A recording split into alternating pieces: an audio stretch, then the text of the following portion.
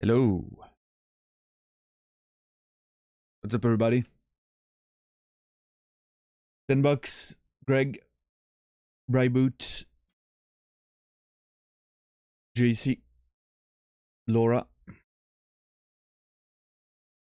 Bobby, Zulu, Dom, Lady, Mapa. Welcome, everyone. Hope you had a beautiful Sunday. It's good to see you all. Cassie, what's up? I've Flying Toy, good to see you. I feel pretty sluggish today. I woke up over, like an hour and a half ago, which is pretty nice. However, I had an extremely large meal with my mom tonight.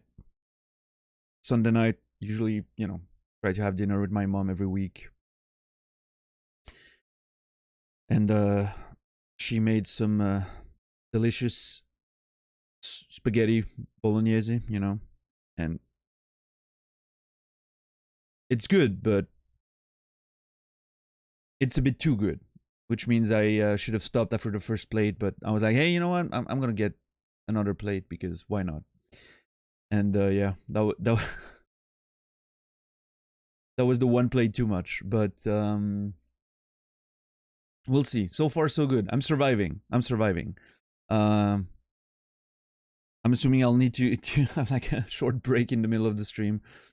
You just, walk around, maybe use the restroom for a second, but you can't say no to mom's spaghetti, right? Like that's, I think Eminem had a song about that. I'd like to go that way, yeah, Laura. Mom pasta cannot be just one plate. Yeah, there's probably a rule against that. Like it's probably a law somewhere in Italy, probably. Yeah, of any place. But yeah, it was delicious, but I feel a bit sluggish now. I've definitely eaten too much, but I'll be okay. I'm gonna like it's it's not very warm in my in the room right now, because like apparently okay, hold on. My mom told me that it was supposed to go to minus 12 Celsius tonight, and I don't believe it. It says minus 5 on my phone. Minus 12 sounds unrealistic, but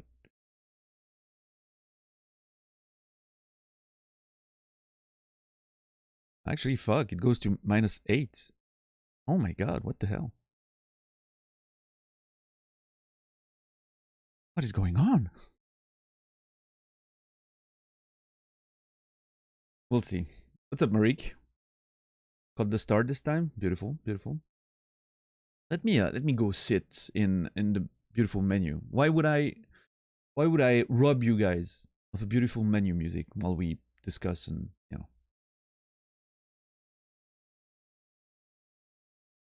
Oh yeah, Greg? Wow. Wait. You're in Brazil, right?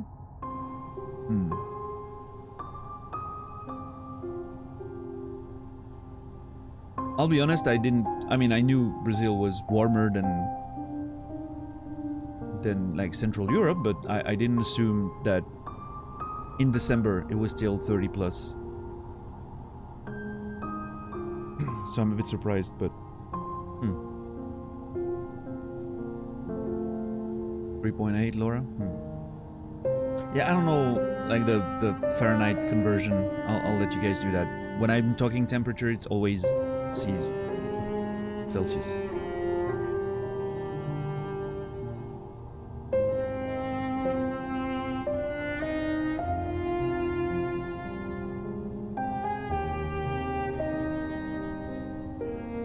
What a beautiful, beautiful starting screen.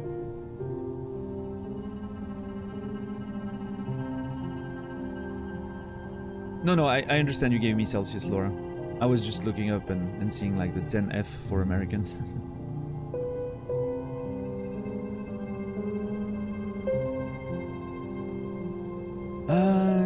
I didn't catch up with the VOD. Anything fascinating happened within the last 1.5 hours?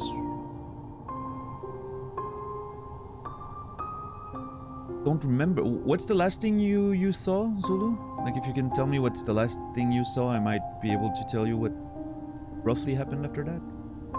Meaning Hornet. Okay. We stood there for a bit, like looking at the statue and all that. And then we explored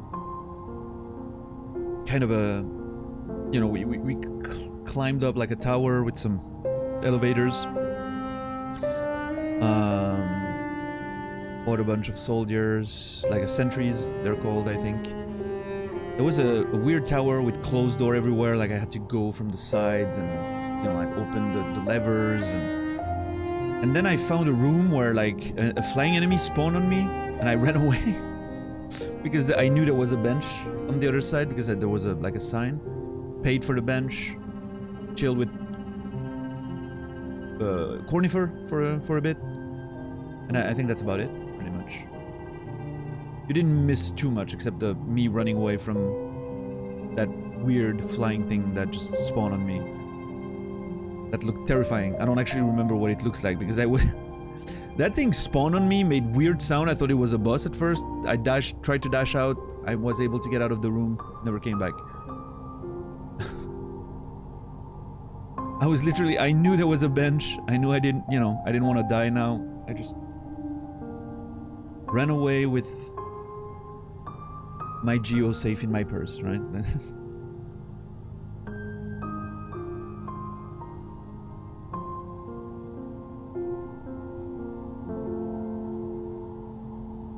Yeah, and I've not returned to the Mentis. Well, I mean, obviously I wasn't able to return to the Mentis village yet to finish exploring that.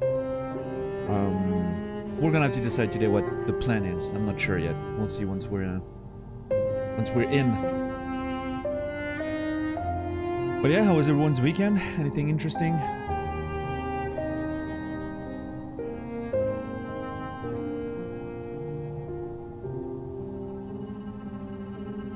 Outside of Hollow Knight, there wasn't much to my weekend. I'm seeing a lot of people playing that new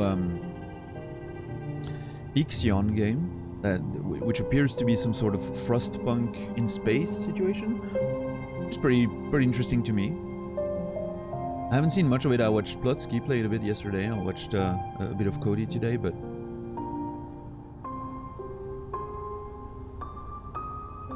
I don't know. We'll see. Maybe that's something I might be interested in one day. I did beat the Brooding Molech, yes. That's something I defeated. It took a few tries, but not too many.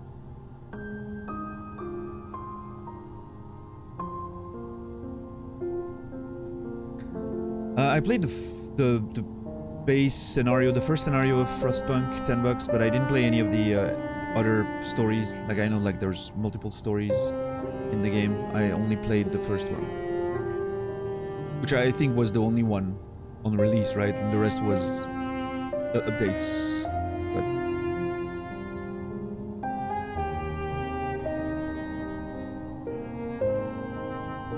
I like Frostpunk. I think it's a good game. I wouldn't be against something similar to this. Plus, I mean, something in the space station and whatnot, that, like, thematically, that's something that I'm pretty interested in. The vibe I enjoy, I'm sure.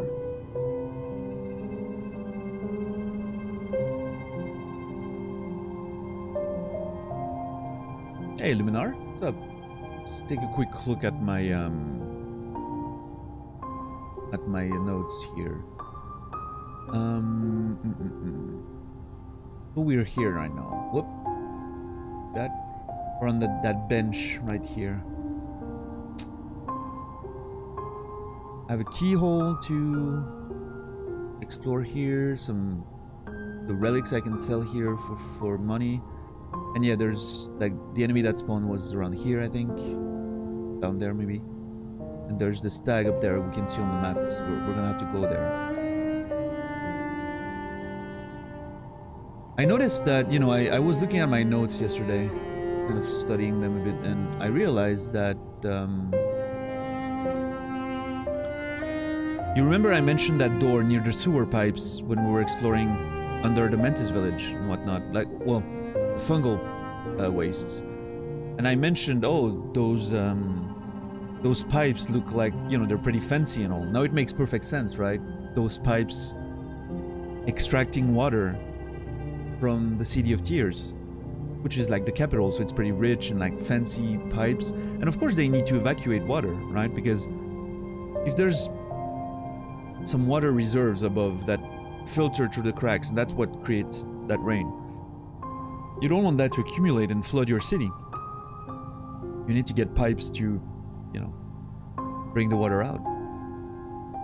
Now that water probably goes somewhere, right? So I'm curious to see where it's gonna go. And it's bringing me back to my idea from back when we were playing DS1. If you remember, I was looking the water potentially coming up from Anor Londo, and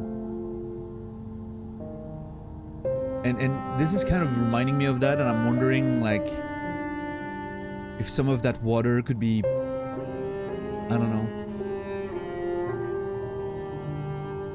carrying something from the capital to the outside.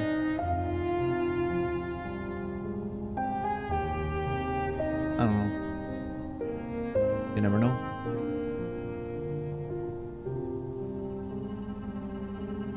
Yeah, how are you doing today, Luminar? Done packing, now cleaning? Oh yeah, JC, you're leaving tomorrow, that's true. Excited? Yeah, there was one of the coconut thing. It's I remember it's sort of looked like a coconut in a little alcove, right? I couldn't interact with it, but it seemed significant somewhat. So we'll see.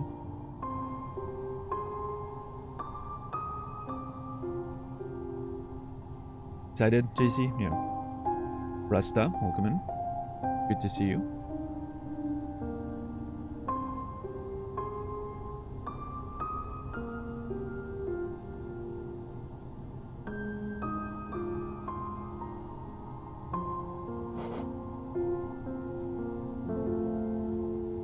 I need a pale ore for the nailsmith. I love that it's called the nailsmith. So cool. Yeah, and a key for that keyhole. Okay, interesting. That's something I could do. I mean, clearly I want to explore that area with that enemy that spawned on me, right? That seems to be the next step of the journey in terms of like actual progress, but if I manage to find the stag, I've seen like the stag on the map that Ornifer sold me. If I manage to find the stag, go back to Dirtmouth. I don't remember if the key was something I could buy multiple times, or if it was like a one time. I'm not sure.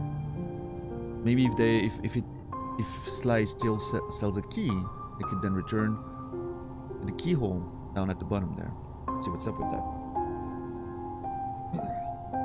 Interesting. I wonder if it's because, like, based on the location of that manhole, keyhole, or whatever, there was some light coming out of it, it seems, but based on its location, it seems like it could be level with the waters in the city and all that. I wonder if it's like a sort of sewer potentially under the city, you know? Panda, welcome in. How are you?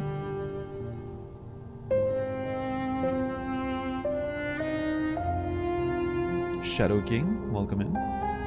Good to see you. Gives you a Expanse vibe. You mean yeah, Ixion, right? Yeah, I mean, I like the idea of, you know, taking care of a city in space. Sounds like a great concept. I've seen some, you know, like bits and pieces of. Seems to be like a system map or a, you know. I'm not sure if it's a system map or a galaxy map or whatever. I just took a glance at it, but it seems interesting to, you know, to see. I'm curious what the mechanics are in terms of what's around you in the system and all that.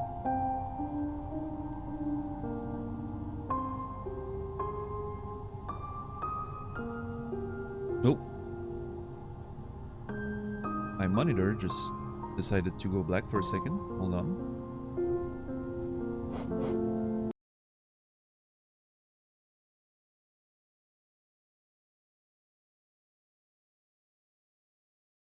Everything's good. My bad.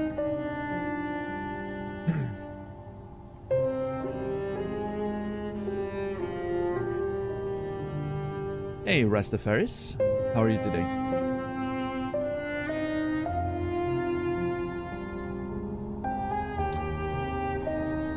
I just noticed on the title screen the version number 1433 and those 4 logos above it.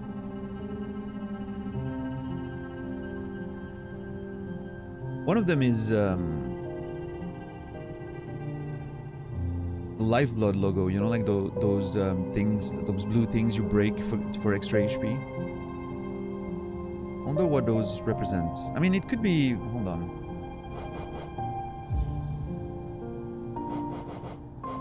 Yeah, those are the DLCs, right? Hidden Dreams, Grim Troop, Lifeblood, Godmaster. So those could be the logos of the DLCs. Lifeblood, Godmaster.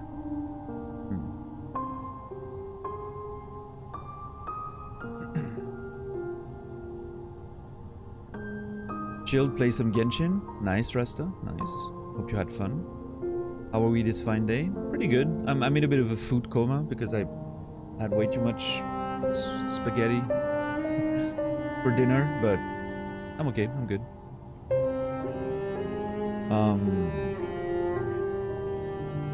You mentioned Genshin, and for some reason my brain went there, but hey, what's up, Bipolar? How are you doing today? I got a notification from Stream Elements today that I had a new sponsorship offer from Fortnite. So clearly, Stream Elements knows what kind of content I like to do, right?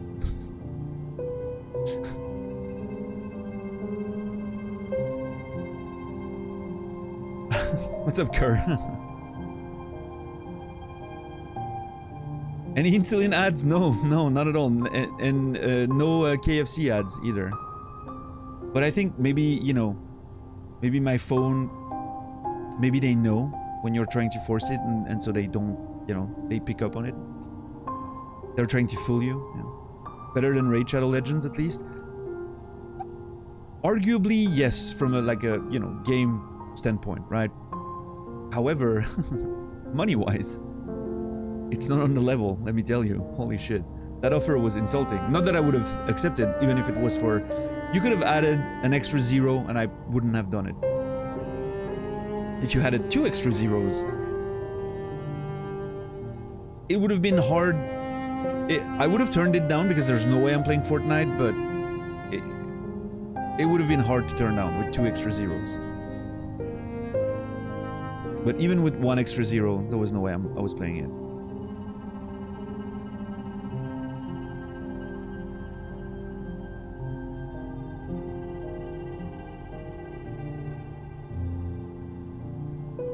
It would be an insult to your audience if you turned that down, you think? That's the way you see it?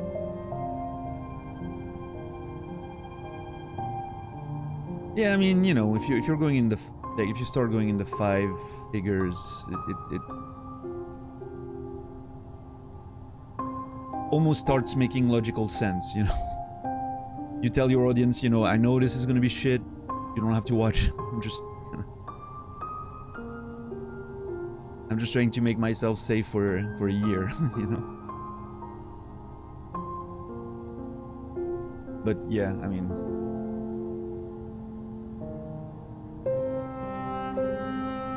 the offer that I got, let me just say that the offer that I got, you know, there was no way that I was gonna take that in any world. So.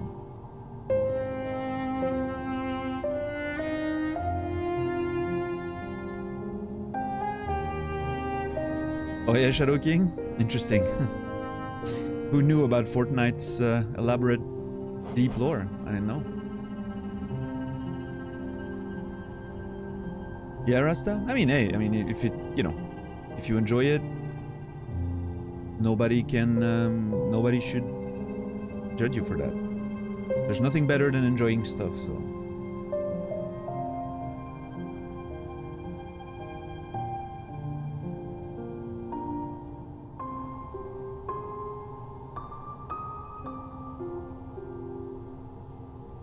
Yeah, dumb. Actually, Kerr, you know what? You make a good point. Just stand there during matches. Don't engage with the actual game mechanics at all. Just play Fortnite the way I play Fortnite. The way I play video games, right? Just go around, explore. Don't engage with fights. Just stand there and study the map and look at the lore and try to make something out of it. See? I mean, there's a way to do this for fun, you know, in a fun way. So, there we go. Between Kerr and Bryboot, you know, if they add 2-0 to their offers, I might consider it one day. Here's the problem, though, and that's my approach with streaming, and why I'm not interested in those sponsored, you know, offers is usually the amount that they offer you is proportional to the success of your channel, right? Your views, your average numbers, your PPMs and whatnot, metrics they use. Minutes watched and all that, but here's the thing. Since it's proportional to that, the day you get an offer with an extra 2 zeros, right? You're making a shit ton of money already because you're a big streamer at that point. Which I believe, should I ever reach that point, I will still turn it down because I'll be like, there's no way. I'm not gonna do a sponsored stream for this amount of money when I'm making twice as that in a month anyway. And I want to compromise my channel for just a little boost to my revenue if I'm doing okay, if you know what I mean, right? That's why I can't wrap my head around it, and I understand why people do it, right? But I don't know.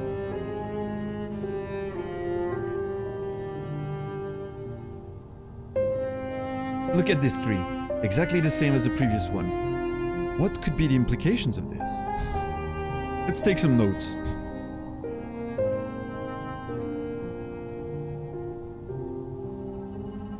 Good idea for an April 1st stream. Basically a game archaeologist. Gotta get them Indiana Jones style contracts. Yeah. Give me a game with like deep lore that nobody ever figured out, and pay me to find it.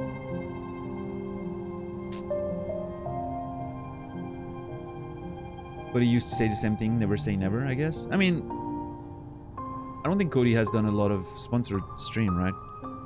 And the ones he did was games he was gonna play anyway. So of course, if you're like gonna play a new game on release, like I remember, last one I remember was Nier Replicant. He was gonna play it on release. If you get a company calling you and be like, hey, what if we paid you money for that? And then he's like, well, I was gonna play it anyway. Oh, sure, we'll pay you anyway.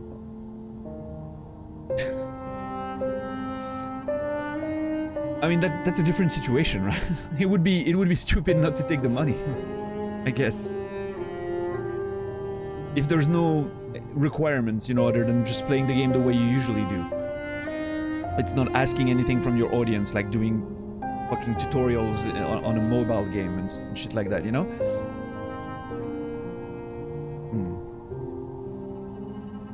Yazoo. I mean, I know Noita exists, Bryboot, and I'm definitely gonna play Noita, for sure. I'm definitely gonna play Noita in 2023. I feel like I'm not gonna be able to avoid it.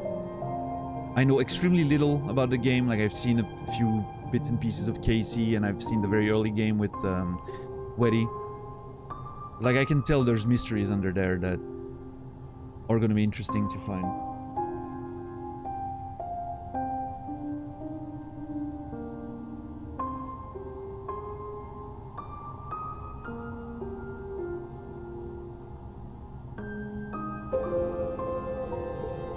Hey, Jedi, thank you for 3 months.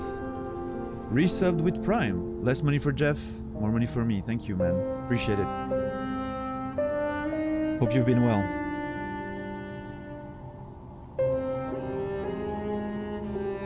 Yeah, I guess so, Rasta, right?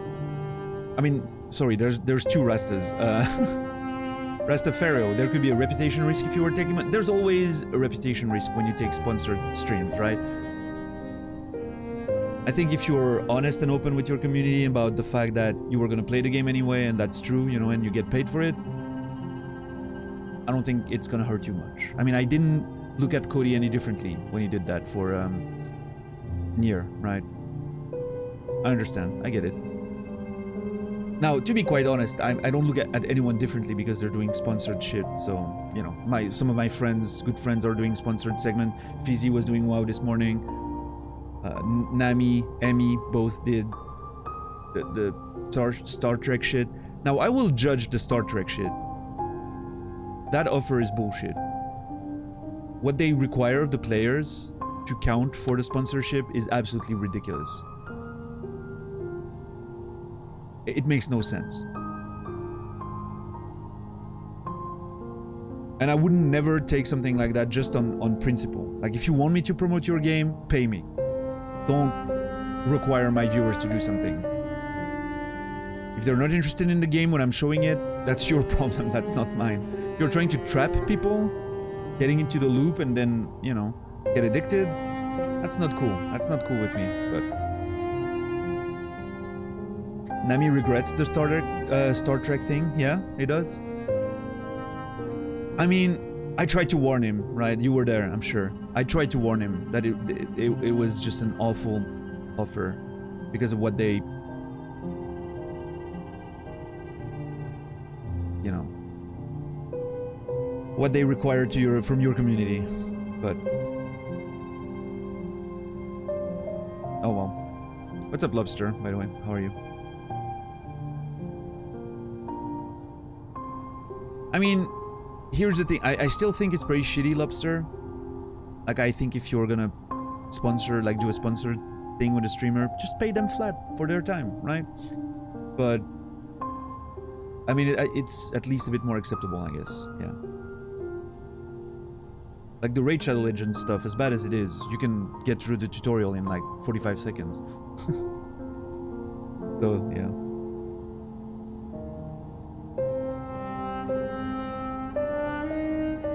Yeah, I don't know. I mean, it's at the end of the day, like I always say, for as long as I'm in a position to refuse those things, I will always refuse them. Because that's not what I want to do. I have no interest in doing those games. Like, it's the simple truth is that I have no interest in playing those games at all. Anything that gets offered to me, I'm not interested. I want to play games at my pace. I want to play the games that I want to play. I have a plan. I have ideas of the games that I want to play. If you know, if by some miracle of luck one day I get an offer for something I was just about to play anyway, which I doubt because I never play new releases and whatnot.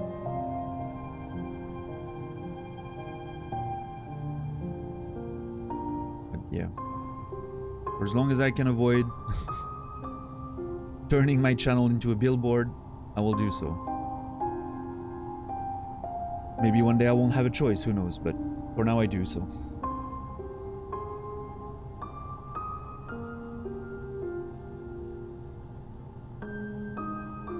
Yeah, Lobster? Nah, I'm not interested in engaging with that either. Like, some people were doing that all the way back in like 2013 and whatnot. You know, like, you remember those days when Lethal Frag and was like an Amazon affiliate or whatever it was called? That was before Amazon bought Twitch, I think. And he had like a deal with them. Like, if people use this link to buy shit off of Amazon, you would get a cut from it, right? That was before the Twamazon days. Which in retrospect makes me think, you know, what was that already because there was a, you know, an idea for a buyout and they were like testing the waters with those things, but I don't know. I clicked on your stream with sound muted. Somehow heard Cody's voice even though I wasn't watching him. That's concerning, Mask.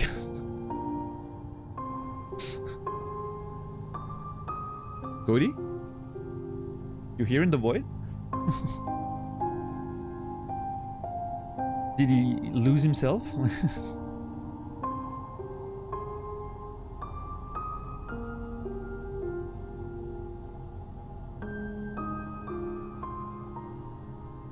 Yeah, how are you, Mask? You forgot that Twitch used to not be an Amazon thing? Amazon thing? Oh, I remember those days. Maybe I should get checked. Yeah, who knows? As long as Cody is not telling you to kill people, that's fine. Give us a sign, yeah.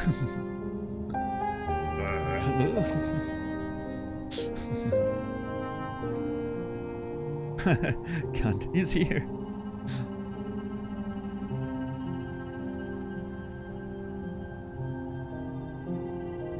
With the way my camera is framed, by the way, I could totally make it look like a...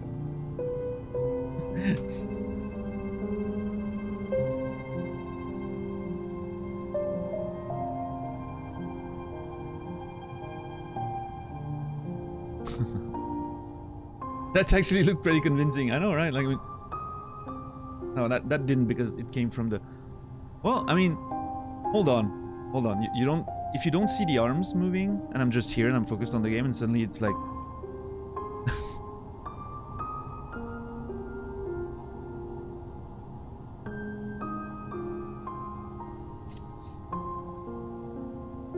Now, if there's actually something coming, you know, from the back...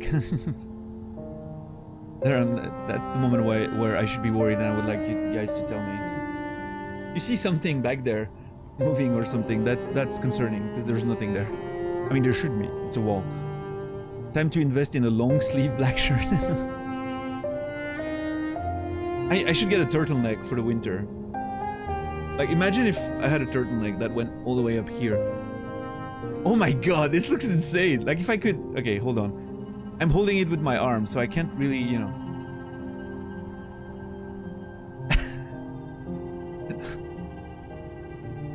Hold on. There. I should get a black turtleneck. That's the play.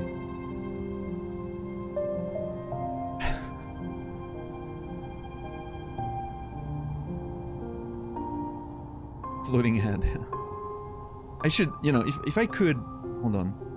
If I could make it look like a floating head really well. Like this. And then, you know, like... Wait. It looks like I'm holding...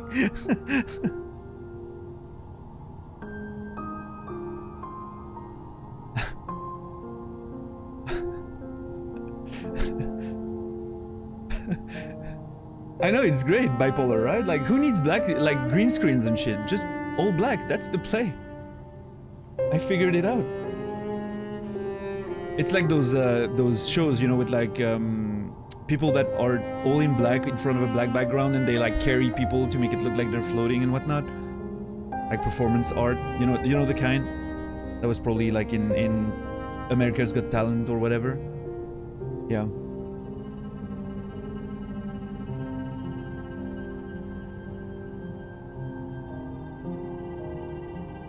Both hands on the screen and throw your head between them like a beach ball.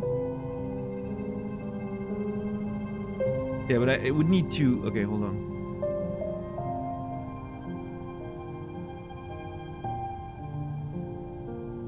Oh. I can see the neck too much, but yeah, with like a turtleneck and all that, it could work.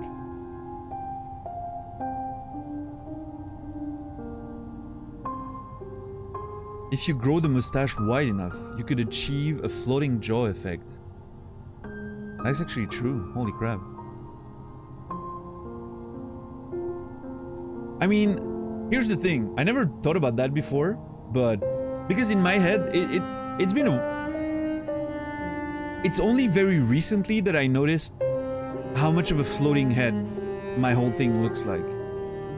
Because in my mind, you know, it was just I'm wearing a black t-shirt and I have a black background, right? I know my shoulders are here and whatnot, right? But I recently was watching my stream at some point. I was like, oh, it really does look like a floating head if you don't know, you know, like if you don't... If I'm distancing myself from my own body, yes, it does look like a floating head. And I'm just realizing, like today, just doing the past 5 minutes there, that there's some like untapped potential with the stuff that I could do with the void right there. I have no idea what exactly, but there's some untapped potential. Hold on. Oh, hey, I look like Naz's Elden Ring character now. I don't have a chin.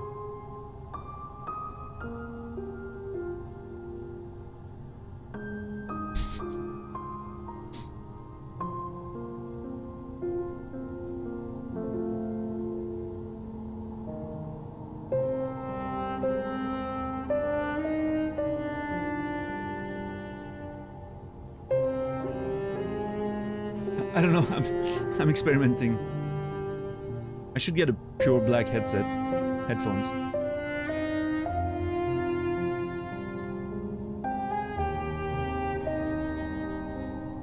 What's up, Kebab Clown, by the way? Yeah, Brightwood. That makes sense, actually. You did a great job, by the way. Yeah. I mean, it's... My hair is a mess right now, of course. I'm not, like... Oh, can I... Hold on.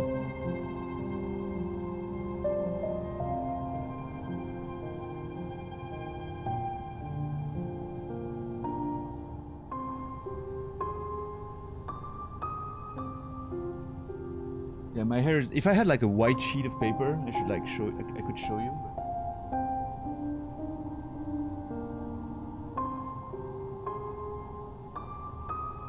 You have way longer hair than I thought. Yeah, it's pretty long right now, actually.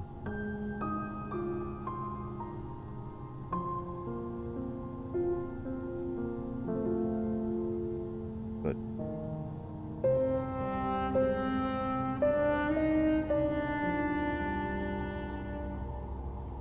My hair is a mess these days. I've had to hold myself back, making tweets. Yeah, making tweaks again, Brightwood. Don't worry about it. I mean, I know it's not... You're not doing it for me, right? It's like that artist mindset of... This could be improved. The color of the rim around your cam window roughly being gold bronze in line with your skin color works wonder for the easy on the eyes floating head. Yeah, I guess so. I mean, that was the whole point of the... I always loved, you know, like gold, black...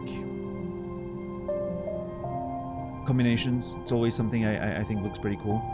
Like a visual identity, you know, like yellow and black in general, I think looks pretty great.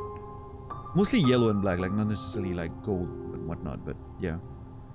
And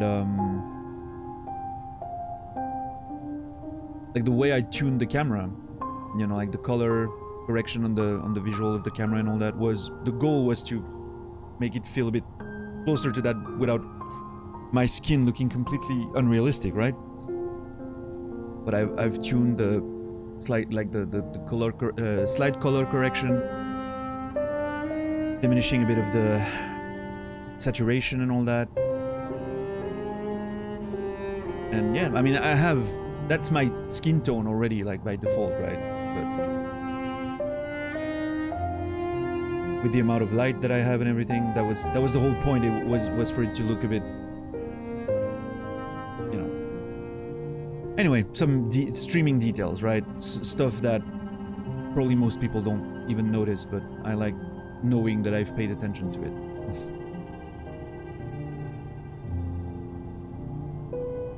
Now, there's still improvements that I could do, you know, in general, but I'm more focused on just enjoying the game and having, you know, nice conversations and all that these days rather than focusing on the technical aspect of things. But... And I've always liked something pretty simple too, so that helps. I like simplistic, minimalistic is a better word than simplistic, I guess. I like a minimalistic setup and, you know. 23 hours and 50 minutes. Okay, 24 hours is pretty much where we are right now. Ooh, we don't want to do that. We don't want to clear save. Let's be careful there. City of Tears, let's go back.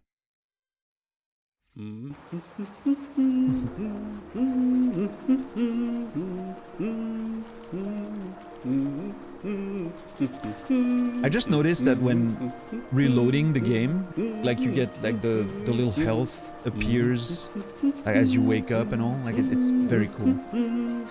There's almost something that reminds me of Bloodborne in the way, you know, like it seems like you're waking up. Every time you die, you're waking up. And I don't know, there's something very interesting, and there's a lot of mentions of dreams in the lore so far, so I'm wondering if there's something, you know, if we're gonna find something out, how it connects to the whole story. Yeah, we did. We reached the City of Tears. Indeed, we did. So I need to go back here, right? That's where the weird spawning boss thing was. I'm pretty sure it will, Zulu. I'm not gonna try though. I'm not risking it, but I trust that it does. So I'm here right now. So I want to go traverse that whole thing, and then there's a vertical thing here, which reminds me of this, graphically speaking. So I'm wondering if it's gonna be similar. And then potentially up there, the stag, another bench, and I'm assuming a connection to this, and all the way up there. Which could be nice, very cool way to get here quickly. I think I'm gonna try to do that before we go back here. Before we go back to this side here. What's this one? Is it something I wasn't able to traverse? I don't remember. But yeah, I think I want to go explore, find the stag, eventually make my way back up, see what people have to say about the City of Tears. Maybe Elderbug is gonna have infos and whatnot. And then I think I want to return, before coming back to the City of Tears and investigating further on that place here. I feel like I kind of want to go back to the Mantis village and see what's down there. I think that might be the plan today.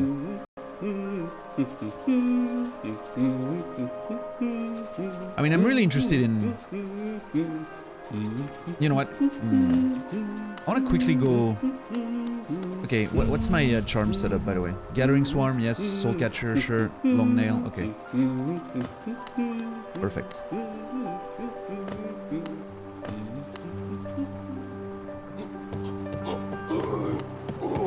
I quickly want to go...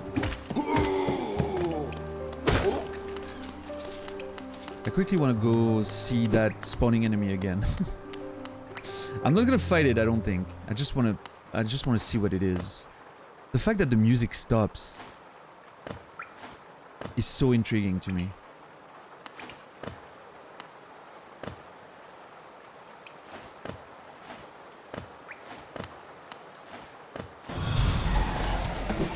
Dude, what is that? Oh my god. It's like it has multiple eyes.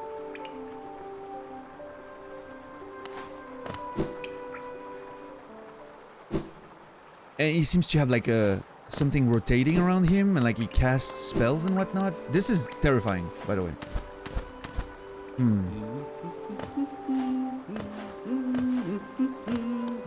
At least I'm free to get out, but it still seems to be like a mini boss of sorts, maybe. Yeah, we'll go back there, but I wanna get to the stag and everything. I wanna see if I can find a way out. I'm making you want to go back to Hollow Knight alongside Dark Souls 2? That's the problem. Like, you start too many games and then...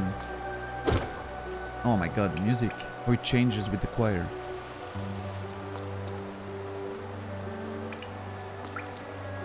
Dude, you're here! What's up, Zode? That's a nice surprise.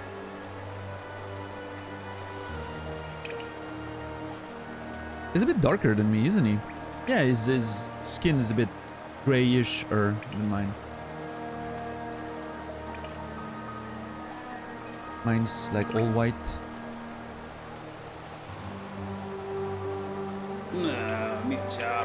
Nah, Micharo. Oi, watch where you're going, you soggy vagabond. I don't want you splashing me. I've had a miserable time trying to keep dry. Oh, a bit of rain. You're gonna cry about a bit of rain, Zod? I am Zod the Mighty, a knight of great renown. And if I decide that I'm going to stay dry, then that's what's going to happen. Curse this wretched city. Water and monsters constantly fall from above. It's no wonder this blasted kingdom fell to ruin. Alright, okay. Have you seen them? The guards who will still patrol the sea, even after dying? Humph. Being overly devoted to one's duty is no virtue. Okay, I'm gonna say, despite, you know, like, the attitude that Zod has, like, you know, I'm stronger than I, like, you know, believes himself to be stronger than he is. He has some pretty good lines. He has some pretty good nuggets of wisdom. Being overly devoted to one's duties is no virtue.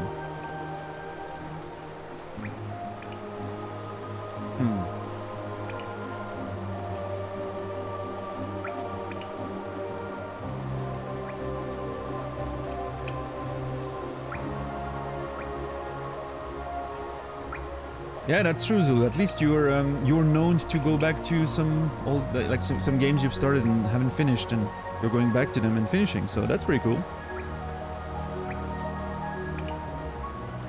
If I stop playing a game for like a month, usually I never return to it, or I have to like start over. It's a curse. Once the immersion is lost, I can't start in the middle again.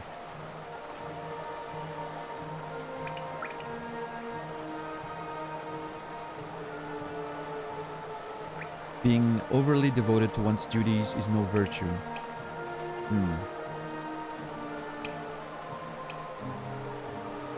I can understand that in like multiple different ways.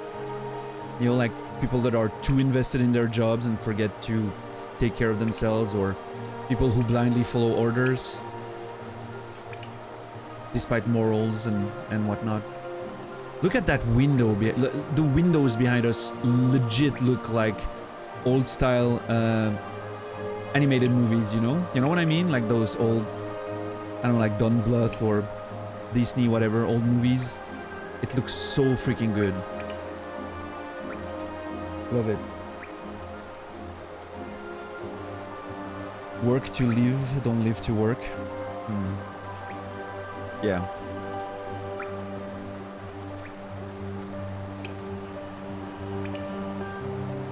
Yeah, I mean, ideally we would all find something we truly enjoy doing for work, right? And be able to survive off of it, but it's so hard because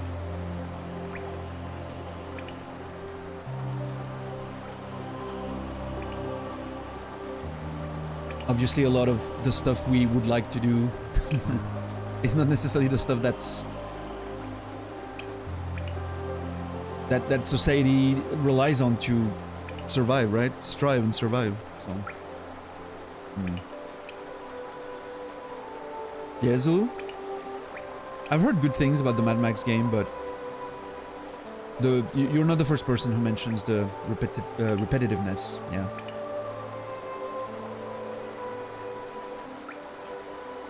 I love how his little mouth is moving. Like, that's so funny. It's just waffling. Oh, that's it? Oh. Same line. Okay. That's it. So he's just mad because he's clearly he's exploring the world at the same time as I am. And he's mad about being wet, and he's mad that I saved him, and he's mad about everything. And believes himself to be a warrior of great renown. Maybe he is, who knows? I didn't know him before he introduced himself to me, but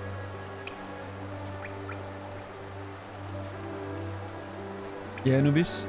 Interesting.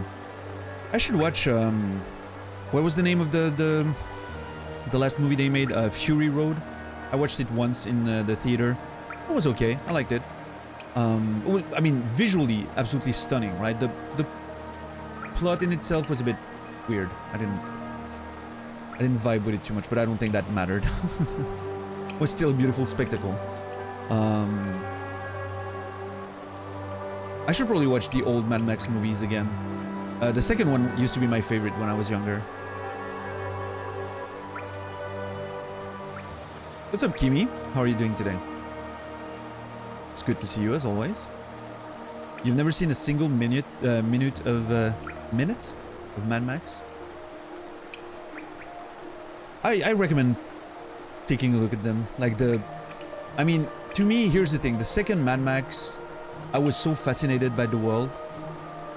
I think it's the first one I saw, actually. I saw it before the first one, I think. You know, back in the day, I was a kid, right? It aired on TV once and I caught it and oh my god, that's amazing. What is this? This world is so incredible.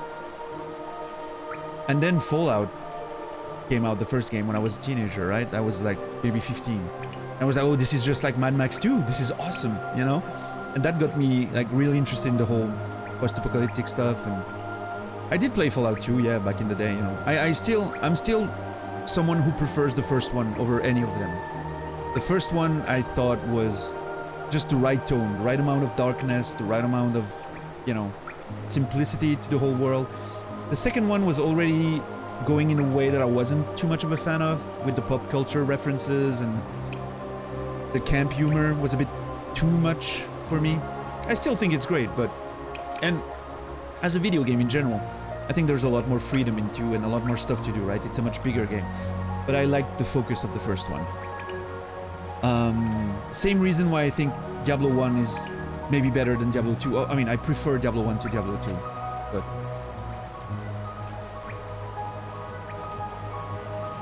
Yeah, Anubis. Same engine. Looked exactly the same, actually.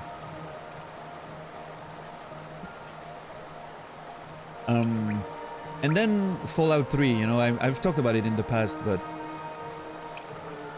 I would have liked Fallout 3 a lot more if it wasn't a Fallout game. Because I went in with expectations. Because Fallout is one of my favorite games of all time, the first one. It's in my top 10 of all time. So I went in expecting Fallout. And what I got was Bethesda post-apocalyptic RPG, right? Which is very different than what Fallout was, but still good. I enjoyed it. I enjoyed Fallout a lot more than Skyrim, Oblivion. Fallout 3 was my favorite Bethesda game since Morrowind. Which at the time was, you know, not that old, but...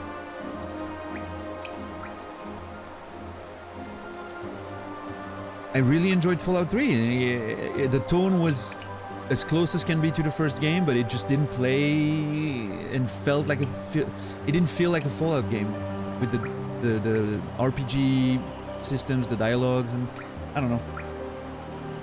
And then I did not like New Vegas at all. I'm one of the people who just couldn't get into it. I understand, like, it goes a bit closer to what Fallout 2 was trying to do, like New Vegas, right? But since I was already liking Fallout New Vegas less, 2 less than 1, you know, to me it wasn't going in the direction that I wanted either. So yeah, I didn't dig New Vegas. I very quickly gave up on New Vegas. But yeah, Fallout 3 I played to the end, and once I got over the fact that my expectations weren't going to be met, you know, in terms of it being a Fallout game, and I let go of that and I embraced it as just this Bethesda style RPG, I liked it a lot more. And then, you know, Fallout 4, I'm not even going to talk about that. That was a disaster.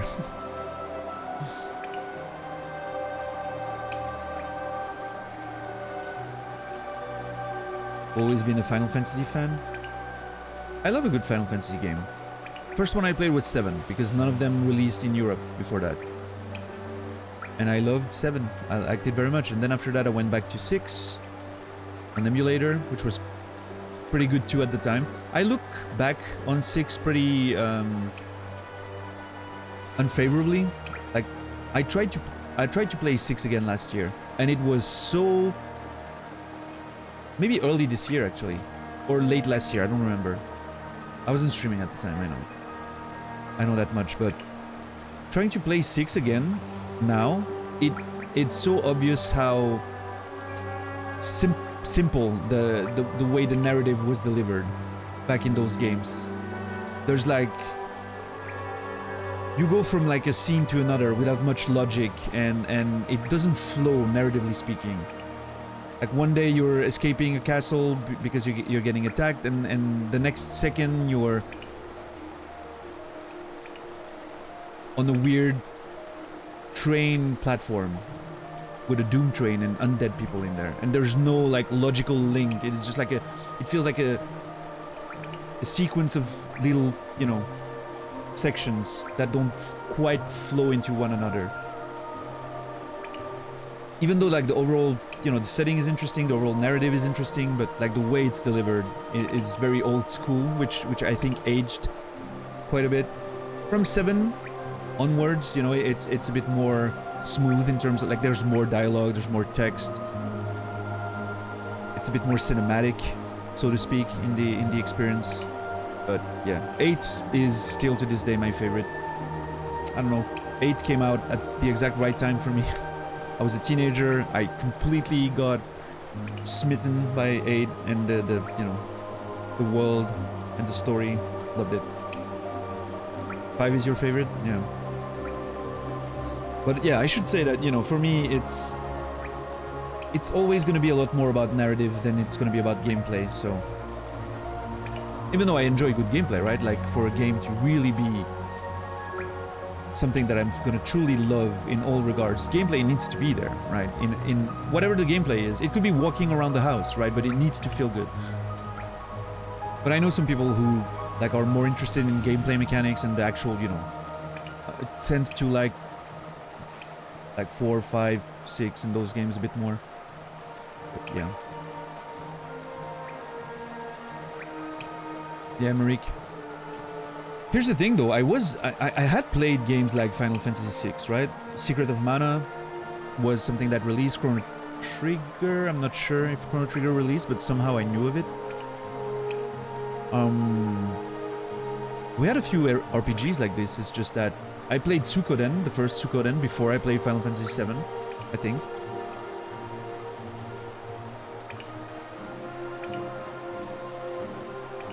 But yeah.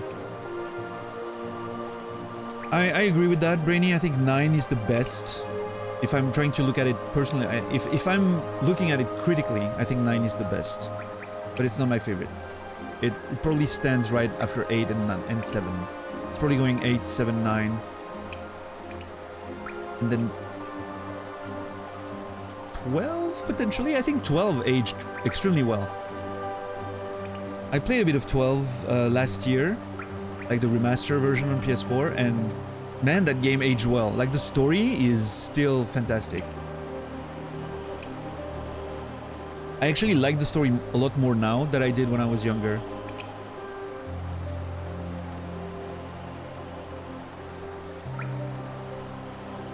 I think 10's still pretty good. I had issues with 10 when it came out, but I look back at it pretty favorably because, I don't know, it was still pretty authentic as a Final Fantasy experience.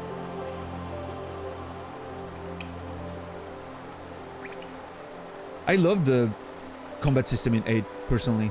I didn't mind the junction. I recognized that it was easy to break, which is a problem. It was easy to make way too powerful. I don't mind drawing. I've always liked repetitive tasks in games, so that I never bothered me. And I liked that 8 was fast. Like when you would attack with the characters, they would start attacking before the other one was all the way back to his spot, you know? Which made it feel a lot more dynamic than 7 and 9. Like 9 is so slow. The combat system is so slow. But yeah.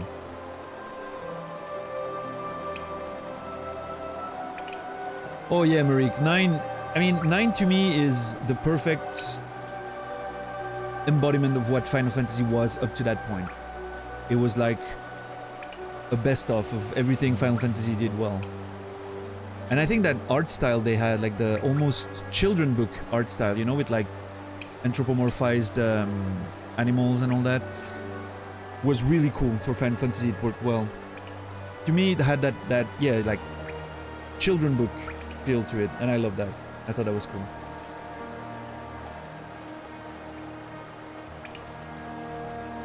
But yeah, my only issue with 9 really was the slow combat. It was very, very slow. Even compared to 7. What's up, Bruxus? How are you tonight?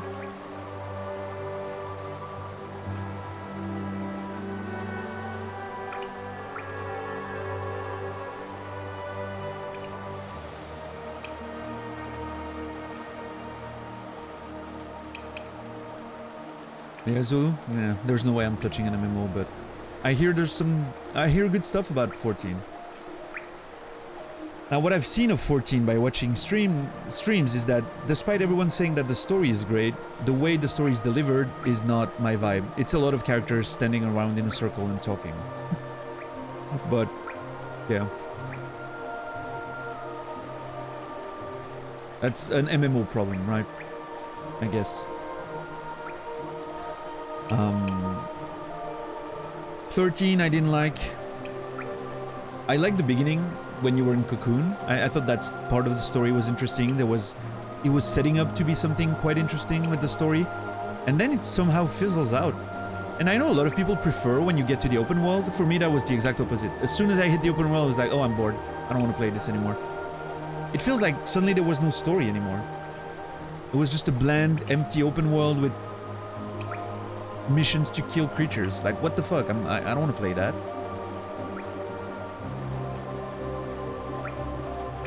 I don't know. I didn't like 13.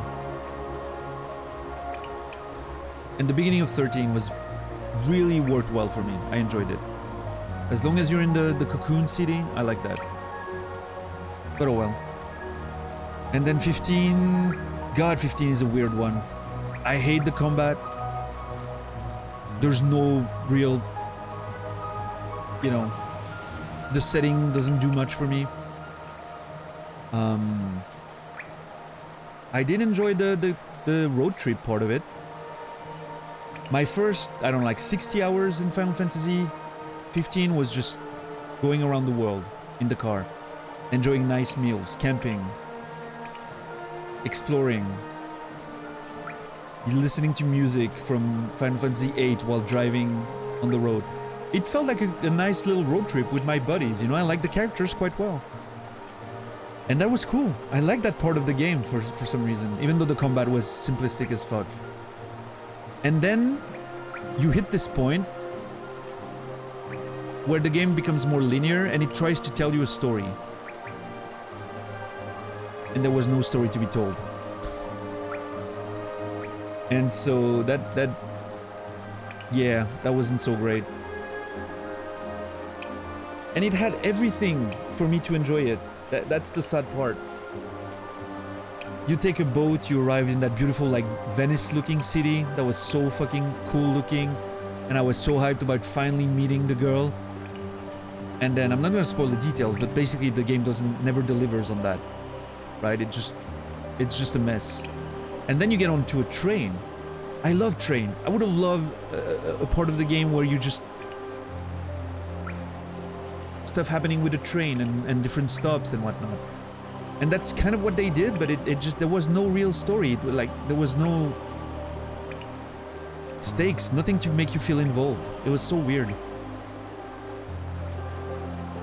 What's up, Roach? How are you today? Yeah, I don't know, 15 was a mess. I feel like there was a potential there, but they definitely dropped the ball with it. Oh well. And 16, I don't know, looks okay.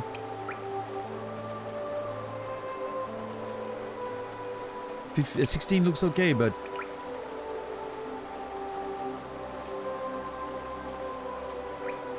we'll see. It seems that it's going to be a very mature story plot this time, you know, very political again. I hate to use the term, but kind of Game of Thrones-ish, you know. So who knows? Maybe it will. I have to see the combat. It looks good on, like, in the trailers, but yeah. Hopefully there's a demo. I hope there's a demo that I can try and see if the combat works for me, and then maybe I'll give it a try. Dislike this statement. While true, who gets to define overly?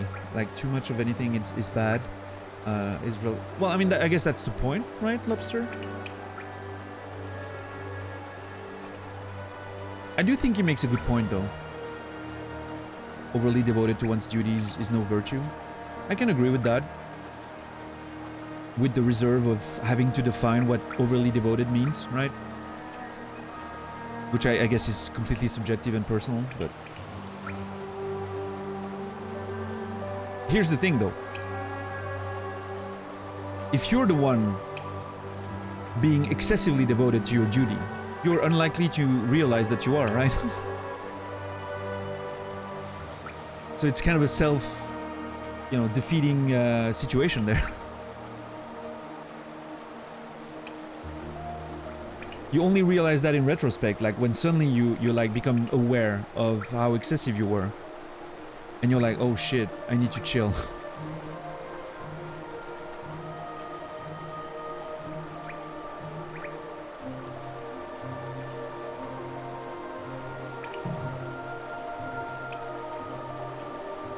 But I think it's... For me, that statement stands true. Again, with the reserve of having to define the terms precisely for oneself, but... A buddy recently streamed doing a 100% FFX playthrough. No idea how people could handle that. That would be nice. I would watch Nasrallah trying to 100% Final Fantasy X. Because I know how much he would hate every second of it, and I think that would be great content. I would love to see Naz play FF10 just for the fact of watching him tear apart every second of the game. It would be so funny.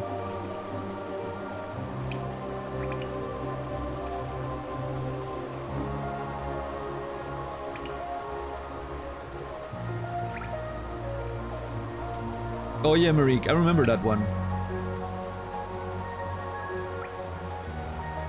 I think I got it within 30 minutes, completely by luck. I was like, oh, I know, I was doing this one, and I remembered people saying, like, it was super hard and whatnot. I did that in, like, 2018, I think. I was playing, like, the remastered version on PS4. And I remember, people over the years saying that this challenge was bullshit and all that, and I just literally got it in 30 minutes because of a pure stroke of luck, right? And I was like, oh, well, that was okay. And that was a moment where I was like, oh man, I wish I was still streaming. People would have been so mad watching this.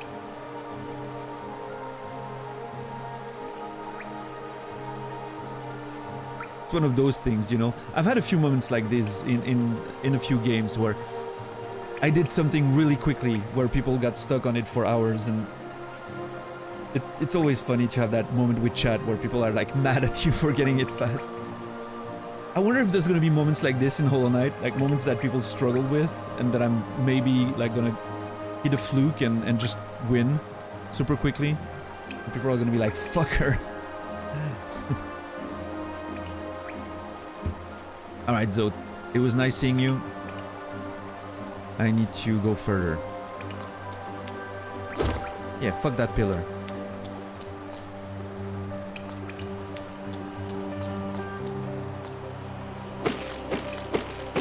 You love the sphere grid system? I have mixed opinions on it. I'm not too fond of that system, I will say. I don't know why. To be fair, to be honest, I think my favorite progression system in Final Fantasy might be 9. I like the class system and learning the spells from the objects and gear you're wearing and all that. I think that was pretty cool. But I don't think it was the worst, Brainy. I mean, Here's the thing. The base version of it is too linear. And the international version of it is too free. It needs to be a compromise. I don't like being able to try to turn Lulu into a warrior. That makes no sense to me. But I think it should be a bit more free than just, oh, you have to just progress along that single path, right? I don't know. Watched a guy first try the dreaded Anorlondo archers the other day. Oh, I think that's what I did in my playthrough. That's how. I don't think I got killed by those archers either. I don't know, I was just walking. Literally, I was just running through. Like, I just run up that thing, fought the knight on the ledge, and that was it.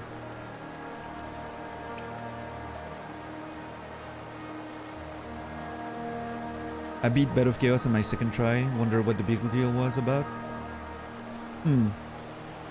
Yeah, Bed of Chaos wasn't too hard for me. Just observing the movements and dodging, you know. But I mean, it's still a pretty bad fight, but I somewhat enjoy the experience, being so different than any other fight.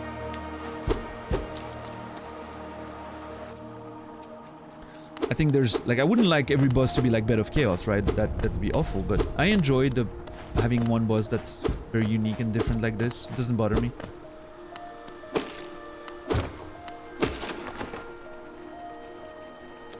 Okay, so I'm in the big room now, right?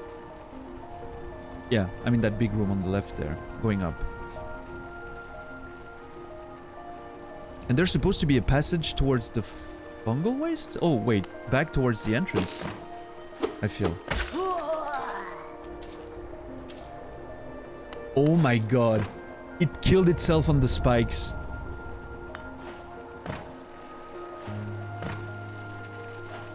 Hey, dude.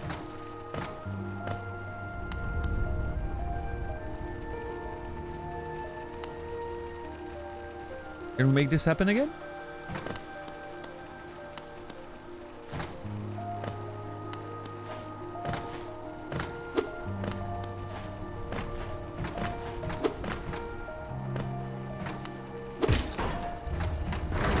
Okay, that's a gate. Oh, I remember that. I was in here at some point.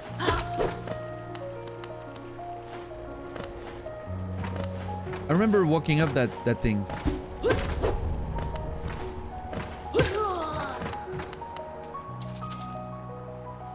Yeah, the track is beautiful here, for sure. I mean, I will not argue that Bed of Chaos is a good boss fight, right? That's not something I would argue, but I still stand by my first impression of it, is that it was a different experience, and I enjoyed having to, like, observe and dodge the things, and I don't know. I mean.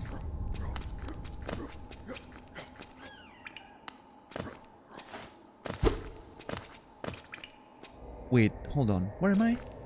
Ah, shit. I'm still stuck, right?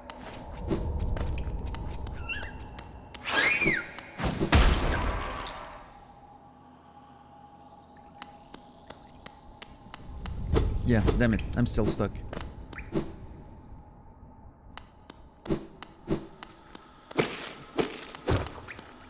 Oh, shit.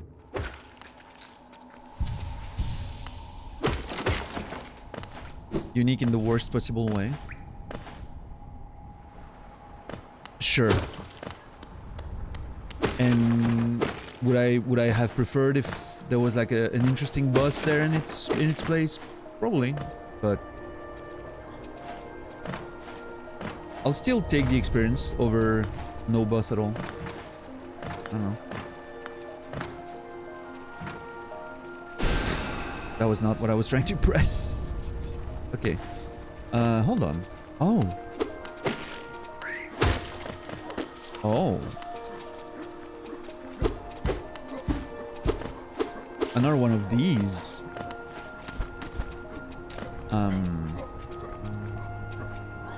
Okay, so I think I'm here. So let me, crumbling floors here. Bench there. Nailsmiths. Okay, hold on. I need to lower everything on my notes. There's another bench here. Yeah, there's another bench there. And this is a weird circle plant situation. Copy paste, put it here. Yep, there we go.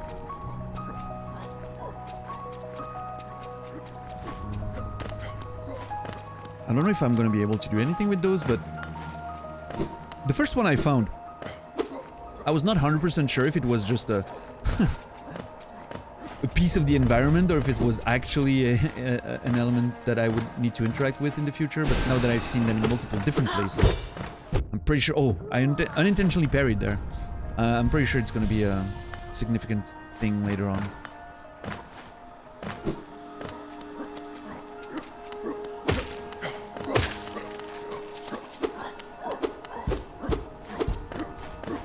Is there really nothing in there? What the hell? Just an empty room with 2 enemies.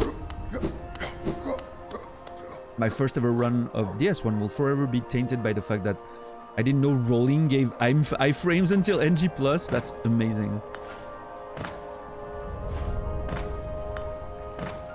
To be fair, I don't remember when I played Demon's Souls back on release. I don't remember if I knew about the iframes for rolling. Because I was playing a Great Shield, heavy armor type character with a spear. I don't even think I ever rolled. It seemed dangerous to try to roll when I could just block shit, you know?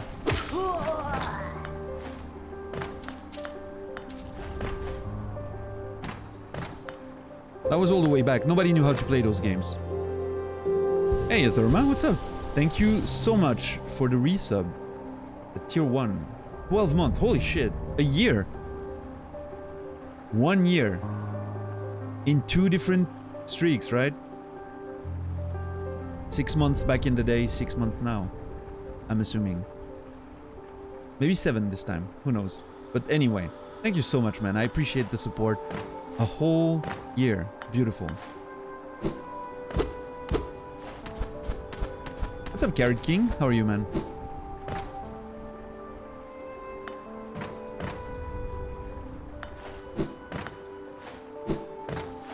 You missed the ring, lady?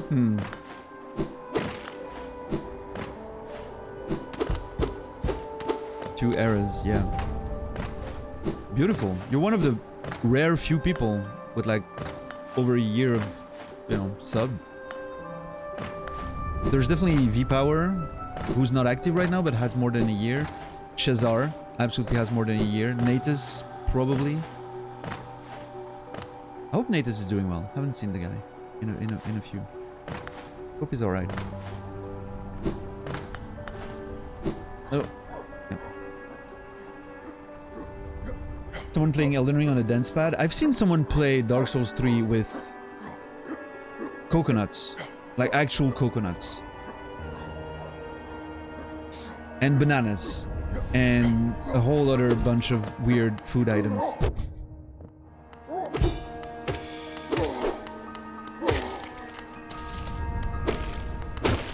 People who know how to do like you know, like electrical circuits and whatnot can be pretty crazy.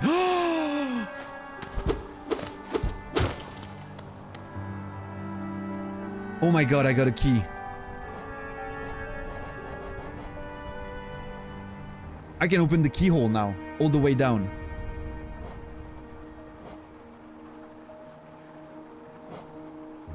This keyhole down here.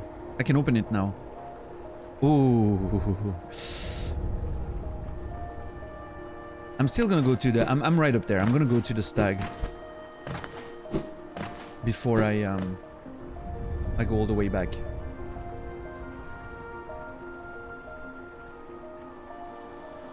Yeah, lady. I mean, people just, you know, they connect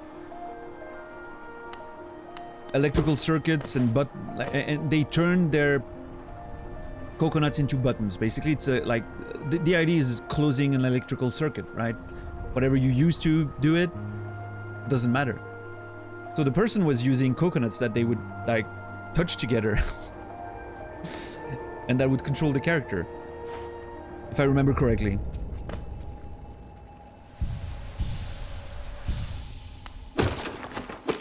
It's a wild thing, but from like a technical standpoint, it's not that complicated, I think. The actual tech behind it is not complicated. Now, using them properly, that's not very ergonomic, let's put it like that, but...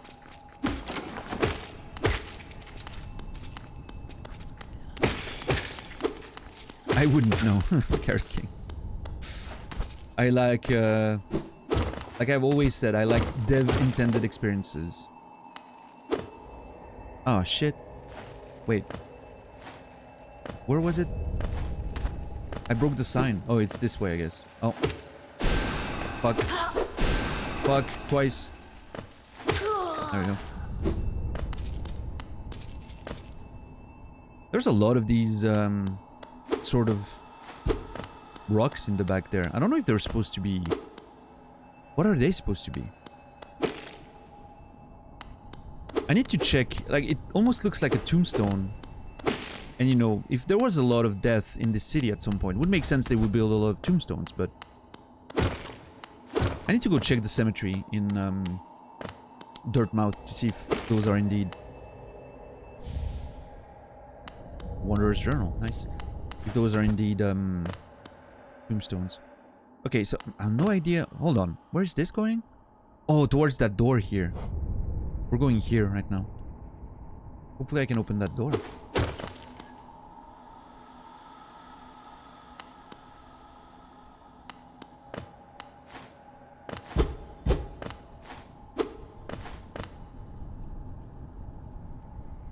Oh!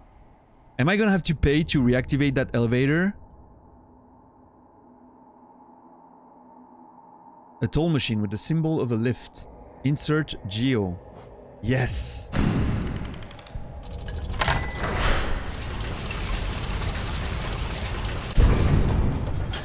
Oh, this is great.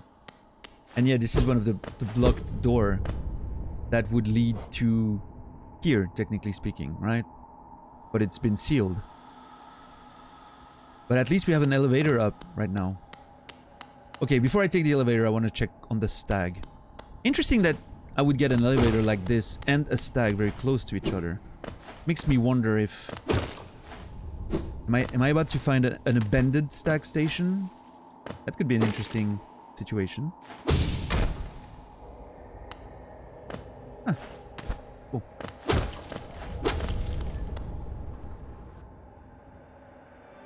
Privatization hell. Alright, here's a little bench. Let's look at the map. Alright, not much. Oh my god, look at this. It looks so cool. Hold on. Little elevator logo here. What a masterpiece of game design. Holy crap. There's a passage here. I wonder where that leads. Hold on. Which one is that? Rumbling floor. Okay.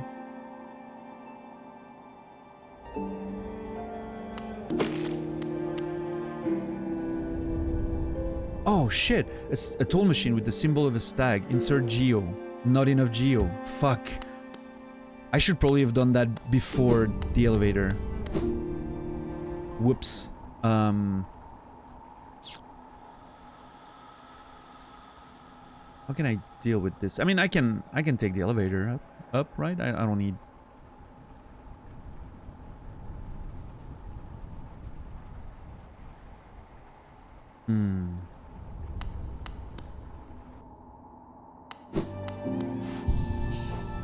Let me remove Soul Catcher for a second and go with Fragile Greed.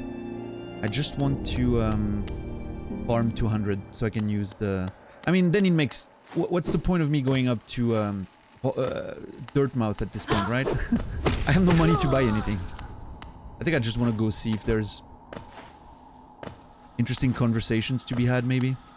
Just feel at home for a sec.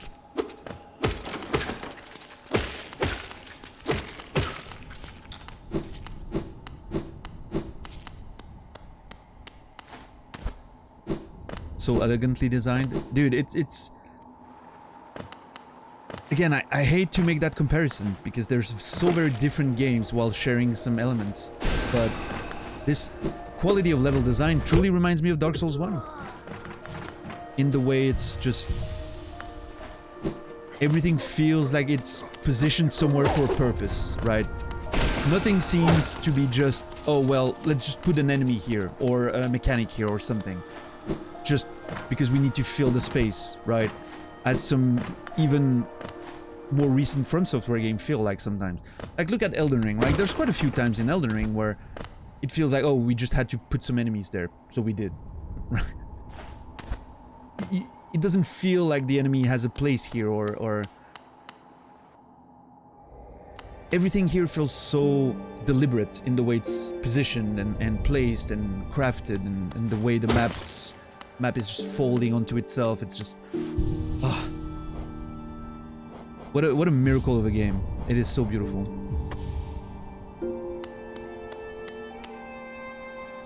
Let's go. Yes. Excellent.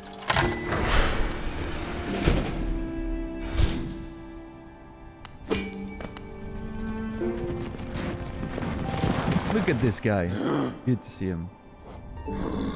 What he calls this one an actual Souls-like? Yeah, I mean, I've had that conversation in the past. Despite how little I knew of the game, right? That it appears to be... I mean, it was stuff that I heard, but now that I have the experience with it, it's like... It doesn't try to be a Souls-like. There's so many games that try hard to emulate what Souls games do and fail to do it. This one doesn't try. It tries to be its own thing, both with gameplay and even the way the lore is delivered and the visuals and the...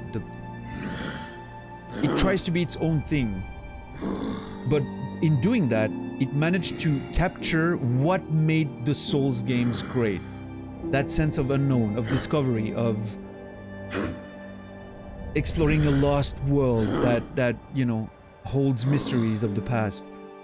But it's doing it in its own way. It's not trying to emulate the Souls game. It's just... It almost as if it accidentally does exactly what made the Souls game right, and we didn't even realize that when we were playing them.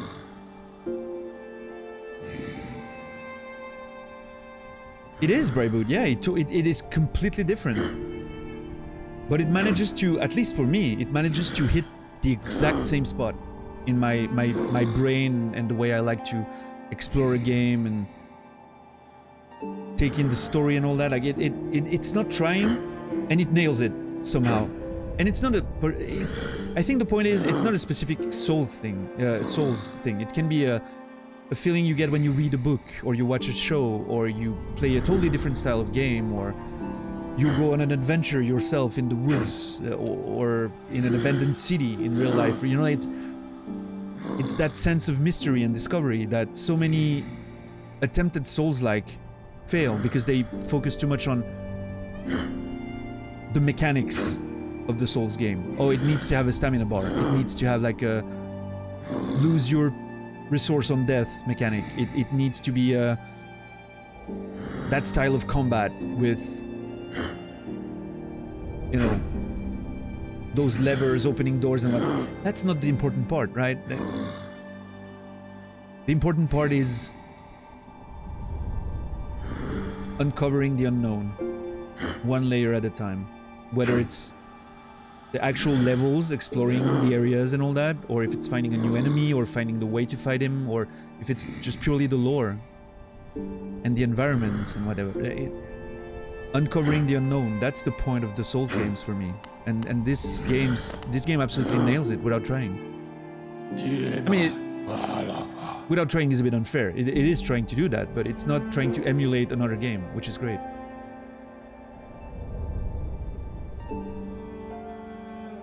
I remember this station well. A common trip it was. Goods from all over the kingdom were transported here. Not a lot was sent back the other way, though. Interesting. Interesting. So there was a lot of imports. I mean, probably because a lot of people lived here, right? You import a lot of stuff from all the other villages and locations around the capital. That makes sense. But the way he phrases that, you know, not a lot went the other way, kind of makes me think of a situation of a sort of greed, you know, situation. Which, by the way, totally fits with the fact that you have to pay for a bench and an elevator and all that. Like, you know, that feeling of greed. Maybe they just didn't want to give back to the realm around them, like the kingdom around them, right? It was all about the capital. I'm Sodo. The city storerooms. Oh yeah, those were the storerooms. Makes sense now. Oh, those, I'm assuming now those are like insect containers. That's how they transported whatever, right? Resources and supplies and whatnot. And this used to be a storeroom. Makes sense. Absolutely. Again, beautiful. I was, you know, see, that's the beauty of it. I was like, I wonder what this is. What are those things? And then you get an answer by just paying attention. Sorry. My bad. Let's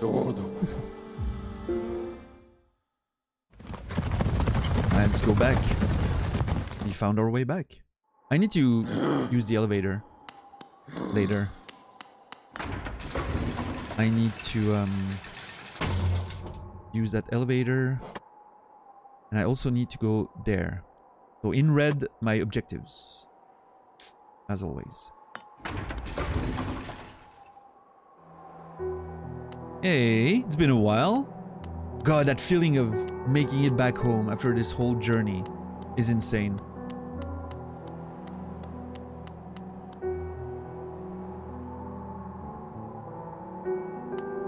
Let me sit on the bench real quick.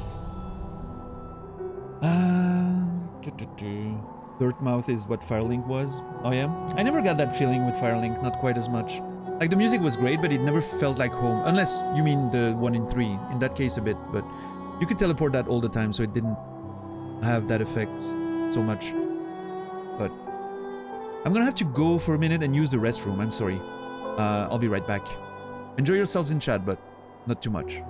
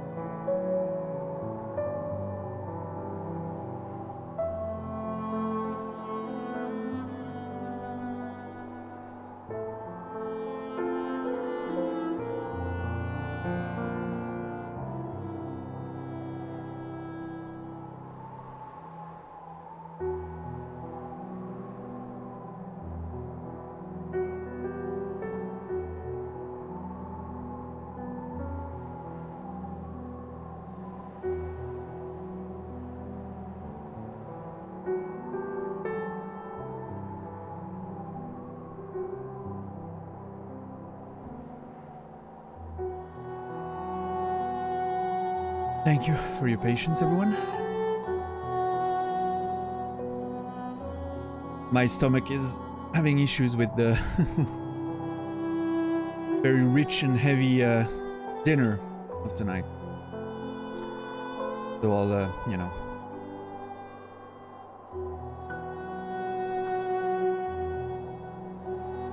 I'll probably gonna have to take a break in a few again, but for now I'm here. What did I miss?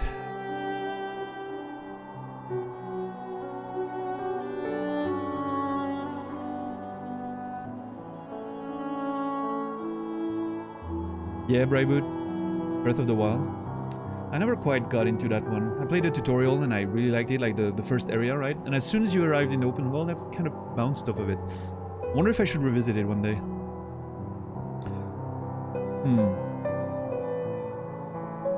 What's up, Arios? I've been sent by the government to remind you to hydrate. I mean, I'm gonna drink because I usually drink when I come back from a break, but it's not because you told me. I just want you to know. You don't tell me what to do.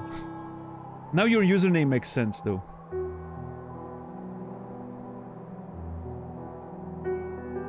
Because, you know, in French, if you reverse the syllables from your username, it means drinking, so...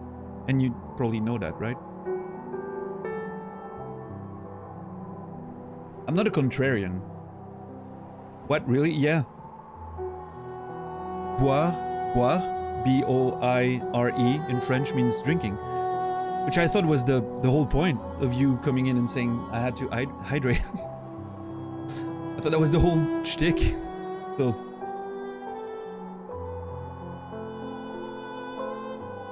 Thanks for that fact. Yeah, you're welcome.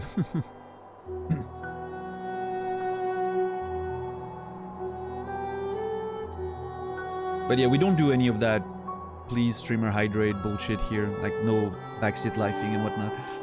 Just as a heads up.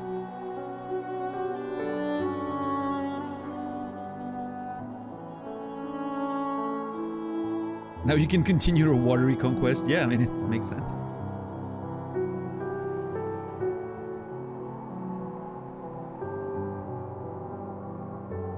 I liked it, but it was far from the greatest exploration game it was advertised as. A lot of qualms with some parts. Yeah, I don't know, Bright, but for me, I don't know. It felt like the tutorial area, like the...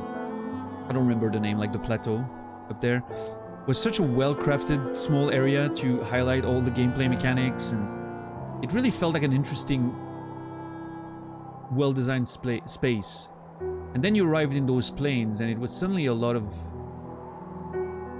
emptiness and repetition of like camps being positioned here and there, and there were a few highlights, right? Like you go between the two mountains to reach that little town next to it on the other side, and some part of the exploration. The way I did it was I remember turning off the thing that beeps when you're near a shrine because I wanted to observe and explore, right? But yeah, I don't know, maybe I should revisit it. Maybe it would be something that I find interesting to stream, for instance, because it, you know, with the chat along for the ride, it makes it more interesting in those somewhat repetitive or empty moments, right? So maybe it's something I would like to revisit in the future, we'll see. The climbing was great, that I agree, yeah. Reminded me of playing Shadow of the Colossus. Well, except you could climb anything, not just the enemies, but yeah, the fact that you could free climb everywhere was so great.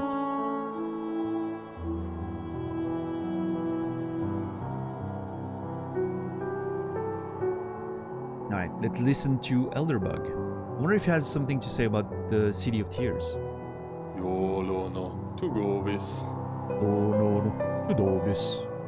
I hope you aren't too disappointed by our little town, traveler. Though it's now a solemn place, once we were much more welcoming. Entry to the kingdom was forbidden long ago, supposedly after some great calamity. Many gates were closed, but our old well remains as a way to creep back in. Some great calamity, huh?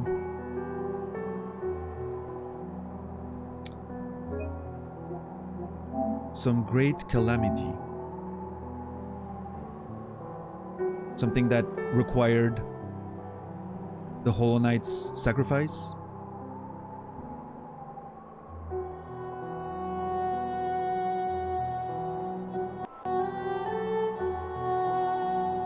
Something that required them to seal the city, like the capital, you know, like none shall enter, none shall leave.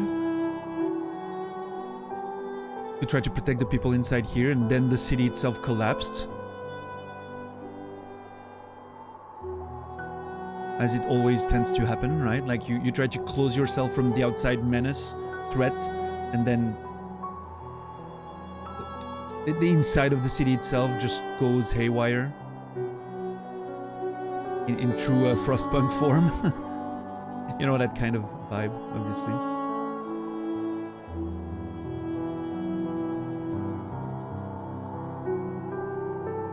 I mean, mentions of beasts, right? By the Mantis. Is there an arrival of beasts and whatnot? I don't know.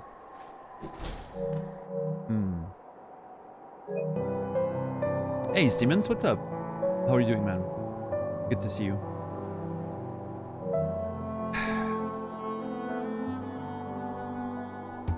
Over the years, all kinds used the well to wriggle into the ruins. Wanderer, thieves, adventurers. Funny how few ever come back up. Perhaps they find what they were looking for? Yeah, I think they died. Elderbug. Unfortunately, I think they died.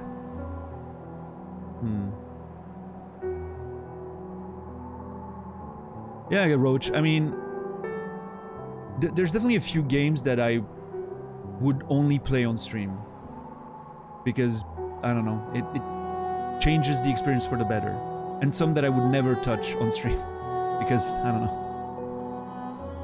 I don't want any disturbance. Or I just want to take it easy and chill and not have to worry about actually making progress in the game.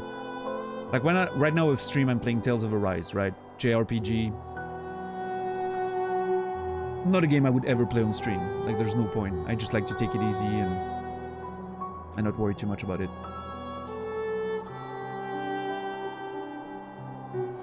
Oh yeah, Siemens.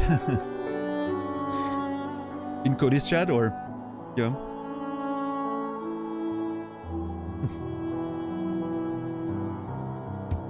Bah, I'm not so naive.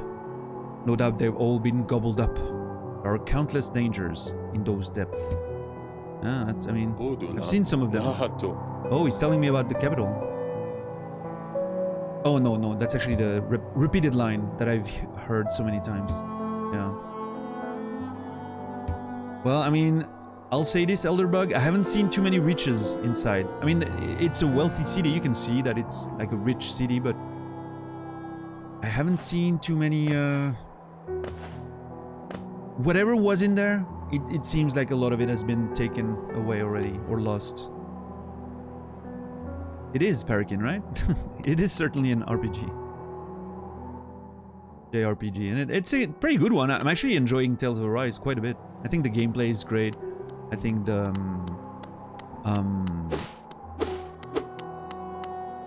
wait, I wanted to see the graveyard. No, it's the other way, sorry.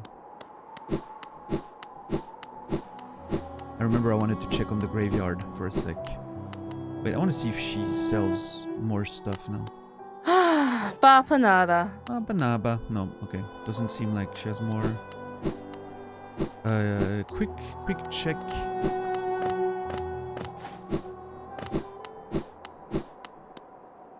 No, okay. Hey, Naz, what's up?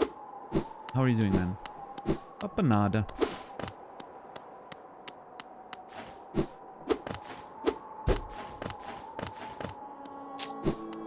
Okay. What does Slice sell again at this point? Patamas Geo. Patamas Geo? Yeah, the lantern is the one thing I want. Oh! Here's the thing. I think I can get the amount I need for the lantern now that I can sell this. So maybe I could do just a quick trip to the vendor, get the money, come back, get the lantern. That's something, I mean, I don't have to do it now. I'm not gonna do it now. I have enough objectives right now. But that's what I'm gonna do at some point. I'm gonna just go down, you know, quickly go down, get the lantern, the money, come back, buy the lantern, and then explore the dark places. But I don't think I'm gonna do that right now. I want to clear up some of those objectives first.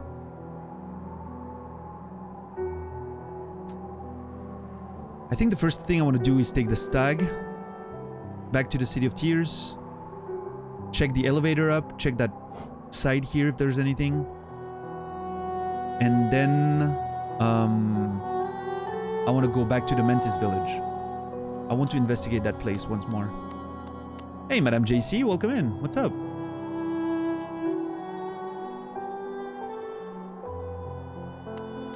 How are you doing? Are you ready for your trip? Are you happy to leave?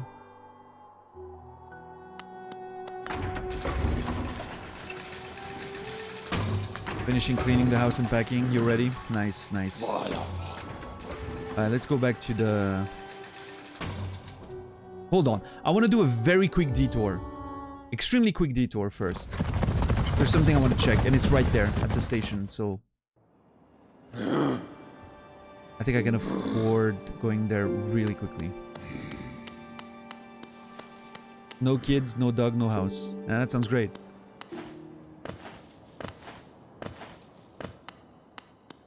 Was that here? It was. Hey, little guy. Yeah. I've read that already, yeah. Willow. Yeah, he wants to stay here until he doesn't have any food left.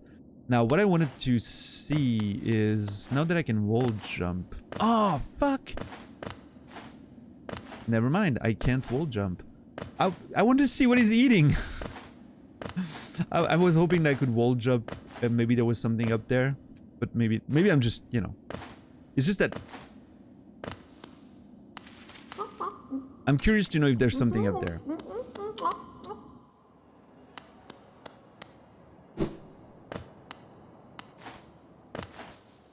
Hold on, I want to stay here for a second again. Listen to the sound.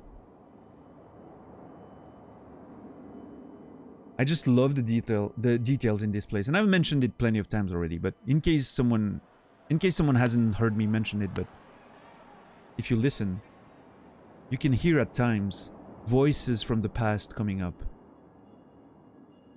of like how busy this place was, and you can hear the bells of people calling the stags, or you know. And it just comes and goes in waves, as if old echoes from, you know, a time where this place was active.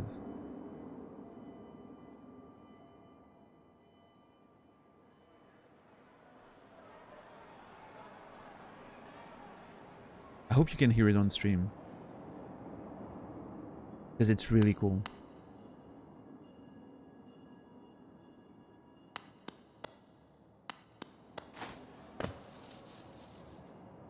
Love it. I just love this detail. It's such a nice little thing. What's up, Zeliard? How are you doing, man? Alright, let's go to the city storeroom.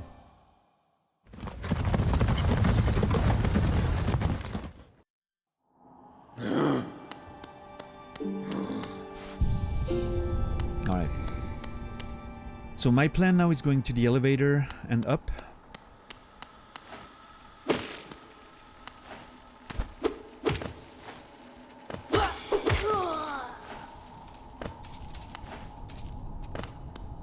Elevator and up.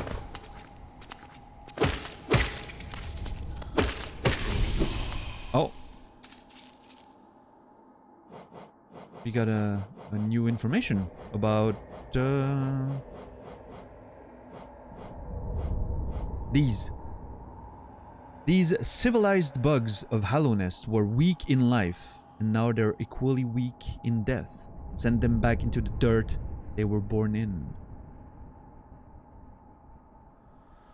Love the hunter. I cannot wait to go see the hunter again. I wonder if he's gonna... I wonder if there's a thing, like... If I get enough entries in my journal, he's gonna, like... be more friendly with me or whatever.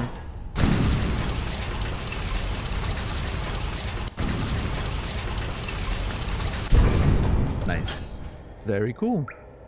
And here we are.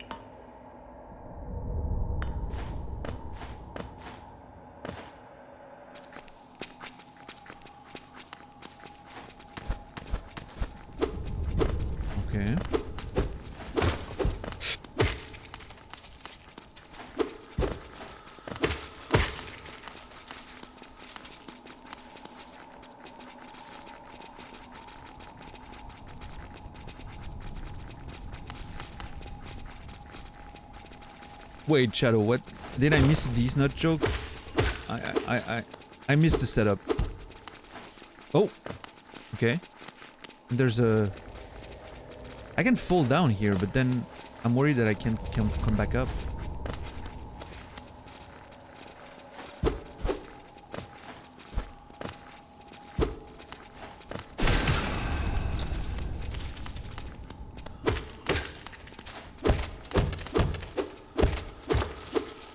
Oh.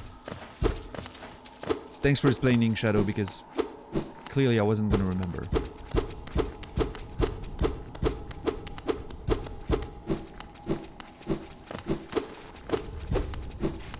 Okay, well, I mean, I'm really tempted to jump down and see what's there, but I'm also somewhat worried because I have no idea where I'm going and I know I can't come back up. Wait, the blue one is...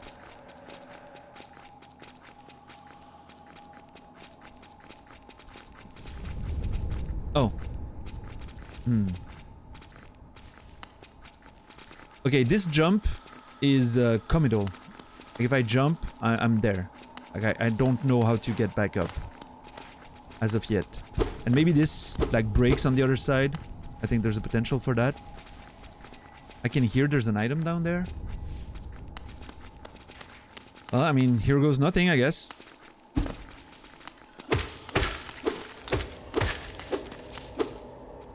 Oh, well, there we go. Nice. Found the way back. I love how this is done, by the way. Like how it doesn't show you before you actually get there. It makes it so much more intense when you make a decision of committing to exploring a location like this. Oh, is that a... Yeah, it's a soul fragment or whatever. A vessel fragment, sorry. Contain 2 more to form a full vessel, allowing you to carry more soul. Fantastic.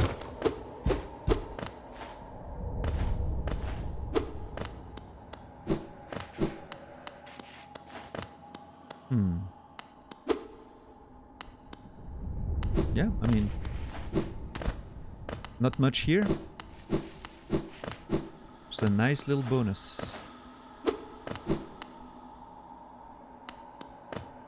Yeah, how's your day today, Naz? Did you just wake up?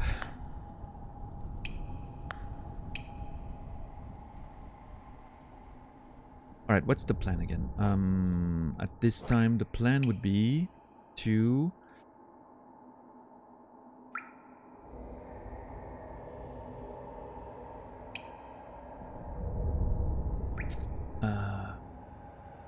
go back to the Mantis village, I think.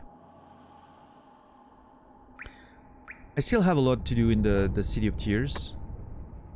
Namely, that keyhole here and that weird spawning enemy in the tower. I gotta check that. I don't remember what that was. I think that was just a locked door, but I need to double check. Also, this isn't finished, which makes me wonder if there's something in the middle there.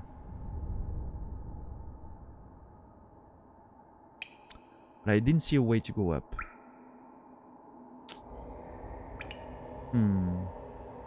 But yeah, I think I want to go back to the Mantis village, kind of clear up that area before I go deeper in the City of Tears. But I think from here, the fastest way to go is probably just go there and then down.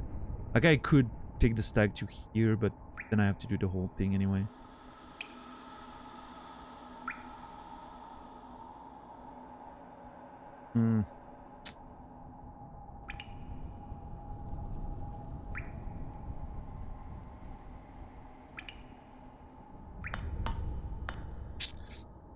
What I'm marking with gold pins so far are the weird plants with like circle, like they look like, I don't know, trees with balls, like circle balls on them. That's what I'm marking with it so far. But I feel like I'm gonna run out of markers if it keeps going, so...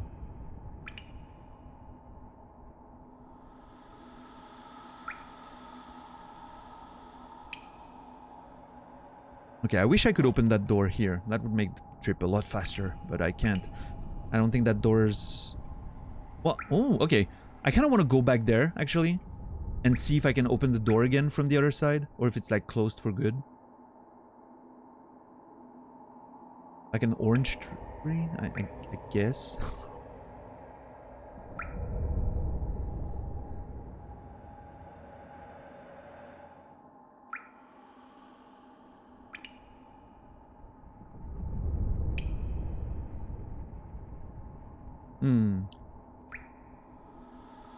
Yeah, okay.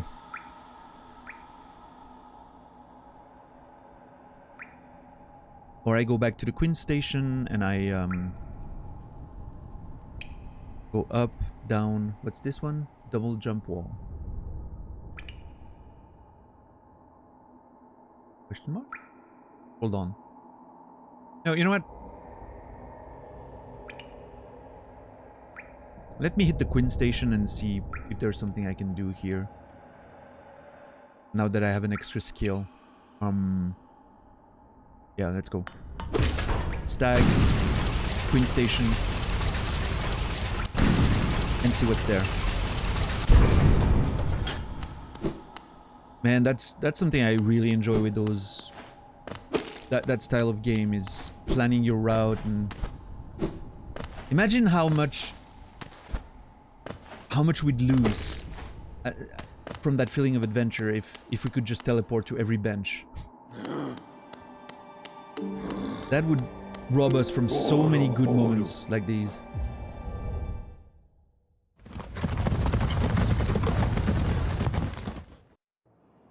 Greg is so out of pocket today. What did Greg say again?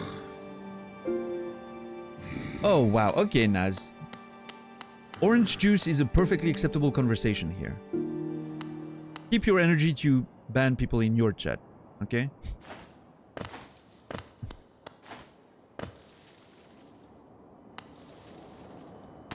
We love orange juice here. It's delicious. Especially with a lot of pulp.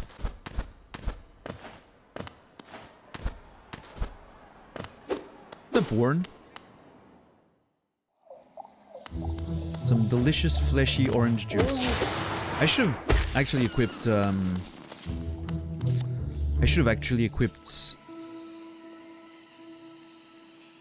my, well, actually, I don't know. I was gonna say I should have equipped the charm to get more, Geo. Fragile greed or whatever. But since I'm gonna explore a new area potentially, I think it's not gonna be it's not a great idea. After all.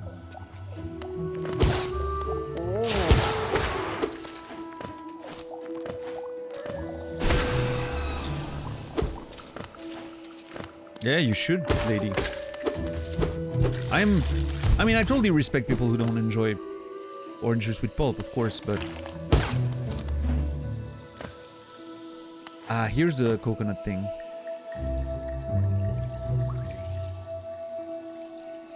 Cool. I'm confused. I'm not sure I'm in the right place right now.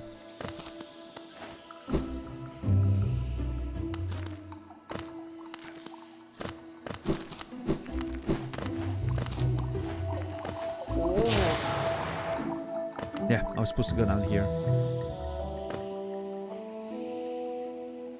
Yeah, I'm down there and then down and left. Check if I can make that jump.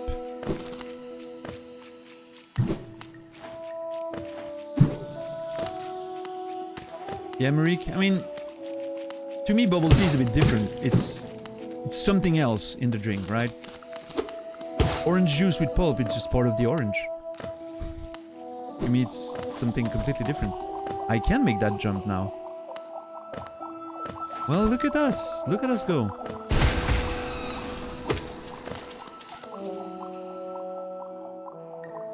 Wait, have I been here? Now I'm starting to think that I've been here before. And I just forgot to note it on my map.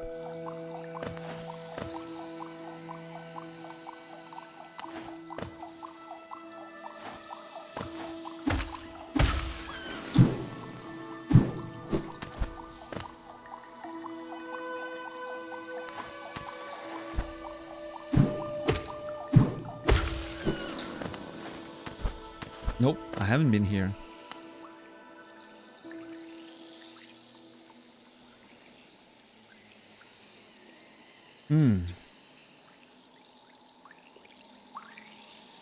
You forgot it existed? Oranges? Like, how do you forget oranges exist? Is it just not a thing where you are? I mean, they're, you know, I'm not judging. I'm just saying it's just everywhere. But maybe you live somewhere where it's just not a thing, yeah? Sees orange color. Wait. This looks familiar. Yeah, exactly. Ah, I remember. Something from my past.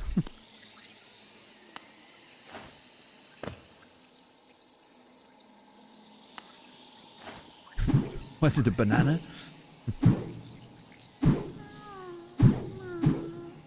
Okay. Oh, shit.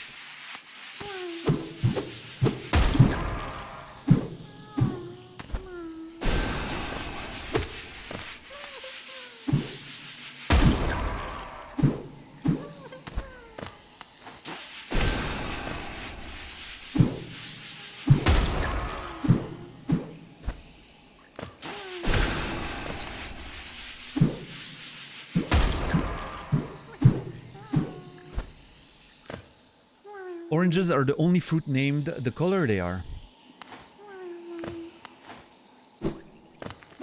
That is factual, yeah. Hold on. Oh, interesting. Is that one of the same coconut things?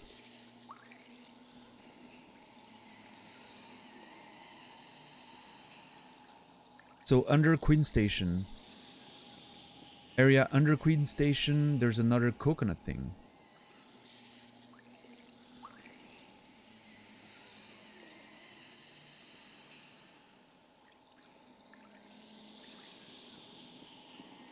Alright, taking a note. Coconut thing up in the corner. Double jump wall is gone. Not a note I need anymore. Hold on. Yep, I can remove that. I should probably just indicate drop under Queen Station. Yep. Good landmark. Beautiful. Blueberry? Peach? Well, I mean, here's the thing. Like, peach, we call that color... Well, actually...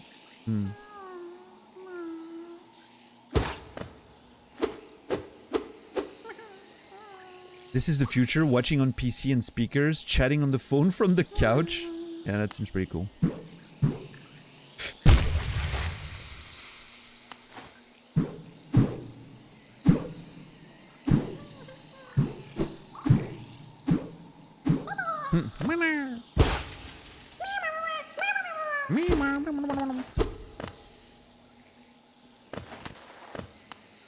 Oh, shit. Let me make sure there's nothing.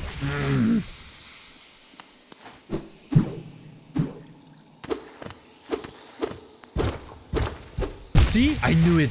Oh my god, I knew it.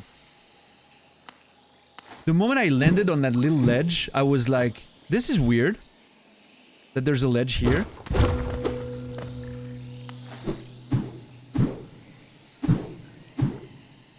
I knew it. Beautiful.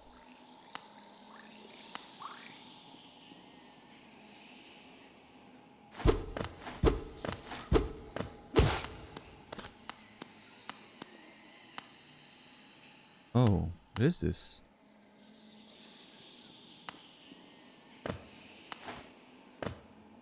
What the hell? Are those houses? What the fuck? This is so cool.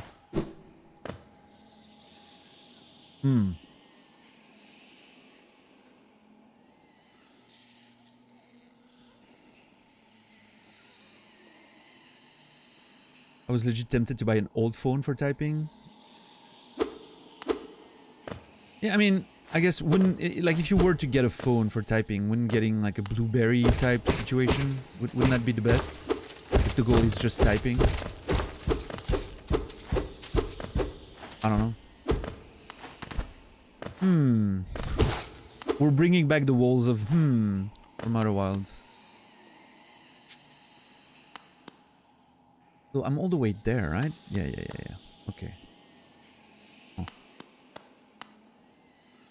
Go on, Galaka, Tano Chere, Cherel, Gonele, go on, go on, Kel Nego, Bezo, Galakma, go on, Galaka, Tano Chere, Cherel. What the hell is happening in here? Go on, go on, Kel Nego, Bezo. Is he talking about Gohan? Are they talking about DBZ?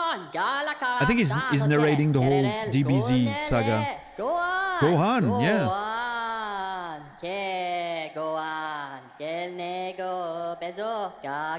Bezos?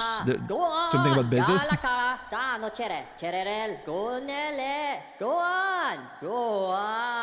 He has the Dragon Balls on his back, yeah. Legit the long version, exactly. With all the fillers. Okay, I'm a bit worried about this place, I'm not gonna lie, especially on 3 health. I want to explore the lower part first, hold on. I'm gonna put a red pin in here. Actually, purple pin. I know it's not exactly purple, but that's what I'm calling it.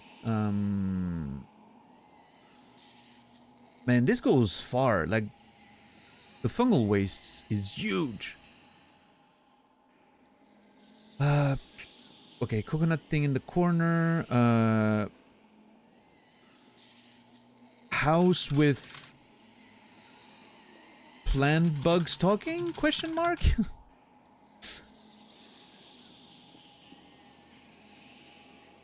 That's gonna be my note, and I stand by it. Let me feel the color. This will do. There. Alright. And I want to explore... There's an underpass first that I want to check.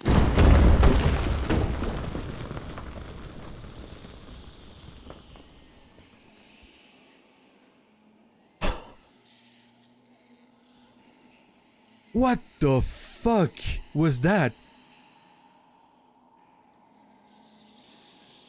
How did I...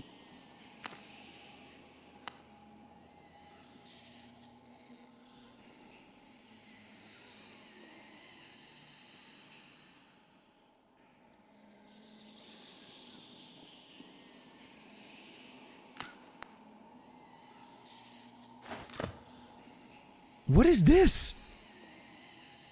This is huge. Look at this fucking hole right there. Hold on. Been eating too much, the floor is giving out. Dude, this is scary as hell. I didn't see it coming at all. I was standing on that shit for, what, like 5 minutes? Taking notes. And then as soon as I dashed away, it crumbled. Thank you, 10 bucks. Okay, hold on. How do I even take note of that? Pits? Question mark?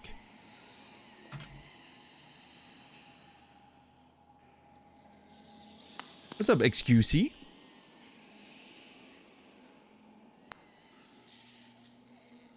Yeah, maybe I was standing right next to it or whatever, but I mean, the point is that I'm not sure if I was, like, if it's meant to just break after you're off of it, or if I was just extremely lucky that I just dashed right when it started crumbling. But, and I don't want to know, by the way. Don't tell me. I like not knowing if it was supposed to be a trap or not, but... Can I dash over it? This is so risky. I mean, this is commitment. I don't know where it leads, but it's committing. Unless it leads to... Okay, hold on. Give me one sec. It might lead to wherever this goes, right?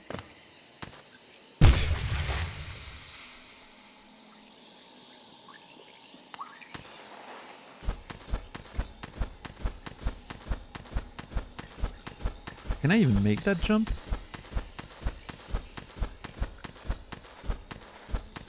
And if so, can I make the next one?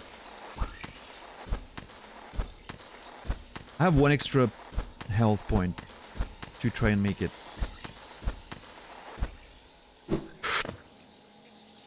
Oh dear god, this is scary as fuck.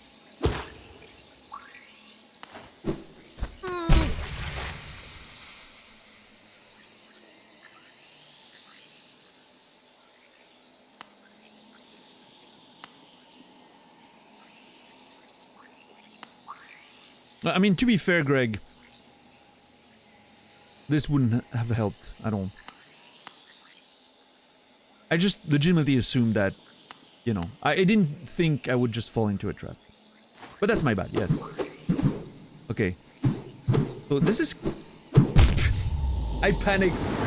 I completely panicked.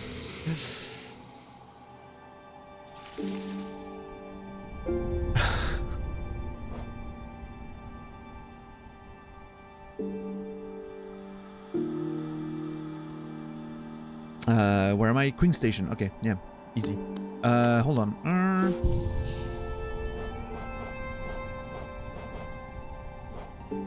I think I want to potentially replace Soul Catcher with Lifeblood Heart just for this, just so I can, you know, go there. Wait, hold on. Where am I? Oh, I forgot to sit on the bench. Okay, so this confirms, by the way, that's kind of great. This confirms that if you don't sit, if you just walk past the bench, it doesn't save. You actually have to sit at the bench. This man is no Boshi. Okay, hold on. That was 8 years, well, yeah, 8 years ago. And it's a title you get for life. So fuck you, first of all.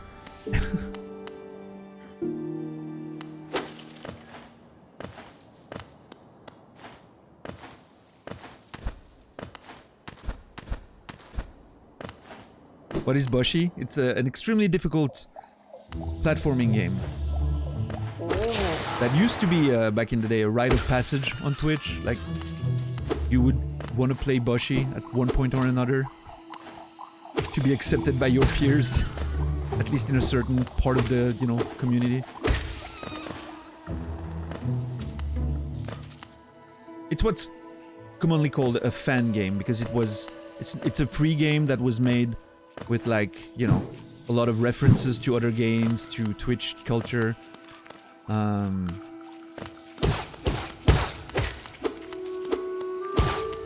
it's full of silly stuff, but it's also an extremely well-designed platforming game. It's extremely fun to play.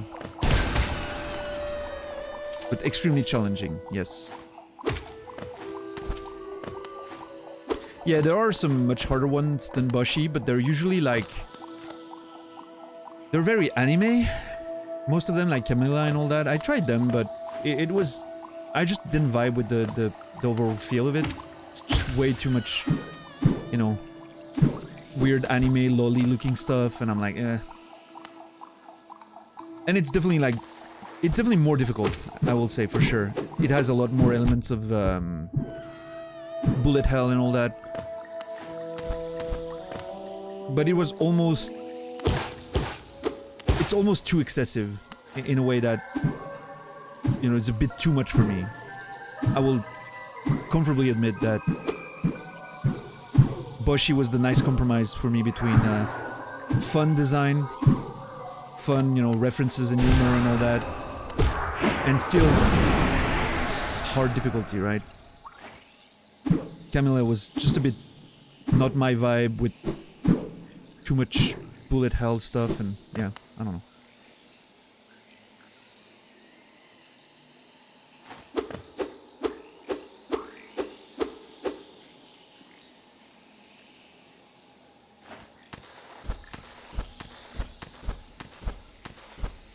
Oh, Boshi wasn't an old Flash game. It was made on, I don't remember what engine he used, but Assembly, I think? I'm not sure, but anyway. It was, I think it came out in like 2012?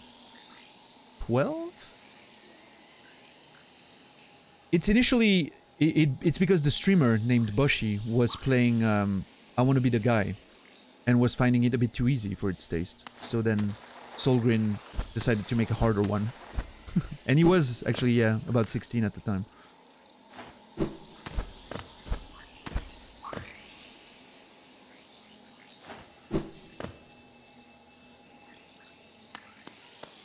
What is this?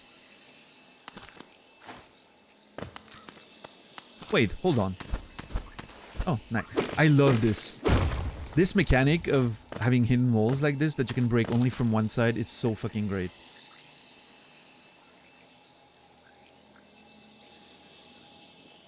Yeah, no, absolutely, Siemens. It is a fan game, yeah, for sure. Using assets of other games and all that, like it's a whole thing. But yeah, I mean, if you want to test yourself as a gamer, I think Boshi is a pretty cool recommendation. Also, someone came in and I forgot to say hi. I remember, like, realizing in my head, that was Goose! Hey, Goose, what's up, man? Hope you're well. The Spore Shroom.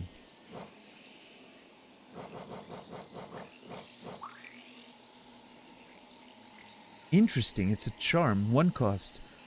Composed of living fungal matter. Scatters spores when exposed to soul. When focusing soul, emit a spore cloud that slowly damages enemies. That's an interesting one. 4, 8, 10. I have 10 out of 40. See, I'm progressing too fast. I'm already 25% through the game.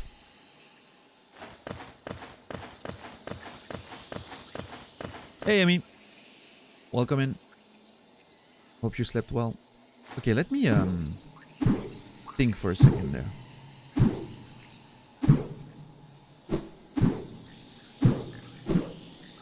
Fucker. I bounced off of the thing.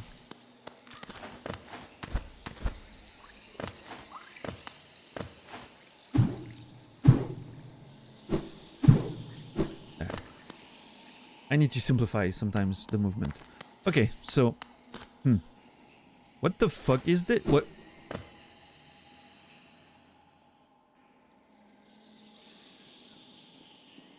That changed. That wasn't like this before. The ceiling was a lot lower.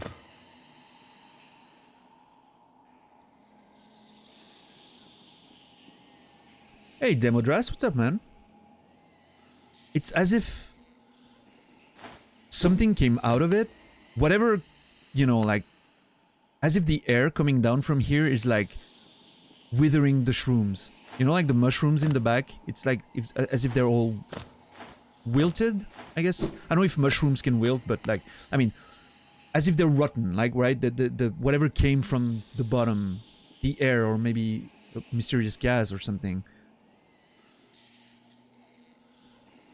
just dissolved the roof there. Is Boshi similar to POP? What's POP?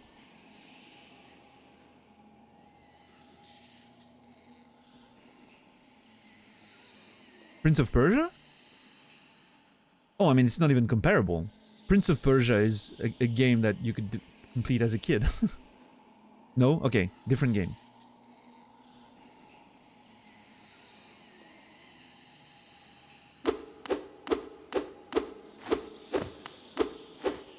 Oh, if it's something about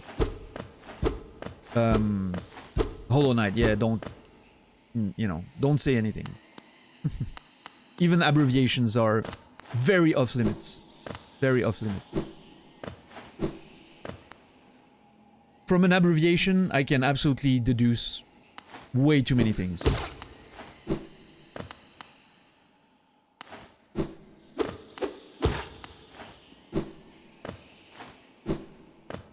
So, I don't know what that is in terms of like Hollow Knight, but I can safely say that nothing in Hollow Knight is nowhere near Boshi's difficulty.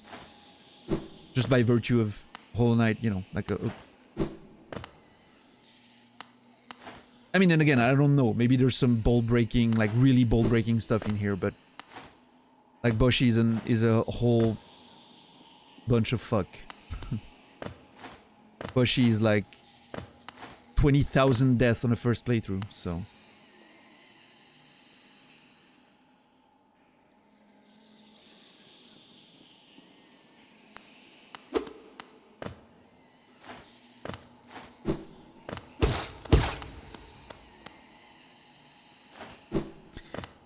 So anyway.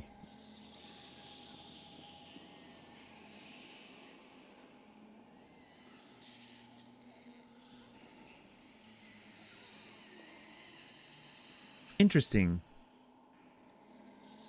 that the mushrooms just rotted away when this opened.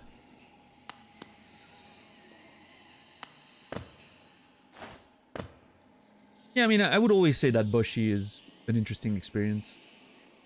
I think Solgrin, the developer, mentioned at some point that over half the people gave up in the tutorial.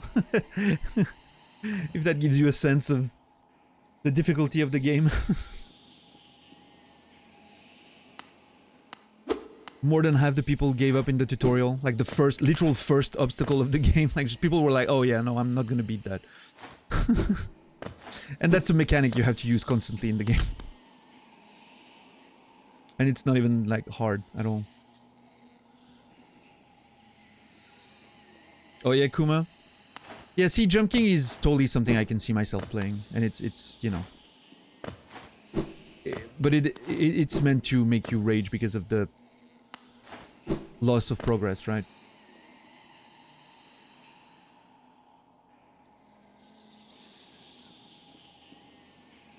Hey, Saladino, what's up, man?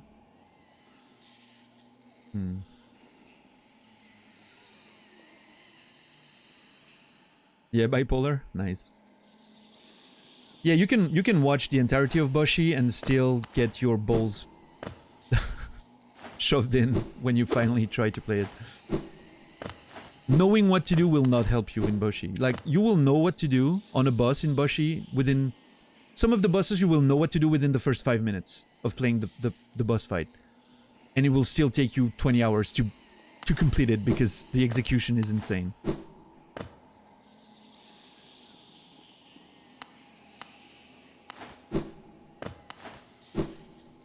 Okay, so this is intriguing. I don't know what to do here. Boshi is a lot of muscle memory, yes. I would agree with that. Go on, Galaka. Okay, so these guys are still here. Oh my god, I don't know what to do now. Okay, at least I have a map now. Okay, so this is... Wait. Hold on. Yeah. So this is the house thing.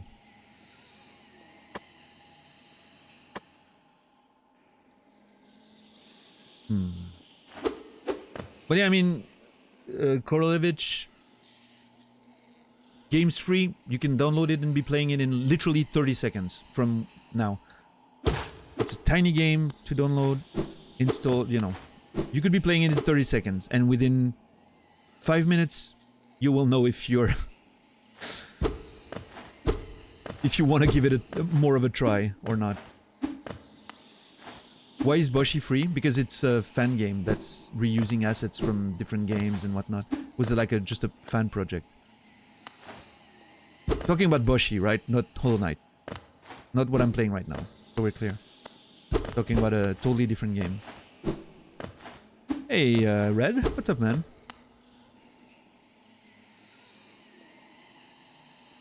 So, man. Here's the thing with these games, man. I'm like, okay, I have a plan. I know exactly what I want to do. But I'm quickly gonna check this just in case. And suddenly I'm like on a journey with a fucking house with people talking about DBZ and a giant pit that opened up out of nowhere and that seems to be consuming the fucking mushrooms around it. And now I don't know what to do.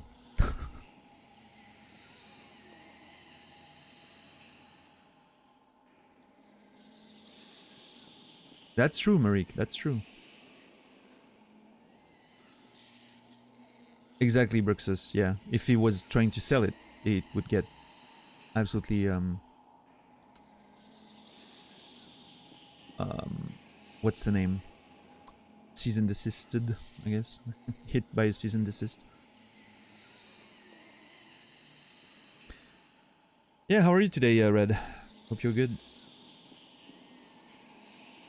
Okay, so let me man, I'm so scared. I'm so scared of approaching and being attacked.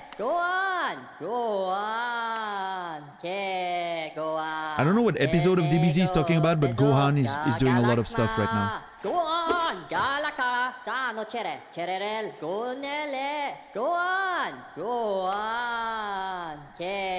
Yeah, Anubis?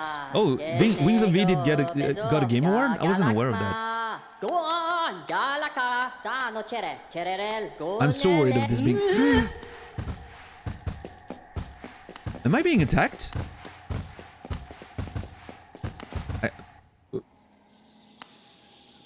I guess I was being attacked? But at least I'm not stuck, so hold on, I can fight this, right? Yeah.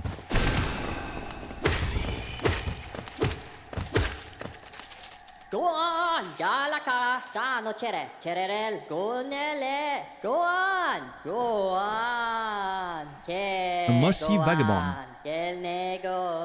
Lazy, portly muskin. Easily swayed by others. You killed his audience?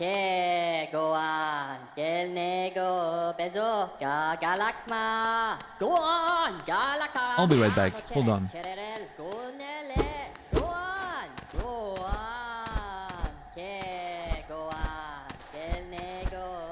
He don't seem to mind. He's still talking about... Yeah, that's a chunker, alright. The Moss Prophet. Oh, radiant being. We are blessed. Your rays touch us. Your warmth fills us.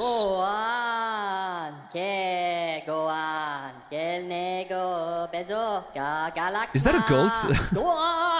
Cult of the Moss. Hallownest is born again, united in your blazing image. Oh. Light is life, beaming, pure, brilliant. To stifle that light is to suppress nature. To stifle that light, sorry, is to suppress nature. I'm having trouble sometimes with the structure of the sentences in this game. What's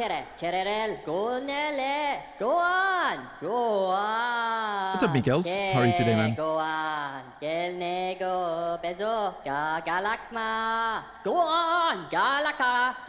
Light is life, being pure brilliant. Nature suppress distorts, plagues us. Embrace light. Achieve union.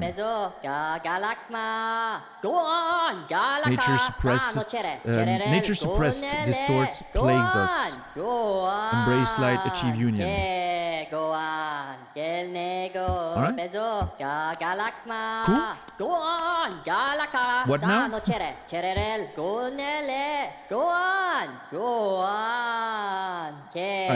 I'm gonna take a note of Moss Prophet.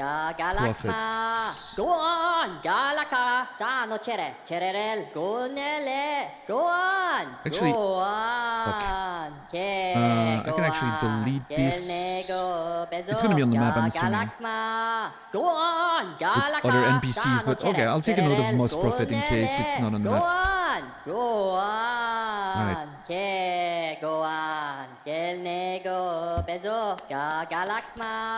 What's up, Dylan? I'm a Hollow Knight player. I'm here to help and chat. Oh, you're not in the right place then. I mean, to chat, yes. To help, nope. Yeah, no help, no information at all about the game. So you can chat, but be careful. You've already been deleted once. Feel like you need to be warned. Okay, so now the question is, do I, you know... do I want to go down here or not? I'm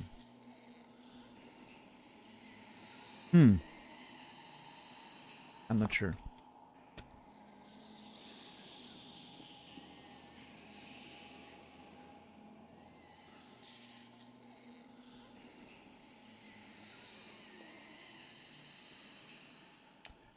You pronounce it like sty? Wait, hold on.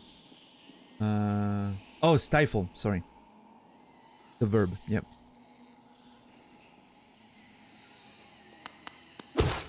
So, okay.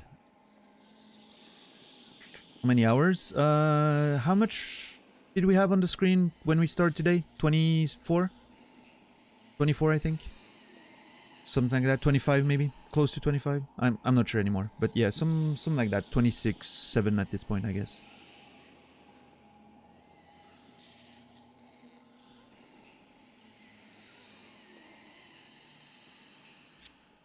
Okay, so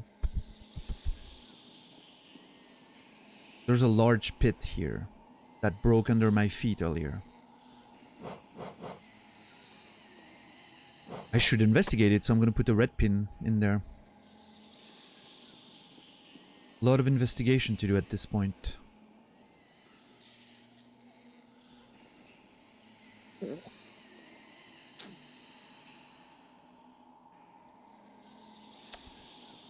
Okay, hold on. I think I want to go here back to the Mantis village. I want to check this because I didn't take a note of what this is.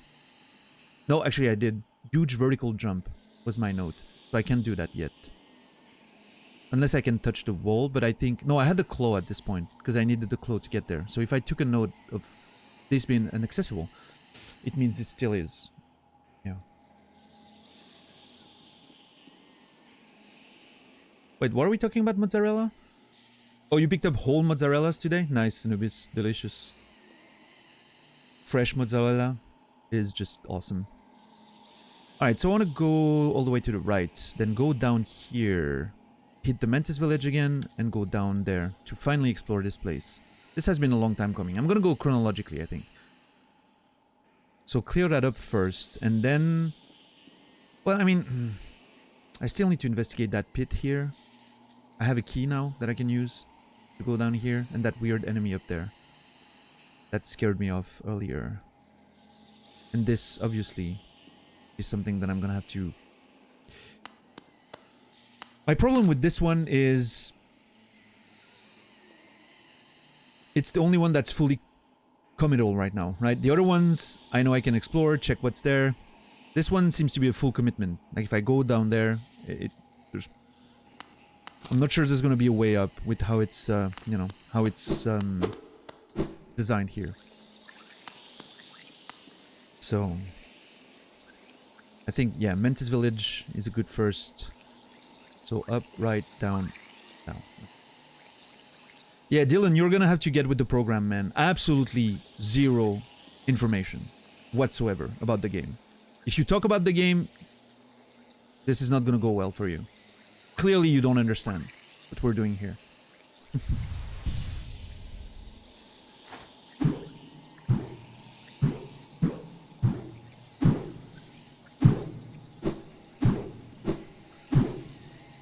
There we go. I go a die. I go a die? You go a die. I don't know what that means, but that sounds like a good time.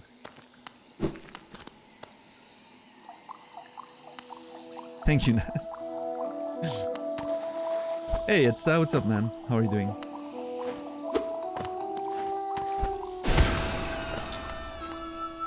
Goa's great. I'm not surprised you like Goa, Dom, actually.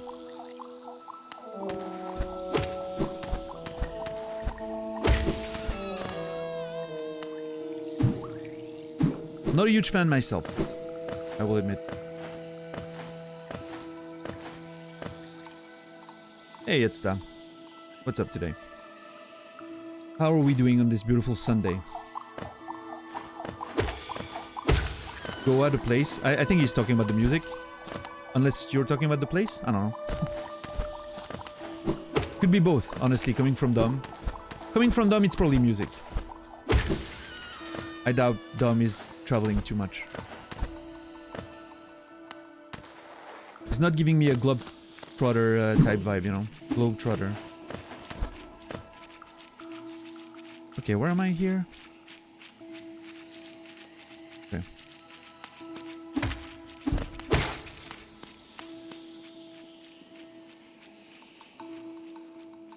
Why did the devs make every enemy in this game adorable? I feel bad watching them die. I think that's precisely why. You answered your own question there, I feel. Okay, then down and left. Infected mushroom? Yeah, I think... I'm sorry. What happened there? I guess I hit the ceiling.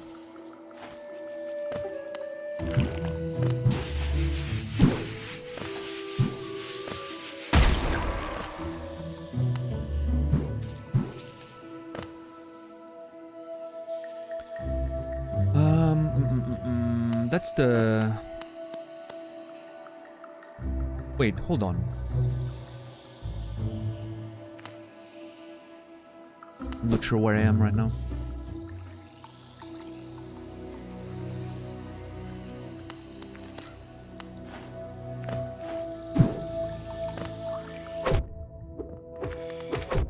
God damn it.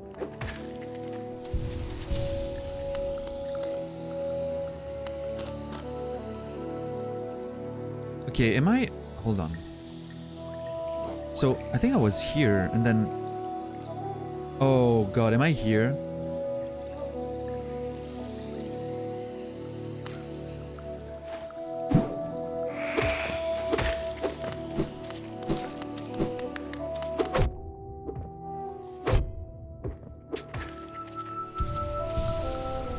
Yeah, Mikels.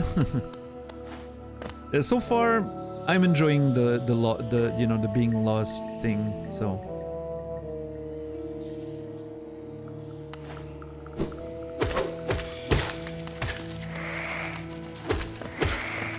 Yeah, I'm not entirely sure where I am right now, but. Okay, no, I remember this. I think I'm here. Hold on.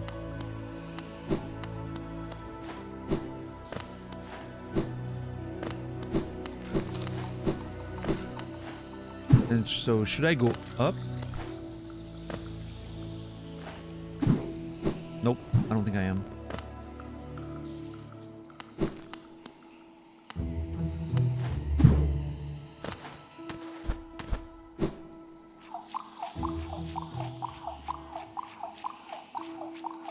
Oh my god, I think I'm lost. I'm actually, like, legitimately lost right now.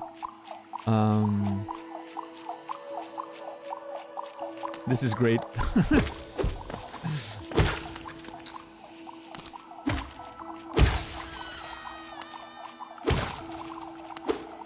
Okay, I think... Yeah, right. Perfect. Awesome.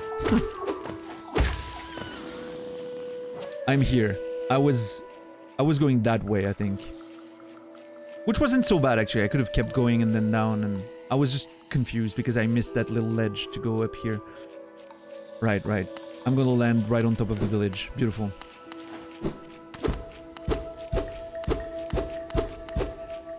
On the verge of cracking a bottle of triple. Nice. Enjoy, man.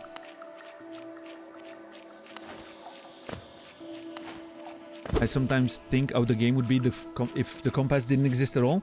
I guess I'm gonna we're gonna find out. Because I'm pretty sure I'm not gonna use it, so... Hey, Siemens, have a good sleep, man. Thanks for being here for a while. Yeah, I don't think I'm gonna be using the compass at all. For as long as I can help it, at least.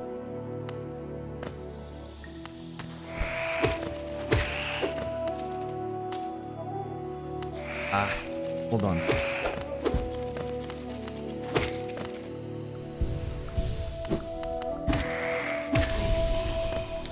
Okay, I have information on those now. Okay, this is also a... Oh, God.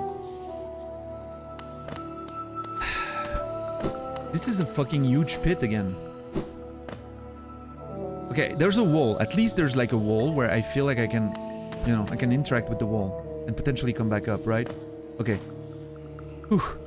Good. I can come back up. This is not... commitment. Great. Alright, so I can remove the sign, since we're gonna go down here. First of all, I want to check the journal for this. As it grows, it loses the ability to fly. Passage into adulthood is often celebrated, but as time goes by, we realize what we have lost. Interesting. So the Mantis initially start as this and then evolve into this as they grow.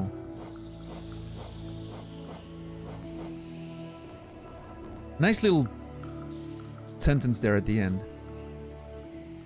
They celebrate passage in adulthood, but as time goes by, you realize what you lost, which is, you know, frankly quite similar with how real life is, right?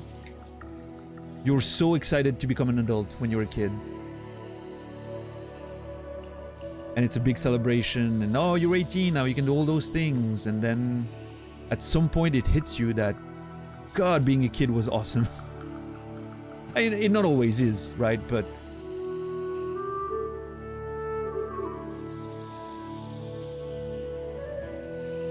in this game, they could fly, right? That's they used to be insects that could fly, and now they're not flying anymore. If you apply that analogy to humans, right? When we were kids, we were, I don't know, everything felt possible, right? We were dreaming more easily, hoping more easily, just all that stuff. I think there's a bit of a metaphor here, an analogy, right? That's quite interesting.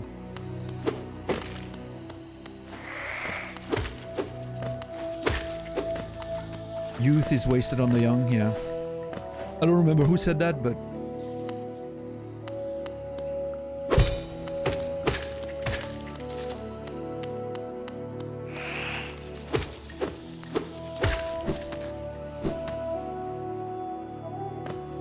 well, I mean, I'm here now. Interesting, those mechanisms in the back there. I didn't notice them before. I wonder what they control.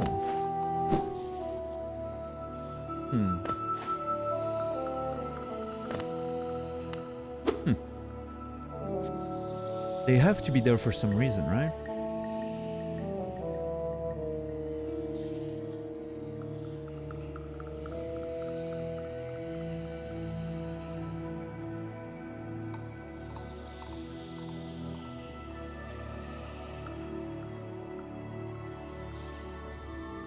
Now here's the thing, I agree with you. Like, from my perspective now, I'm truly enjoying the feel of the map and how it's used in the game. I think it's a fucking great mechanic, and it doesn't rob from the feeling of exploration, which is fantastic.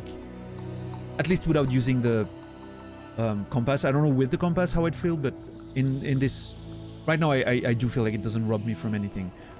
Now, what I will say is that we don't have the experience of what it is without the map, right? It's going to be interesting to see someone doing it. Maybe it will feel like, you know, an experience that feels unique and extremely fun in a different way, right? Something that we ourselves won't experience. So, yeah, I don't know. I mean, it's certainly going to be interesting to watch, for sure. I'm glad that I will finally be able to watch more of Nami, because it's going to be probably at a time where our schedule will be a bit closer, since DST is going to reverse by then, and I'll have played the game, so I can watch. It's going to be great. After completing the game and you're completely sure that you won't explore things more, are you going to open game discussions? I'm not sure, actually, XQC. We'll see. I don't want to, you know, speculate or promise anything. I don't know how I'm gonna feel by then. If it's gonna feel like, oh, I would like to, you know, re-explore this in the future, so I prefer not talking about it now, or we'll see. We'll figure it out when we get there. I don't think it's quite time yet for that conversation. We'll see.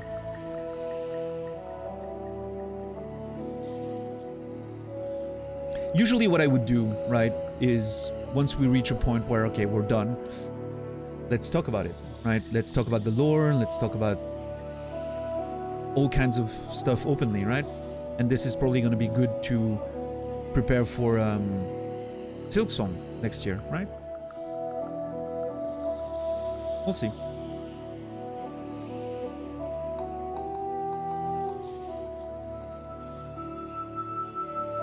Yeah, Zulu. Hold on. I like this one comedian put it. You don't miss being young. You miss having no responsibility. Remember why you had no responsibility? Because you sucked.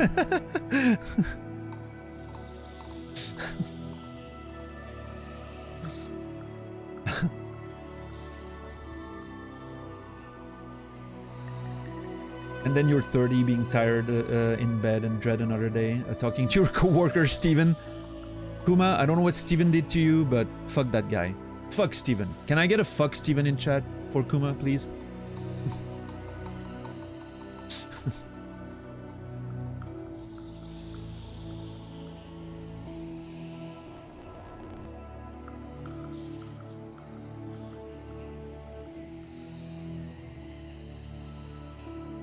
Thank you, Emmy. With emphasis, beautiful. I would hate any person named Steven too.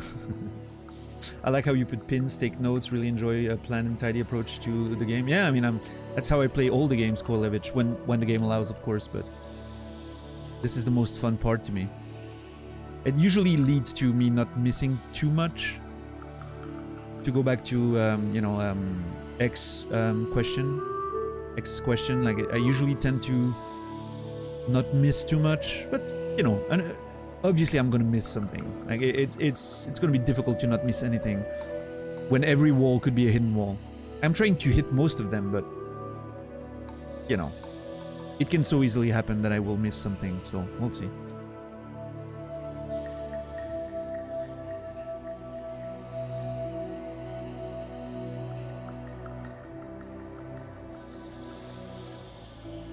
Yeah, that's true, $10. Yeah, Zulu? Yeah, I mean, if there weren't pins, I would just have a lot more notes, I guess. I mean, I'm not even sure, because every pin I'm actually putting a note on my own, you know, mind map, so maybe it wouldn't be that different. I mean, they're certainly practical. I like that. It makes it easier to make quick notes for me, but... Wait. What? Oh, I went down and went back up and it respawned, and I didn't see it. Yeah, Korlevich. I remember Elden Ring didn't have a secret wall for a long time in my playthrough. I didn't find one for a long time, and I was hitting every wall. And like, I was almost giving up on there being any when suddenly one happened. And I was like, yes, finally, I'm being rewarded. Oh. Oh. I'm forced to engage with the spikes here, apparently. Interesting.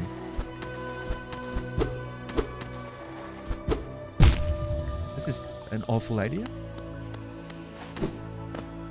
Oh. Yeah, Zulu?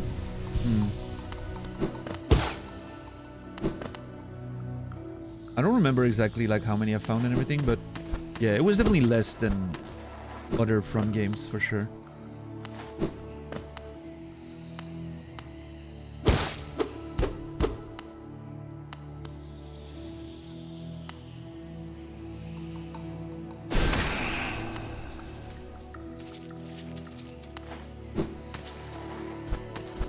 Oh, hold on.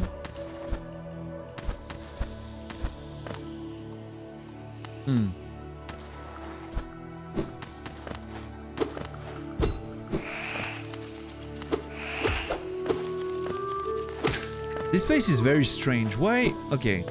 What is this place? Under their village. What's the point of this?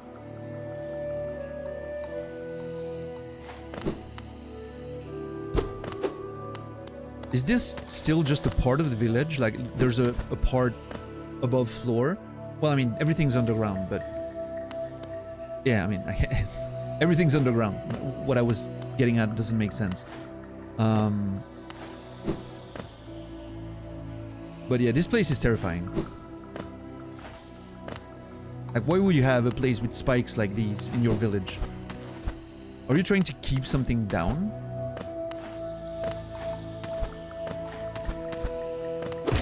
Oh, nice. Mini shortcuts.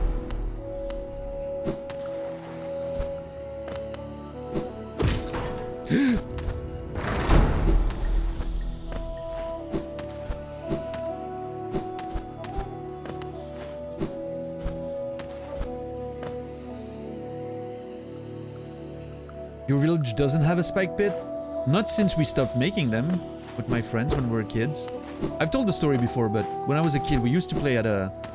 There was a construction site for a while in the village. And then it kind of got abandoned. Like they built one building and the rest was abandoned somehow. I guess they ran out of money or something. But anyway, there was a huge mound of dirt from the excavation and it never got removed for probably multiple years. And that was... We were having like a king of the hill situation with the friends in the village. Whoever was standing on that hill was like the, you know, was the winning camp for the day. And so we would wake up earlier and earlier every day to be the first to get there. Because that was the cool place to be, like the base, you could see the village and all that. And it became such a war to be the first ones to be there. Literally like, you know, mounting assaults to the on the thing with like dirt balls and whatever we were finding, like, you know, as weapons. At some point we started, I remember we were the first to have that idea. We dug holes on top of the mound, put branches, you know, like sharpened branches at the bottom of the pit that we dug, and put like dirt and stuff, not dirt, branches and grass on the top to hide it, hoping that someone would fall in, and that they would get punished for trying to take our mound of water, of dirt. Sorry.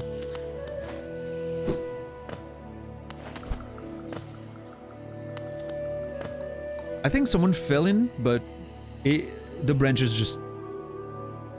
They weren't... It wasn't like in the movies. The thing wasn't that deep. Like someone just fell in and maybe scratched his leg. That's what happened at the end of it. But still, I mean... It was a whole war. So.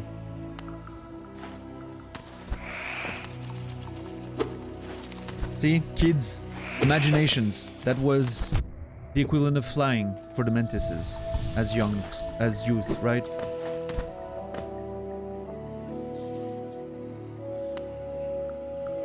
Yeah, Zulu, maybe.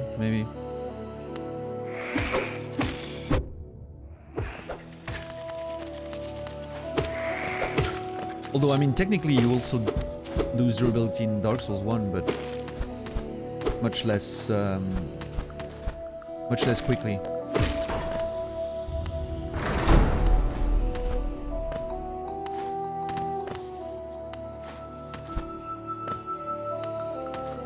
Yeah, Anubis, you have my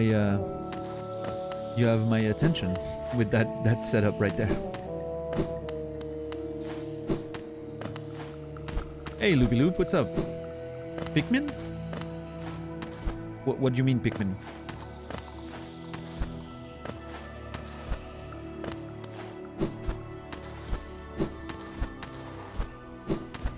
Wait, did I say your name right? Loopy Mop? Loopy Mop? Yeah. Pikmin to you too. Yeah, Pikmin to you too, good sir. Welcome in. Oh yeah, Anubis. Okay, no worries. Oh, there's a thing here. Let's go. Whoop.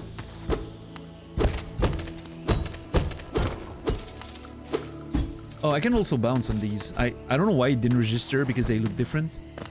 By the way, this game goes so far as to have different types of spikes, depending on the areas. Just because it looks like it belongs. Again, I'm sorry, I'm gonna trash the messenger again, but... No, I'm not even gonna say it. You guys know what I think.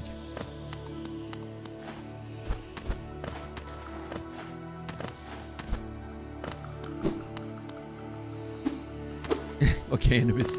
Sounds good.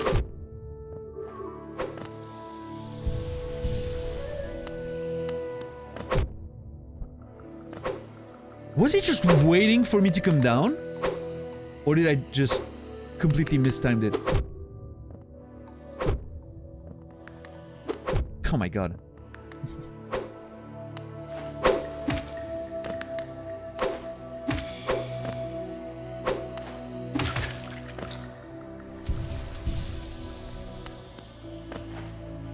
I really need to work on my parries.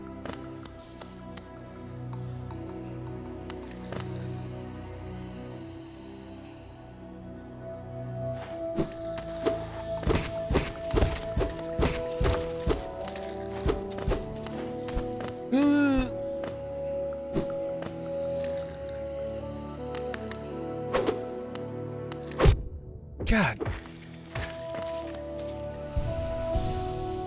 Came down and get whooped. Yeah, I don't know. From my perspective, what it looked like was that I was looking at chat, right? And then I started moving and looked again, and it seemed like it was just prepared to strike and just struck when I got down. Like he had the thing loaded up, but maybe he just only started hitting when I moved, and I happened to miss the beginning of the wind up, right? I think that's what happened, but to me it looked like it was just waiting for me to come down and and kick me in the face, so that looked pretty funny.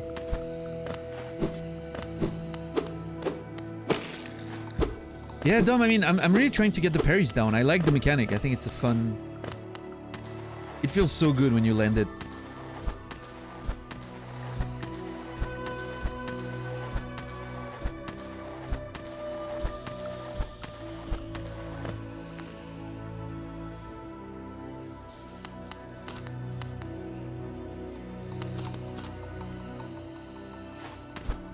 Hey, what's up, Jeff? Hold on. Hold on. Fuck. I was hoping I could see what's happening down there. Okay, I mean... This is a pretty vast room. There seems to be a mechanism up there with like a rotating thing.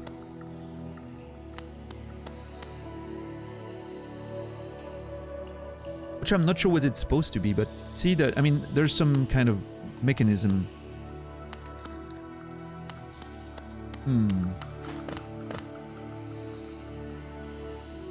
So I'm not sure. I'm getting, of course, with the huge arena type thing, I'm getting a bit of a boss vibe with this. I can see one Mentis sitting there, and I think there's a second one next to it, as if that's a throne. Oh, maybe those are like the village elders. They do have similar horns as the statue of the Hollow Knight. A bit, you know, like similar horns. But it feels more like something they're wearing?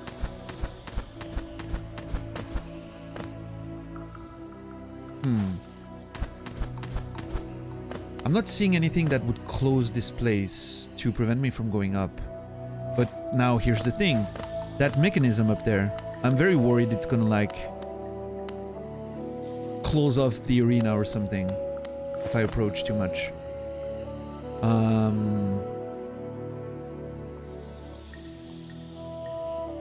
Let me okay, let me go hit the bench. I'm gonna go hit the bench. It sounds like I'm gonna go work out. I'm gonna go hit the bench to get my HP back and potentially, I mean, it could also just be an NPC, right?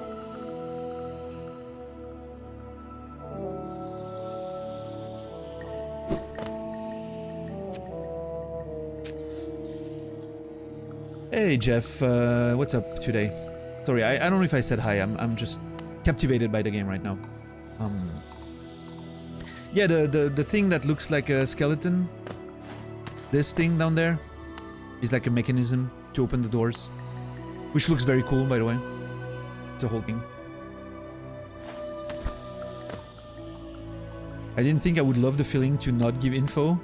It's great, isn't it? Like, once you get used to it, I totally understand, right? The feeling of wanting to help or whatever, but once you get used to it and you embrace the idea of, you know, you embrace the idea of just watching someone do their thing. God, okay. I'm definitely going to the bench now. And I'm probably gonna get hit on the way there.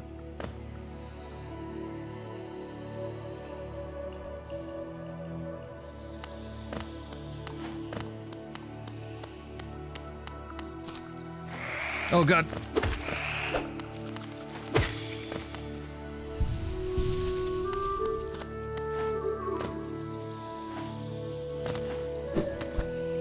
Yeah, I mean, and it all depends on what you're usually like, you know, the way you like experiencing it, right? Sometimes it's fun to, you want to be able to share more of the, I mean, I totally get why someone like Ko, for instance, has a lot of people watching him and that like to kind of feel like they're playing with the person, right? If that makes sense. Everyone's trying to figure out stuff and openly talking about things and giving hints or suggestions. It's a different experience, right? And I understand that it appeals to some people. With someone like me and a lot of people I watch, it's more of a, I want to see that person play the game. I want to, you know, I want to see the streamer play the game. I don't want to see chat play the game and the streamer holding the controller, if that makes sense.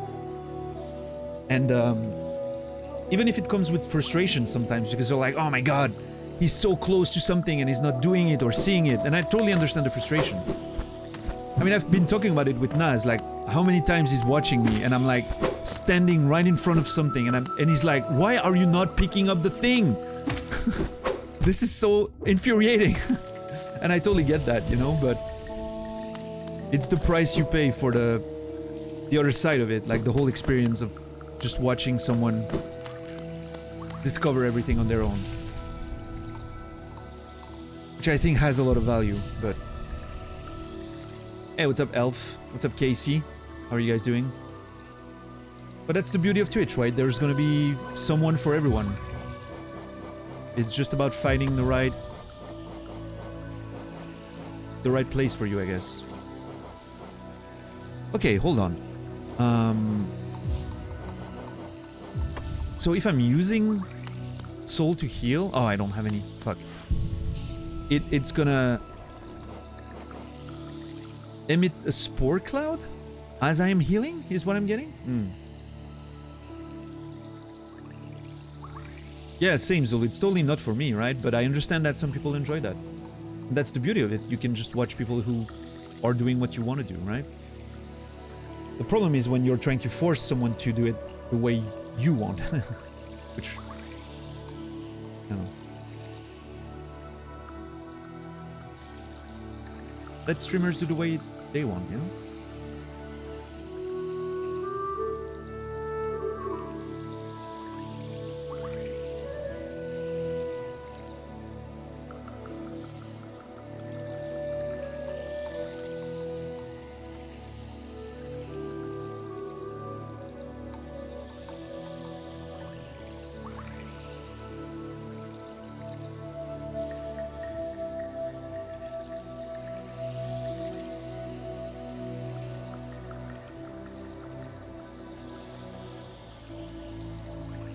Oh, I understand what happened.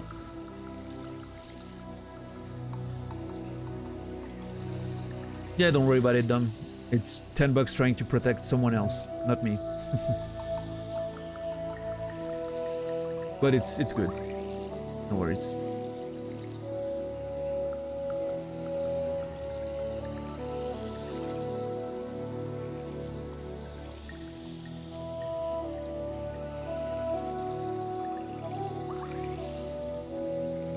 I didn't want to say it, Zulu, in case, you know, in case Naz missed it, because, well, if he saw it and doesn't connect the dots, maybe he's like, oh, that's, I don't know what they're talking about.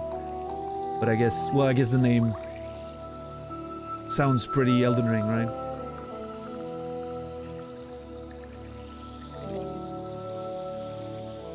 Doesn't change much. I mean, Naz knows that he has a, you know, a few enemies he needs to find. It doesn't help him finding it, so it's okay.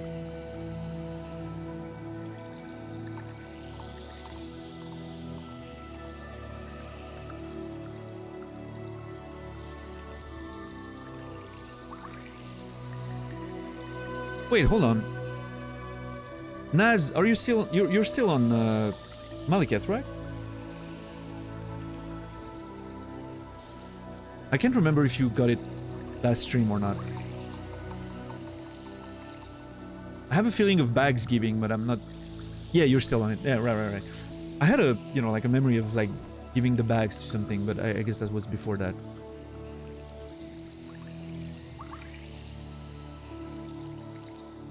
Oh yeah, I mean, it's okay, right, Dom? Like it's obviously it's perfectly fine, but it's also fine from $10 to try and protect Naz. Yeah, Naz has like a couple of bosses he hasn't seen, so which you landed right on on one of them, but it's fine. I'm gonna assume Naz probably saw the names at some point here and there in chats and whatnot anyway, so it doesn't matter too much, I don't think. Oh yeah, the duo was the one you bagged the other day. That's it.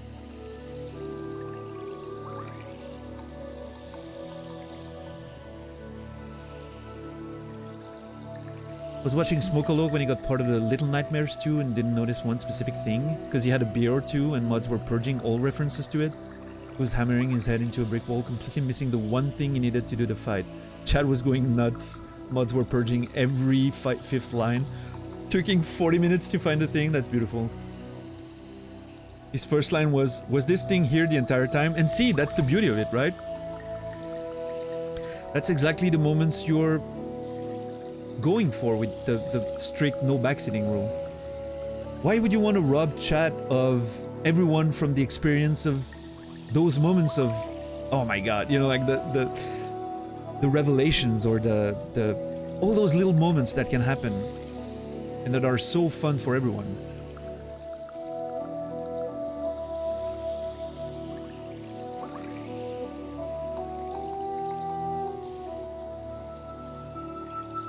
Yeah, Kuma.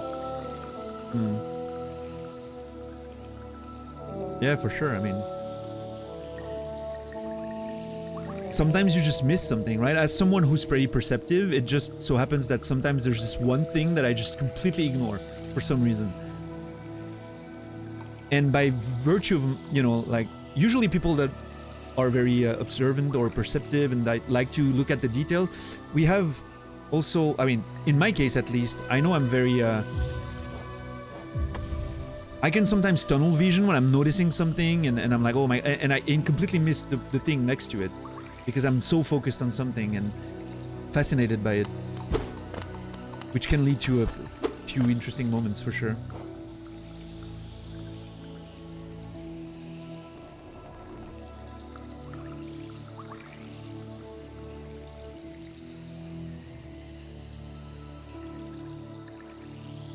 You gotta be the hero, help the streamers, save them. Yeah, I mean, that's... I've always... I know a lot of, you know, a lot of people probably come from like a place of good intentions and trying to be helpful. But to me, it almost always comes off as an ego thing, right? And the proof is, to me, is that most of the time when you tell them they can't help, a lot of them will just go away. They're just not gonna stay and watch. Which means that it was not about helping. It was about them being given attention for the help they're giving, right? It's an ego thing. Ego thing.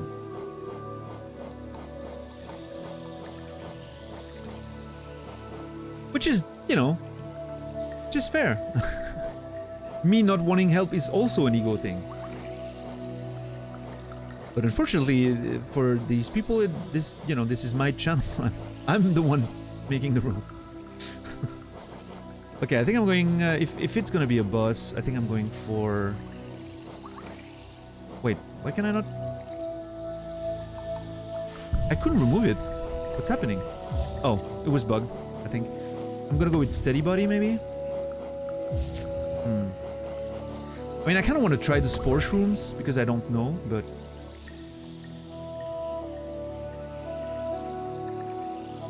Maybe that makes more sense when you put it that way, adding to your last thing.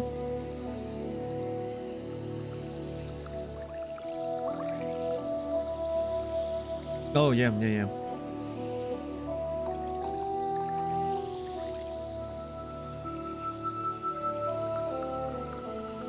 And I mean, you know, I'm not generalizing, right? There's a lot of people in here right now that came in and wanted to help, like tried to help or said something, and then when they were explained the rules, they were perfectly fine with it, and they're still here and they're enjoying it.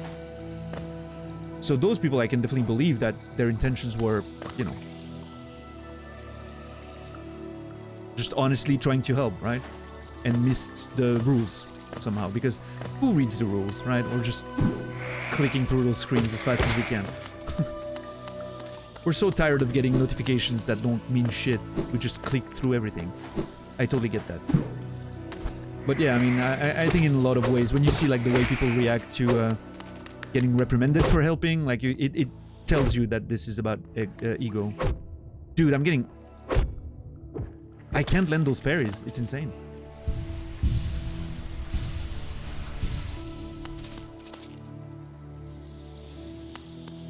What charms did I use? Long Nail, Soul Catcher, and Spore, because I wanted to try it. And I just realized I used Focus a couple times here, but I didn't look at my character. I don't know what it does. Yeah, exactly. Most people don't read anything. And that's why we have this policy of we're gonna delete and explain. And it's not, you know, nobody's gonna get... Unless they're being an asshole about it, there's not gonna be any hard feelings. I barely remember. I'm sure there's people in here that got deleted at some point or another for saying shit they shouldn't have, and I don't remember it. I legitimately forget. There's never hard feelings unless you're being a fuckhead about it. That's the point. God. Dude.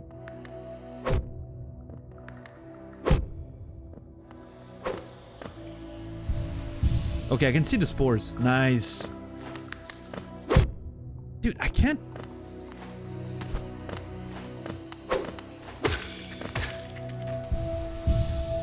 Yeah, exactly.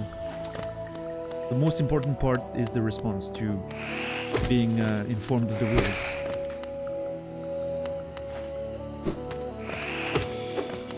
That is true.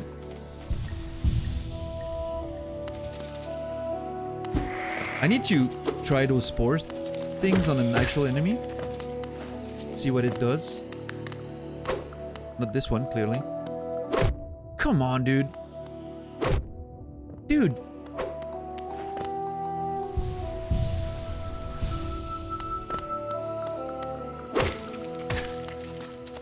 I can't land the timing. It's insane. It's pretty tight, honestly. Because when I try to, like, I'm realizing that I'm late, so I'm trying to do it faster, and then I hit him before he hits me. Timing's pretty tight.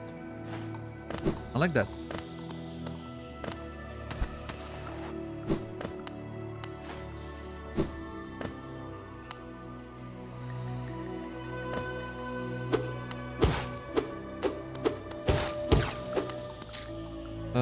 I'm not sure if there's enemies on the way down. I love that I went up to heal at the bench and, you know, change my charms, and now I'm coming back and I'm basically at the same state that I was in before. Very useful of me to go back at the bench.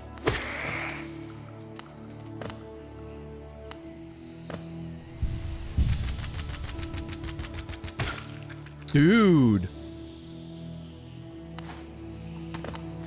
I mean, okay, here's one of the problems. It doesn't help, it doesn't build focus. That kind of sucks. But... Poison shreds.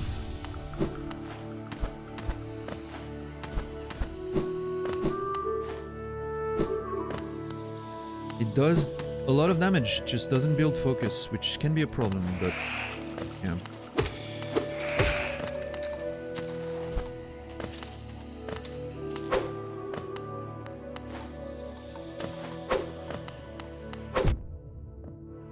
I was totally out of range, just saying.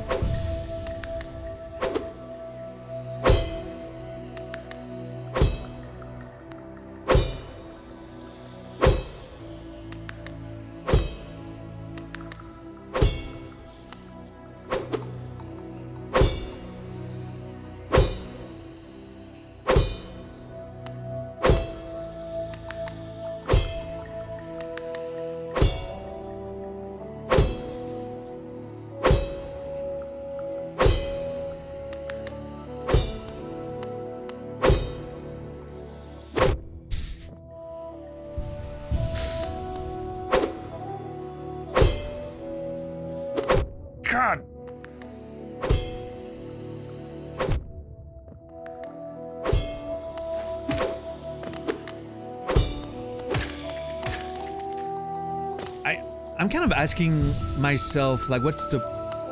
Not what's the point of parrying, but yeah, actually, what's the point of parrying? I wonder if it increases my damage after parry. I wonder if it's just a defensive mechanism when you don't have time to run away or no room to run away, or, you know.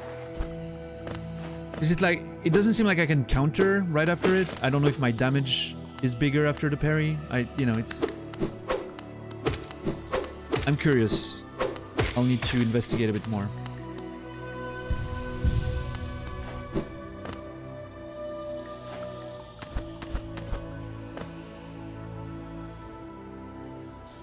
Flew too close to the sun. I did.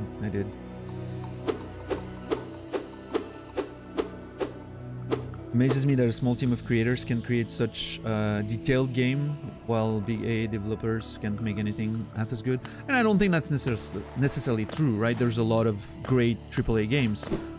And here's how I feel about it, is that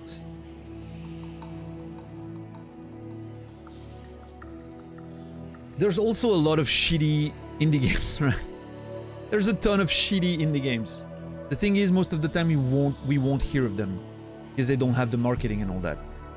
So all the shitty indie games are gonna just disappear in the mass of janky Steam bullshit, and we're never gonna see them. The ones that are gonna come on the top, like the cream rises to the top, right? It's the indie games that we're gonna hear about are the good ones because they filtered through that whole shit. So there's like a filter already.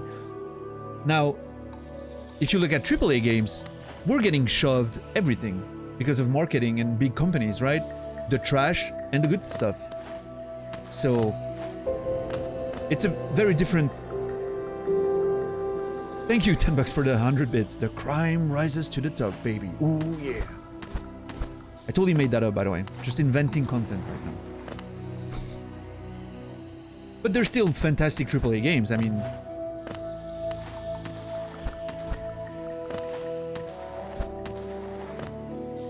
One of my top 3 games of all time is a AAA game. It's The Last of Us 2, and I think it's a masterpiece,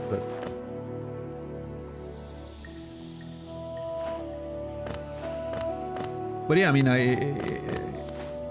what I will say is that, to your point, it's impressive that people with very little resources can manage to do this, and people with infinite budget manage to make something like the Callisto Protocol. I never played the 2. Is it better than the first? To me, it's better on all counts, and I didn't want the sequel at first. I was so in love with the first one and the ending, I did not want a sequel. I thought it was perfect the way it ended. So when the sequel was announced, I was like, okay. And turns out I liked it better. I thought the gameplay was better. I thought the characters were absolutely amazing. Well, both games have wonderful characters and plot. The themes in the second games were great. I would probably give themes to the first game in terms of how they were approached. It was a little bit more nuanced in a way, but I guess that was the point also, that the second one was a lot more steeped in anger, you know, and less in like subtlety and lies. The first one is, you know, the first one is all about lies. The second one is all about anger. So of course it's a bit less nuanced, right? But I'm not gonna go in details, of course, because I don't want to spoil anything. And please, nobody say anything major in chat. But I loved the second game. I thought the narrative, the performances, the plot, the gameplay, everything was just... It was a wild ride. The second game gave me the feeling of getting 2 games for the price of 1. And I won't explain why, because spoilers, but it legitimately gave me the feeling of getting 2 games for the price of 1. And it was insane. I couldn't believe my eyes. That game just kept on giving, and it was so great.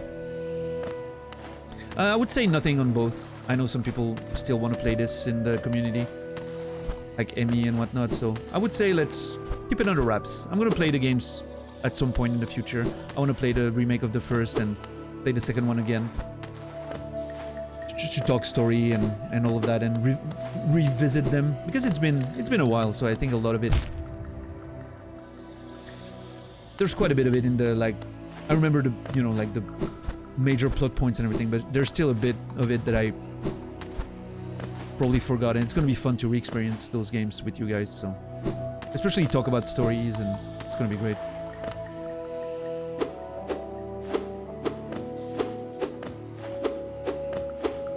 I'm actually done talking, Shadow. About them. No.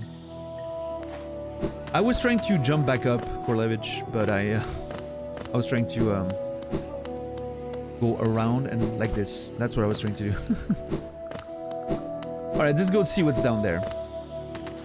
I want to see if this is a boss or just an NPC of sorts. This looks like a... I'm getting the vibe of a council of Mentuses. Mentuses? Mentos? No, I don't know. A council.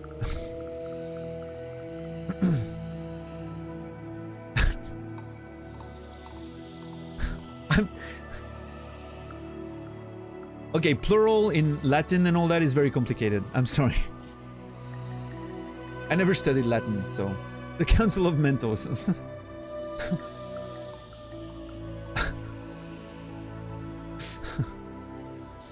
I don't mind talking, but the fact that you're jumping around while talking in this game is getting on my nerves, and I don't know why. Yeah, I shouldn't be jumping everywhere. That's true. Be more chill. Alright, let's go. Let's see what's happening right there.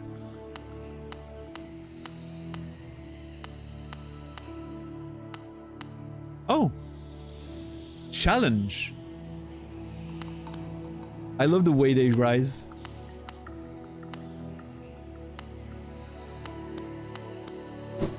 This is so cool. Challenge. Hika.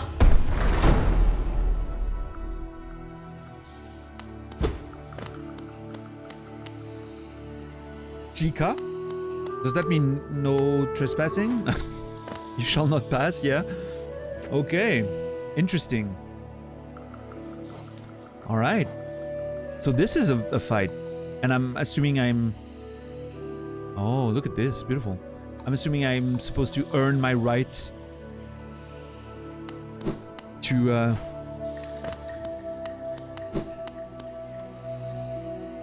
go further. Hell, I mean, let's go, I guess. Teacup.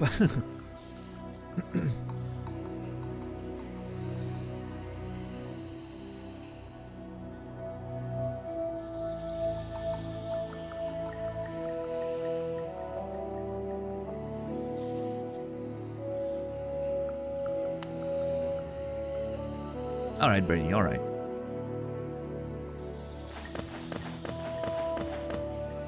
I was just doing that to mess up with Brainy, but this is amazing.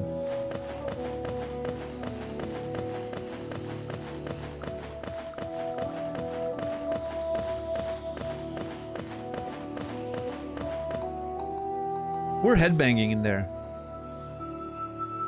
Heavy metal. Jamming with the boys. I think that one on the left is rhythm impaired. Look at him. Just not in rhythm with his buddies.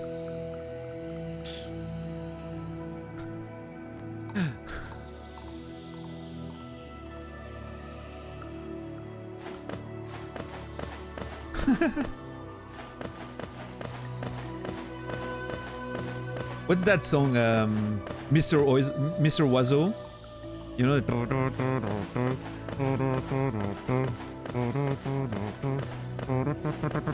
I can jump fast enough, but yeah. Flat beat, yeah.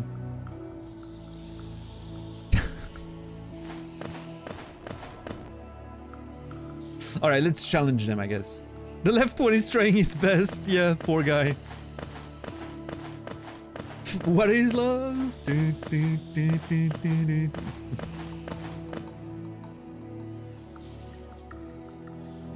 Are you ready to rock it?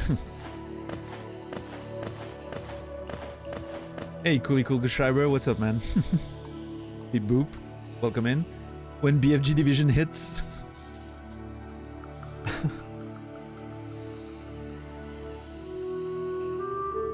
Yeah, Laura, you relate with the left one there? Just a bit off.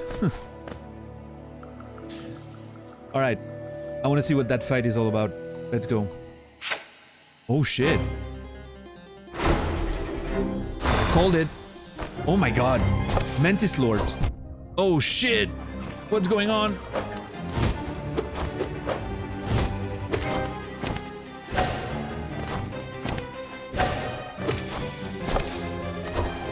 I feel like I'm fighting Vega in Street Fighter 2.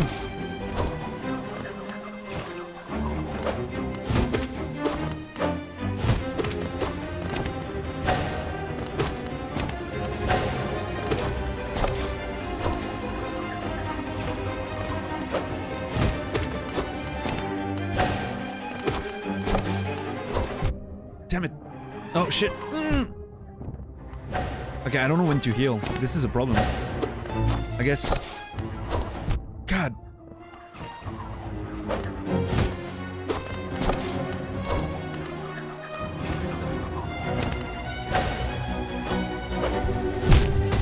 Wow, okay. No idea when to heal. This is I was trying to dodge and figure out when to heal. I couldn't find a space. Interesting. I might...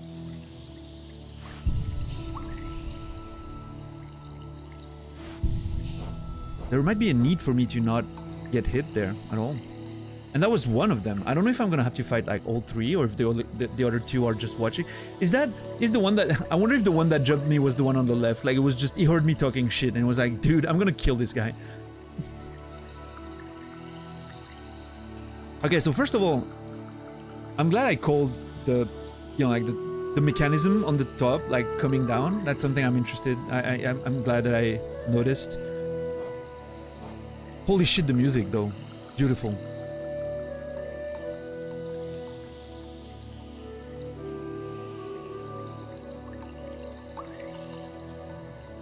I think his very first sentence was, "Oh, I love this game now, it's happening." Yeah? He was lukewarm up to that point. Interesting. Huh, I wonder why. I mean, you know, reasons, right? Could be a timing thing, it could be many different reasons, but... Yeah, for me it's just like, I was charmed from the moment the music hit on the main menu. Okay, interesting. I mean, I guess the setup I have right now is still the best, probably, but... Yeah, let's go with it.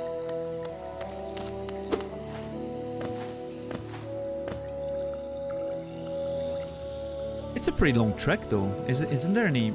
No, there's nothing closer than this. Well, I guess we're gonna have to learn the route. Okay, not go down, not go up here. Okay.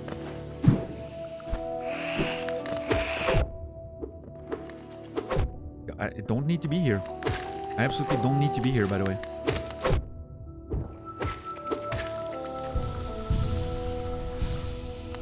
You did challenge him? That's true, I did. I love, by the way, that... What an interesting change of pace. Not a boss fight that just falls on you, but like you challenge them. And... You challenge them and then you literally like, get the nail out and... You know, like... I think that's very cool. I love the way it's... I love the way it's just set up, right? It feels very different, unusual. The way I'm taking it is... They prevented me from accessing the door, right? I knew I wanted to go through that door. And they prevent me. They're like, no, there's no... You're not going through. And,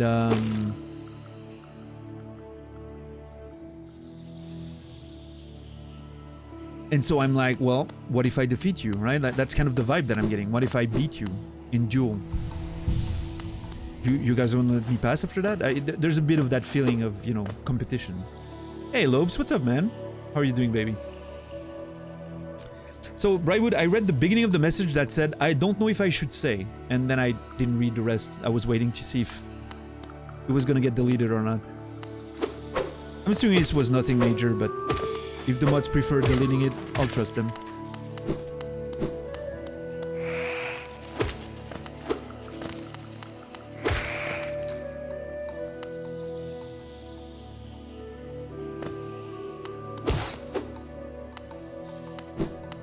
Yeah, Brainy, it's absolutely, you know, like the stereotypical, you know, like getting your sword out and let's just go, man. I'm ready. But I love it. It's such a nice setup. Also, first time I think in the game that your character like completely turns around to look at the, you know, at the background, and I think that looks absolutely sick. It's such a nice little detail.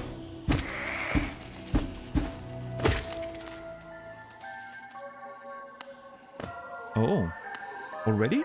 Wait. Where is it? Oh, there it is.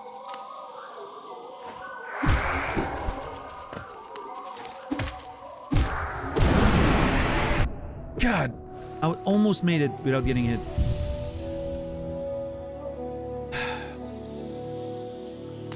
Yeah, what's up, Lopes? How's life? Everything good? We happy?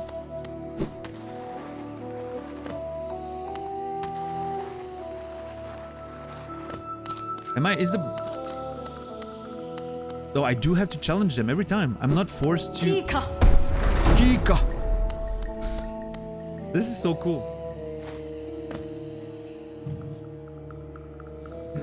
Cannot complain? Great, great. Oh, gaming is going great, Lopes. It's such a... What a video game. I'm completely charmed and in love with this game. It's just beautiful. We've been in the City of Tears, we've explored a bit. Still places I need to go back to, but I hadn't explored the bottom of the Mantis village, so I wanted to go there.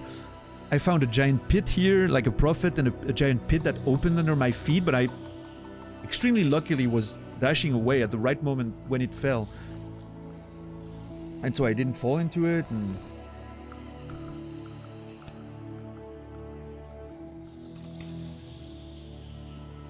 Hard not to be charmed by Hollow Knight, yeah.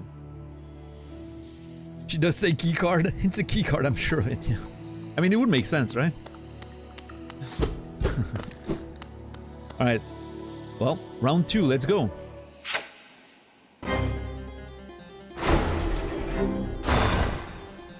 It's the middle one, not the left one. Okay. I mean, I don't know, maybe it's a different one every time. I haven't noticed, but... Okay. My mission... Oh my god, dude. My mission is to find a moment to... heal. Oh god, that was terrible. Wait, can I bounce on the wall? Oh my god. He doesn't give a shit, he's coming with me. Or she, I don't know, but...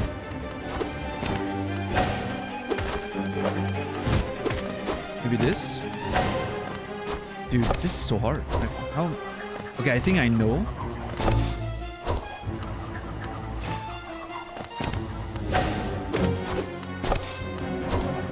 Nope.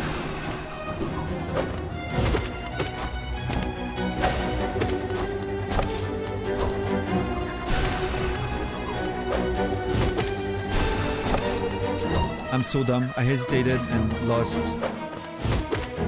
soul for no reason. God, this hurts. Okay, I have to...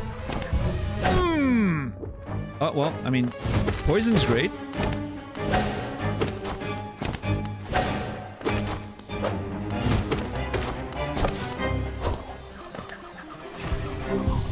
That was a nice opportunity there, again. Yep, this is cool. Got one.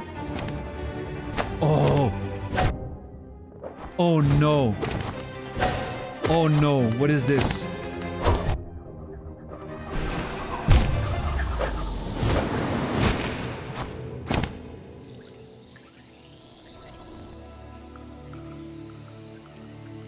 I should have seen it coming, and I didn't.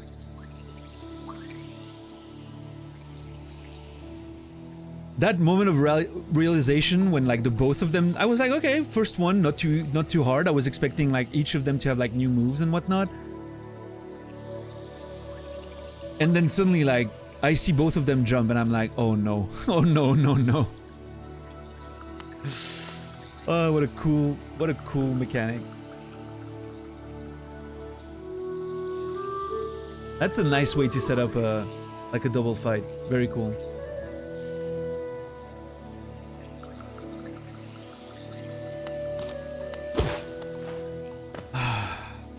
Well, I mean, I don't know how long it's gonna take me. You know, it doesn't feel... It doesn't feel like absurdly hard, right? But... Let's see. Let's see.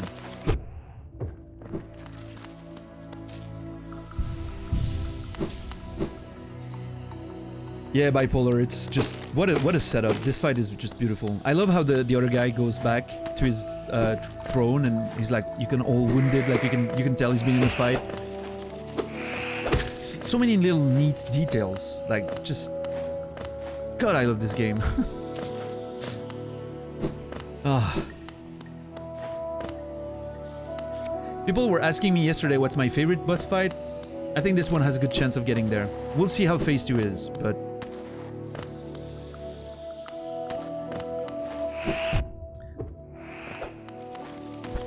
Looking good so far.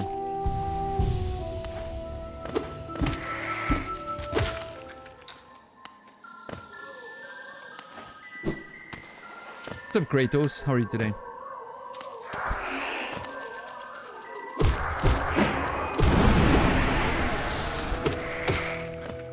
Alright.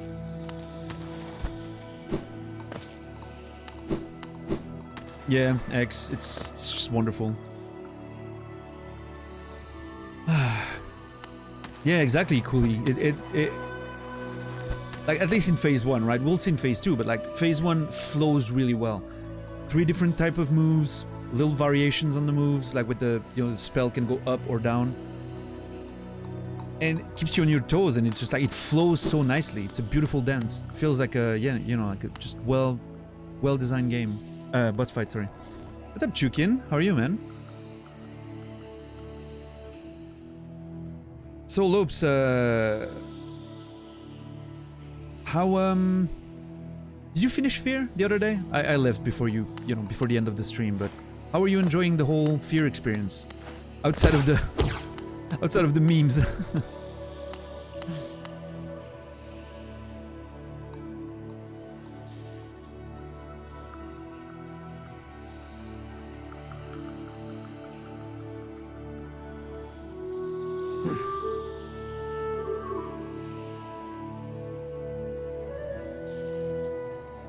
Sounded like a 90s action star playing it. I love when he goes slow motion and puts the voice like on slow motion mode too.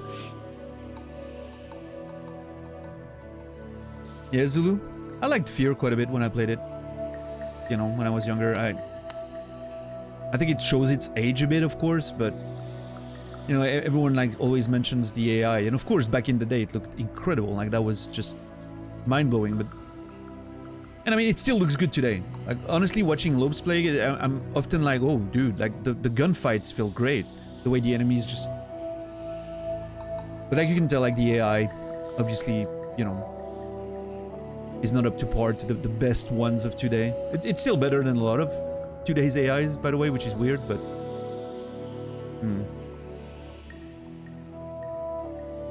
Yeah, Lopes, nice. Red, are you gonna pretend that you liked the Callisto Protocol, Red? Come on.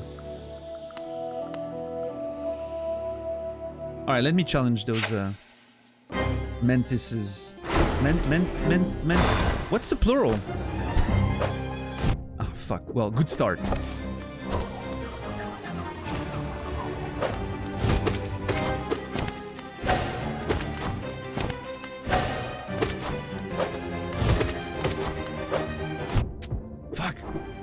I can dash.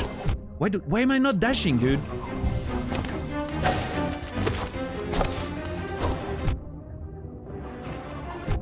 I'm so dumb. Literally, absolutely terrifyingly bad.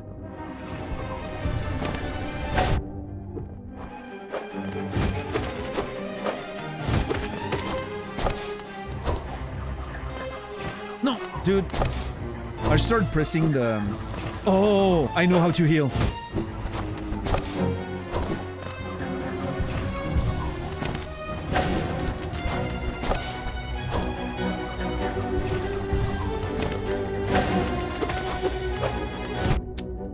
ran into that one.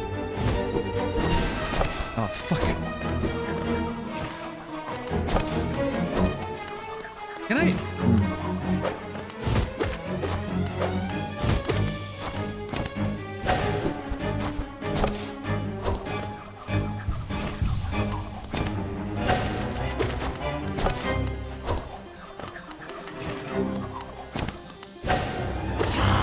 Alright.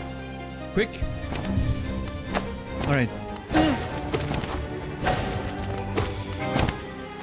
Oh my god.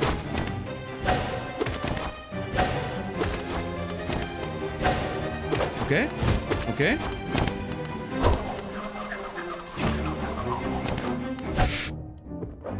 Okay, hold on.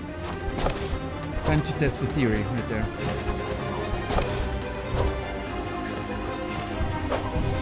Okay, it doesn't work quite as well because of the fact that there's two of them, but... Oh shit.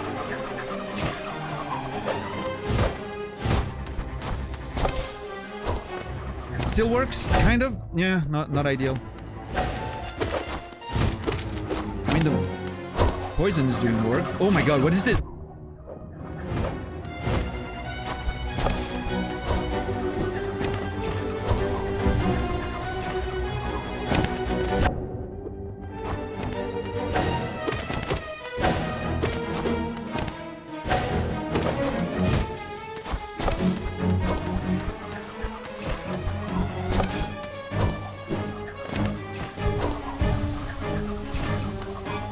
Oh, that was a good one. Phew. I need to dash more when that happens. I panicked, I didn't know what to do anymore.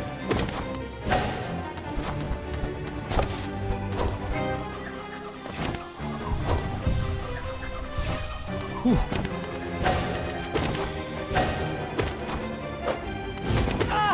One. Oh, I got this. I absolutely got this. Nothing you can do anymore.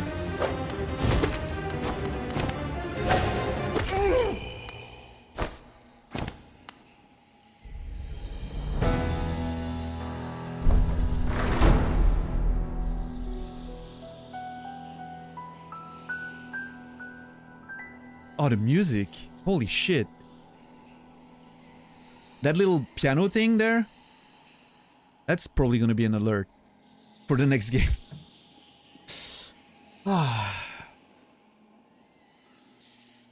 like they're just, you know, like bowing. So cool. What's up, Turakok? Welcome in. Rico, nice to see you, man. How are you?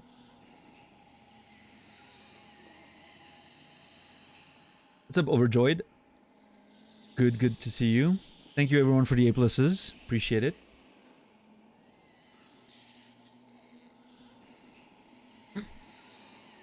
Nice, Shadow. Well done.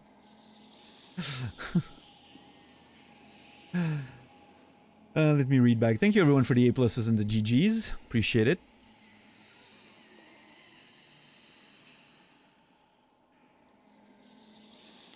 Let me check Lope's messages. Granted, I am playing on extreme difficulty, but fears made me appreciate one thing in games: variety, the amounts of approach you can have towards enemies, and how that varies in certain areas. So fun. The story is legit too. The weapons are great. Turning guys into fucking debris. Debris! With one laser shot, Fear is easily up there as one of my favorite FPSs I've ever played. Dude. Beautiful. I'm glad you're enjoying it so much, Lobes. It's awesome. And it's been wonderful seeing you play it. Like, you approach it in such a fun way. You know? Hey, Lucy, what's up? I did just get the Mentis Lord. Yes, beautiful duel. Very interesting. I was just about to note, Korolevich, like, the one on the left, again, the one that couldn't, you know, jump in, like, headbang in rhythm with the other ones, bows the other way, which is interesting. I wonder if it's... I mean, it could be simply a matter of symmetry, right? But then why would you not make the middle one have a different bow, right? Or it could mean something more. Who knows? What if one of them kind of has like a nefarious plan or something, right? Maybe he's not completely in line with his friends. I don't know. Did you hear about the typo in the INI file for Alien Colonial Marines? Turns out that with that one config missing due to a typo, the game makes the aliens AI default going straight for the player. To prove the point, someone corrected the typo and played it. An alien came towards him, then dug down a hallway, and then he followed another attack team the first and killed. This is wild. Anubis.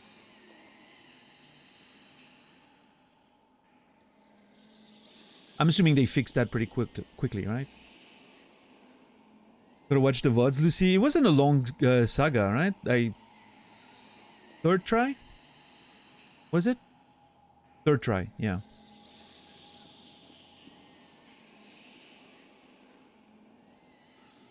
They didn't fix it?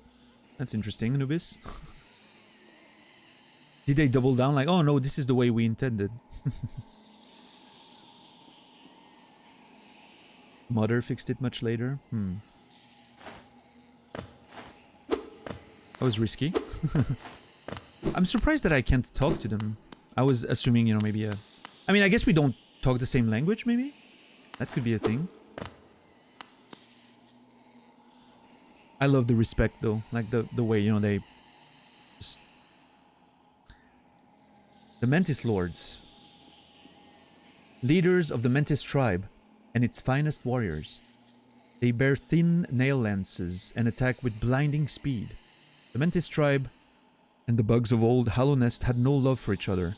The Mantises, there we go, Mantises, outlived their rivals, though, and their civilization still stands. So there was definitely like a war. You know, he mentions like the bugs of old Hallownest, like between the Mantis tribe and the other bugs, which I'm assuming is what they call the beasts in their lore. Like there was a mention of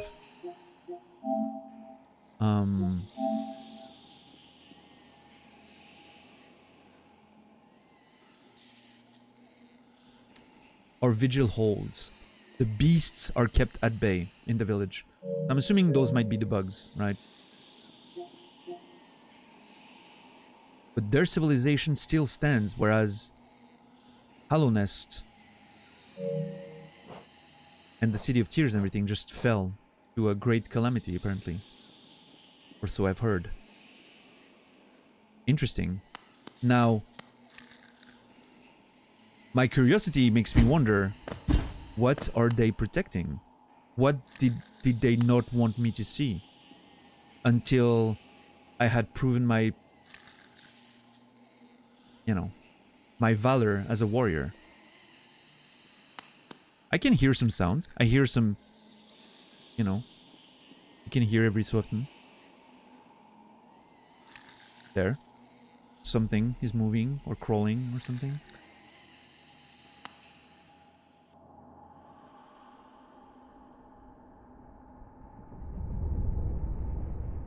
Oh.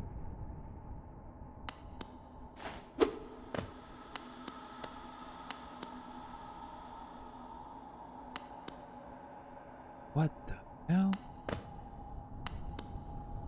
Oh, hold on. Are those bodies of the beasts, right? Like the bugs that tried to attack the village, maybe? And they were fought back by, well, the Mantis Lords and the Mantis Warriors? Deep Nest.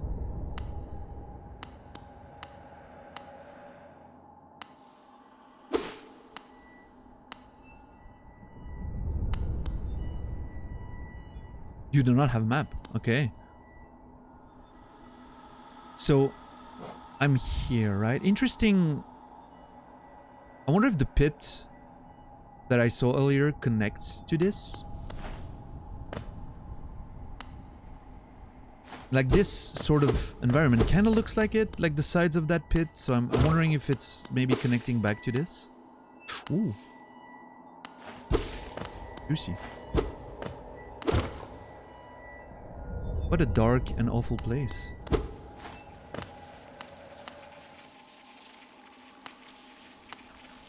Oh god, it's getting really dark. Holy sh... Oh my god. What fresh hell is this? Oh, those are considered spikes, huh? Oh my god, this place.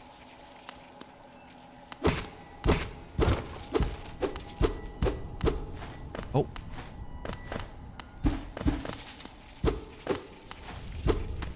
Okay, there has to be a passage, right? How do I get up there?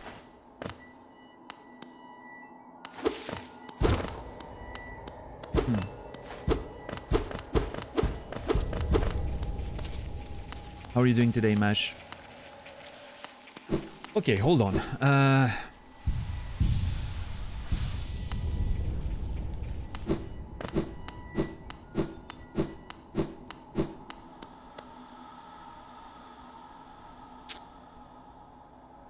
Okay, if this is indeed the same location that I would fall in, this means this is at least this big, right?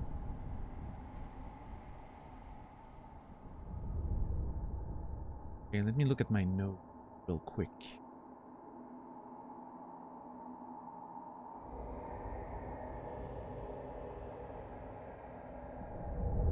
I'm doing good, Mash, thank you.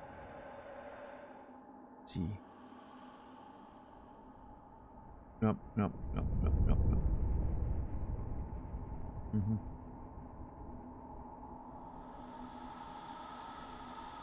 Yeah.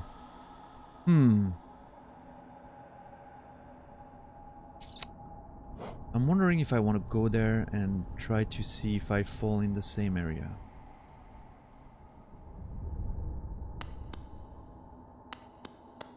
Or if I just want to keep going on my way there. Okay, here's the thing though. It's very dark in here. I could look at this shit.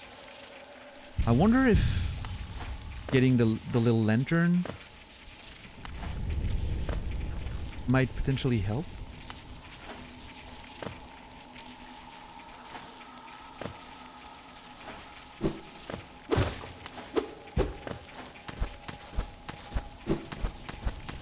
God, this place is terrifying.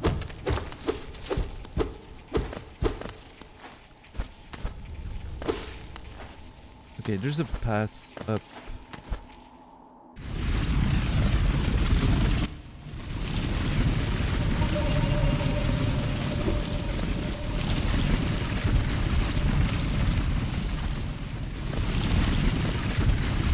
Oh, fuck.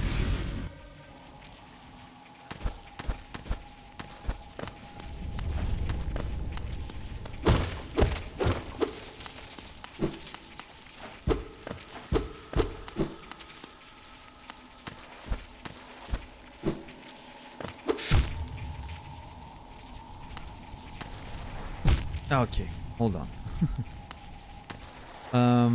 Okay. Hold on. Hold on. I'm not leaving.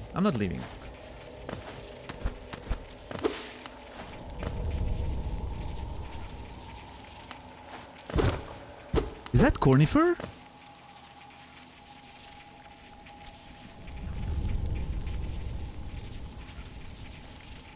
The dungeon, no more shot.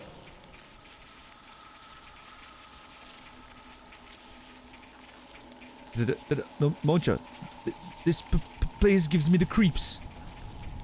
Vicious little creatures burst out all over the place, and the passages are dark, twisting maze.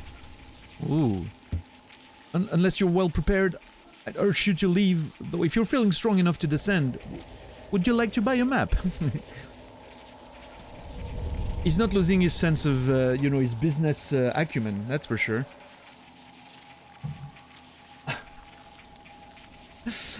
This is an interesting twist, you know? Usually you hear him sing from like a distance and you get to him and you know, this time, if you don't quite explore, you can entirely miss him, right? 38 for the area? Oh, that's a cheap deal. I'll take it. Hesta, monasta. Monasta. What a horrid warren of angry beasts. It's going to take a whole lot of effort to climb out of this dark pit. I think I'll hide here a little longer. Testa. Buonasera. Alright. What does the map look like? Hold on. Ooh. Okay, first of all. God, that area is big.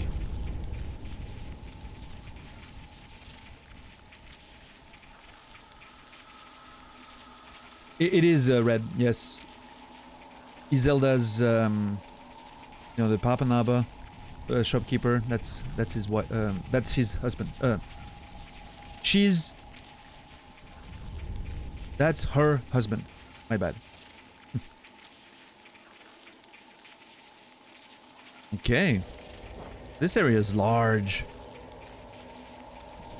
So this kind of confirms that the pit that I've seen... Yeah. Goes down there. Huh. Straight to the other side of it. Too.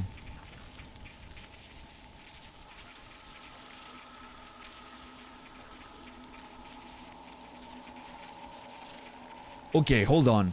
Because if that map is true, the side here, you know, at the edge of... Hold on. Middle of green path. Oh, shit. That thing goes all the way to the west there.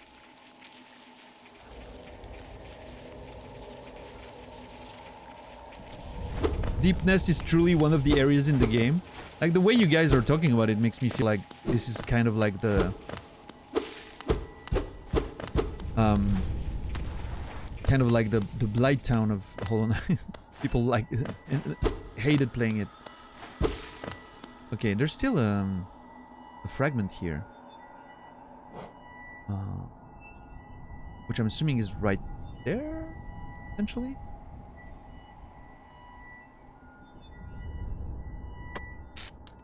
Right. Let me. How am I gonna express that?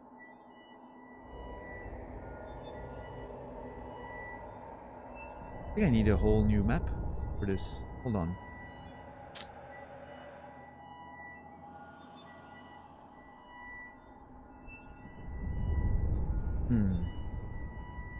Inspired by rural Australia. Beautiful.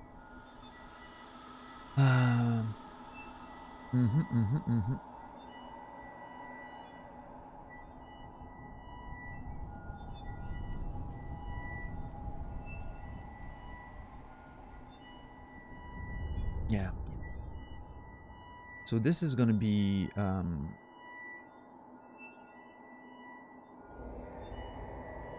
I'm gonna put the Mantis Lords here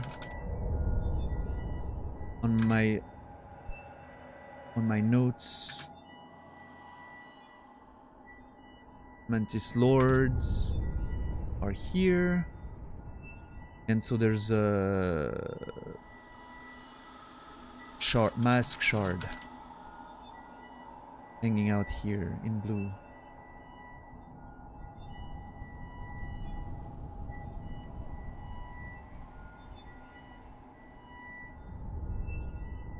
And I need to make like a different shape for Hollow Nest. I'll be right with you guys, I'm sorry. I need to update my map because, you know, well, you know.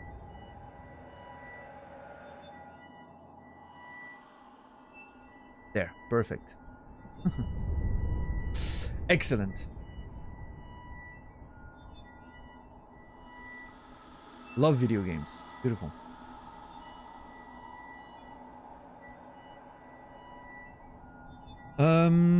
Yeah, Korlevich, this is the Void Heart edition on PlayStation. Yeah. So it includes everything. Yeah, Lucy?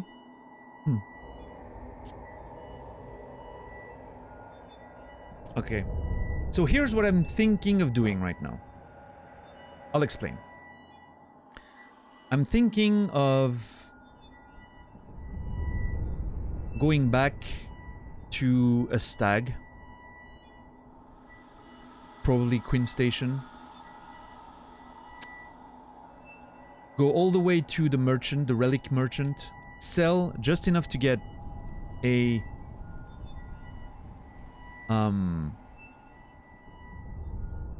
lantern in Dirtmouth. and then potentially go back down to here, the Prophet, and try to fall in the pit to see where it leads. Right?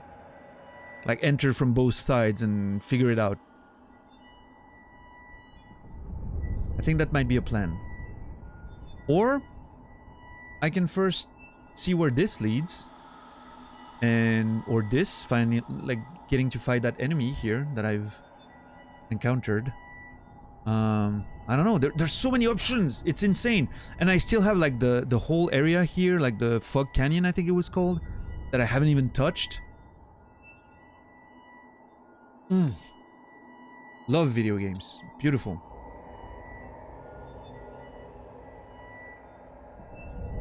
But anyway, yeah, I think my first plan is going to be to go back to Dirtmouth with money to try and get the lantern and see if it changes anything in here. And if it doesn't, I can always go explore a few of the dark places that I haven't explored yet. Like there's a dark tunnel here. There's a dark tunnel in the Stone Sanctuary.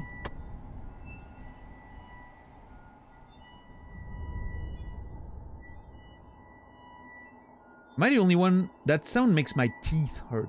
Am I the only one? And there's a dark tunnel here. Maybe that's the plan. Go by lantern, explore the, you know, the dark places, and then check Deep Nest. Alright, I'll be back. I'll be back here. This place looks terrifying, by the way. Look at the fucking amount of enemies that... I'm assuming all those crawly, creepy crawlers, is that what you call them in English? From Deep Nest.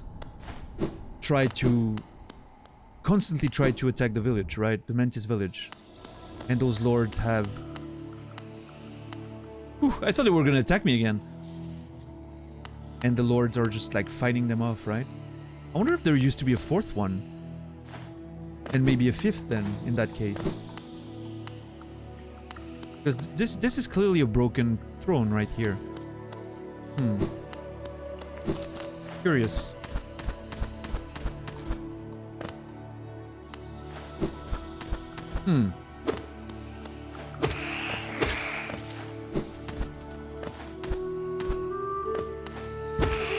Creepy crawlies, yeah.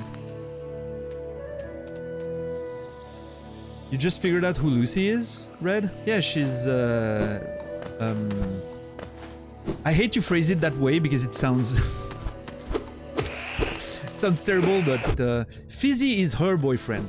That's the way to go.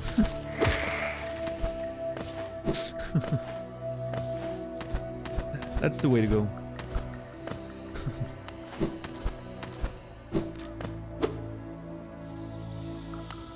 I hate, like, when someone is present, I hate to define them as, oh, that's this person's boyfriend, as if that was the only defining trait about them, you know?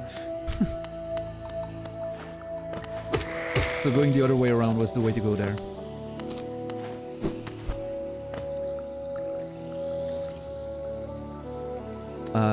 Oh, I need to go up from the center of the village.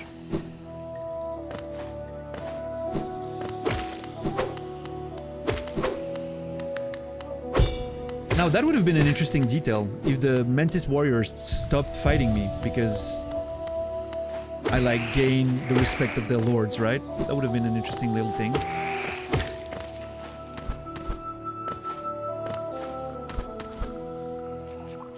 Exactly, Barack Obama, Michelle's husband.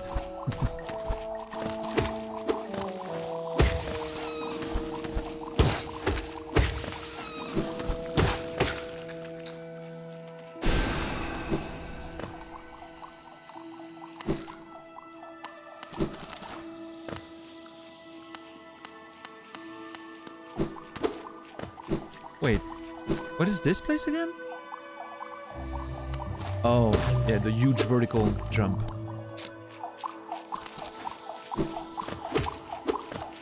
Not much Chukin, actually. There was a lot of... Hold on, what have we done today? We finished this side of the thing, went up to the elevator,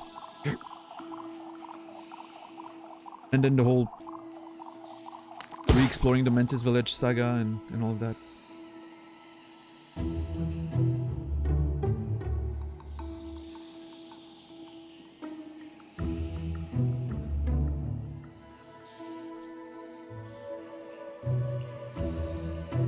Wait, hold on. Why is X giving me a bruh and Shadow King is giving me a what I'm assuming is a dude?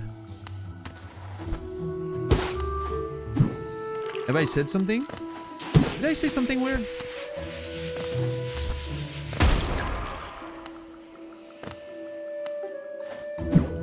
Yeah, $10. A hungry Lucy is a very dangerous situation for everyone involved.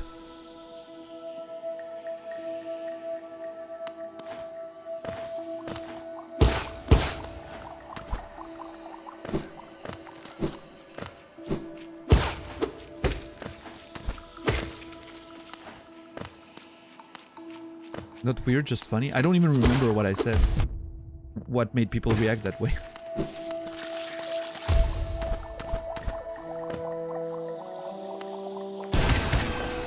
Good? Fuck. Now I'm gonna have to go check the VOD or something. Wait, hold on. I'm going to, yeah, no, that's not where I want to go now. How are you doing today, Pi, by the way? I think I missed saying hi to you earlier, so... Good to see you.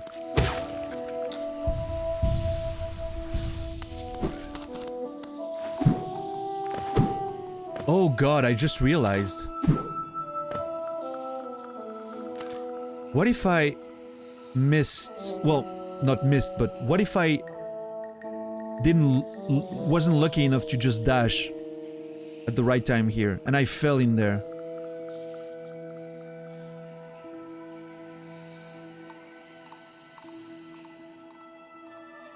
I wouldn't... Like, the map was around here, right? There's no way I would have found the map.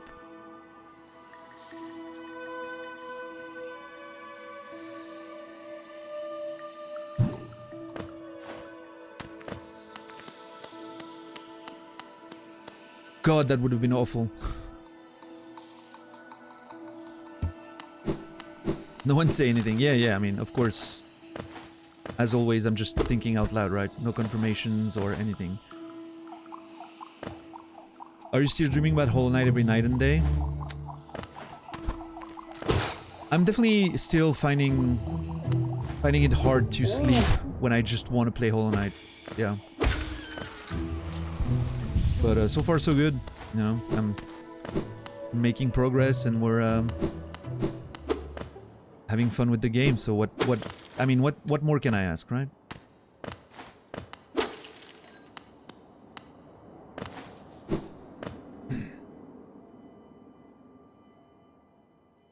Oh, Red, that little thing you saw was a note left by the map guy, that was where I found him when I was exploring this area first. And then when he leaves, he gives you a note. Oh, if you want to buy the map. I'm assuming if you don't buy the map and like he leaves, you can then get them at his wife. That's what I'm assuming the mechanic is. But I've always bought them immediately, so I'm not sure. But that seems to be, you know, like you would go back there and be like, oh, I want to buy, I have the money now, I want to return, and then you see, oh, he's not here anymore. And so you go by at his wife's shop. That's what it suggests, at least, so. This map is starting to look good. We're filling it up nicely.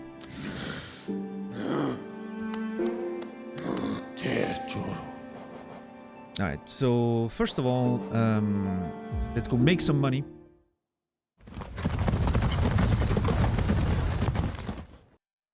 Yeah, Korolevich for sure. I still remember, I told the story before, but sorry for those who will hear it for a second time, but when I was a kid, I have a very clear memory of getting Gremlins 2 on NES at the store. Went with, you know, my grandmother. We went to get groceries. You know, she or no, it was with my parents, I think, my mom.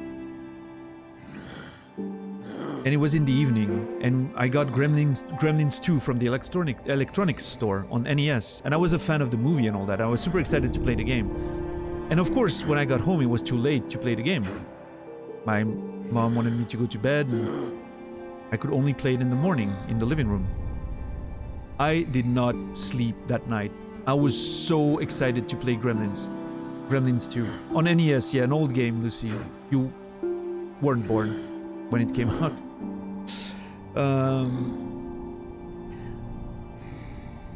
Man, I was excited.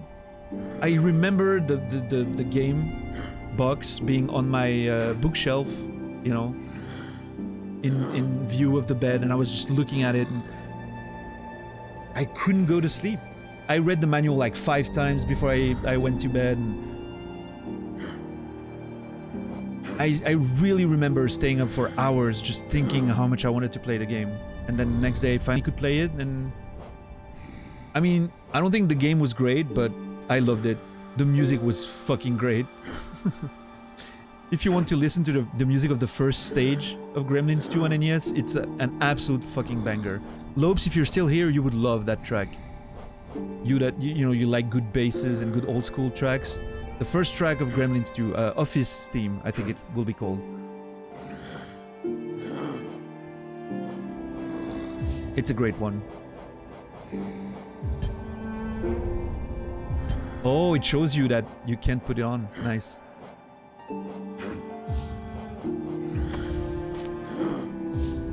I kind of want to... Yeah, I want to go about it like this. Alright, so I'm here in the City of Tears, and I want to go all the way down. I still need to investigate this, by the way. See if I can open the door again from the other side.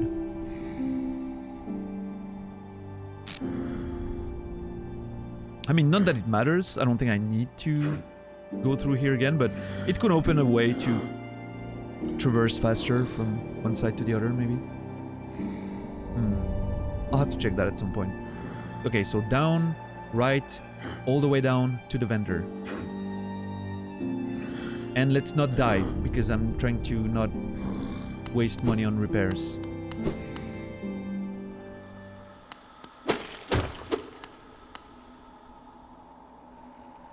The first Gremlins movie was very scary when I was a kid, Korolevich, for sure. The second one was a bit more of a comedy, but... the first one was definitely scary, yes. Wait.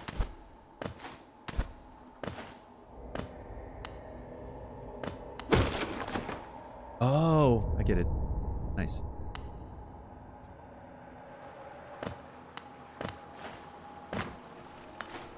The first Gremlins is a Christmas movie. Unlike Die Hard, by the way. Die Hard is not a Christmas movie. Fuck everyone who pretends it is. It's a good movie. It's not a Christmas movie. Gremlins is.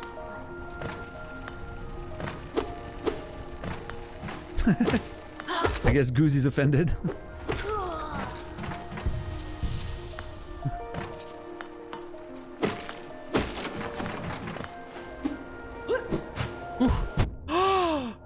Holy shit, the snipes! Did you see that? I'm getting destroyed by this guy. Is Harry Potter a Christmas movie? No.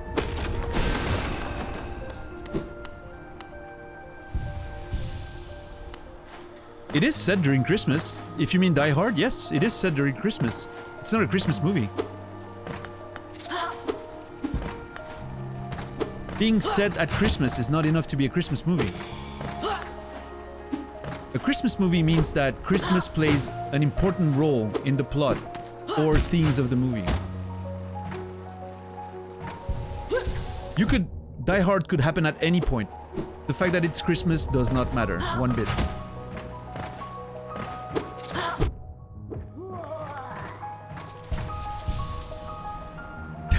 Everyone's so mad.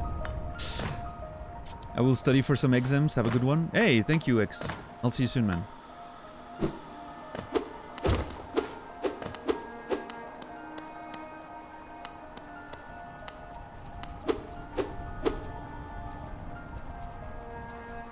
Ho Ho Ho is a line in that. Home Alone is definitely a Christmas movie. The fact that it's Christmas is very integral to the plot and themes of the movie. They literally forget the kid because they're going away for Christmas, and there's the whole thing about gifts and, you know, Christmas miracle and all that. Same with Gremlins. The whole point of the movie is that is getting a Mogwai for Christmas.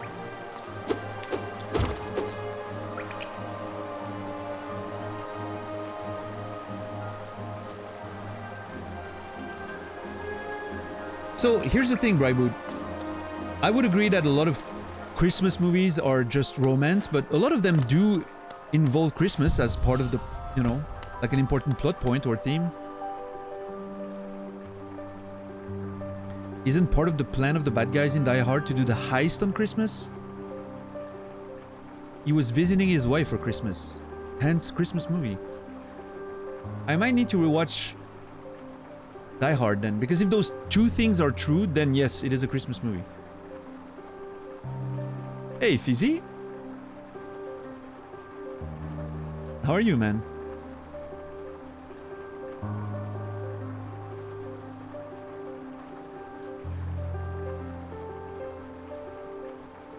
But yeah, you're right. Most quote-unquote Christmas movies are just romance, right? But movies can be multiple genres, right? Most Christmas movies are romance and a Christmas movie because Christmas is an important part of the plot.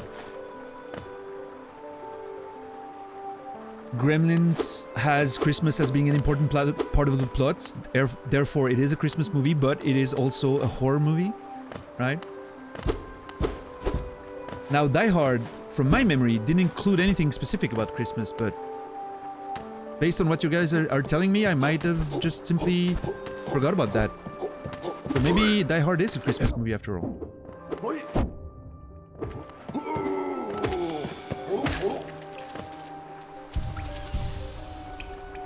The bad guys also use the Office Christmas Party as a cover to get into the building.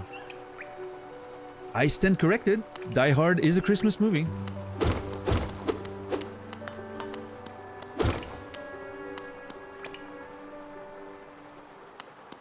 I was wrong. I'll admit it. I was wrong. I forgot about those details. Thank you. Oh shit, no, wait. That's the mage guy again. Right, yeah. Oh god, oh yeah, no, bye. Naz is so mad because Naz, like me, believes that Die Hard is not a Christmas movie. But, you know, that's the thing, Naz. When I'm being shown evidence that I'm wrong, I accept it.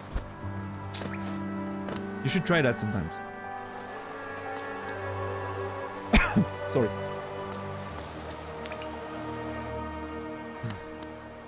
Yeah, Fizzy, we did the Mantis Lords third try.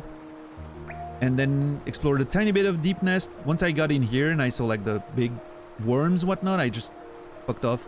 And now I'm trying to go buy a lantern.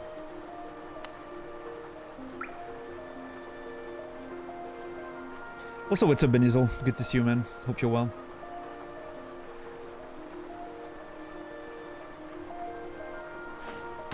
You'll have to VOD die for this one. Yeah, there's a few things to... I mean, outside of the Mantis Lords, I don't think there was anything huge. Oh, yes.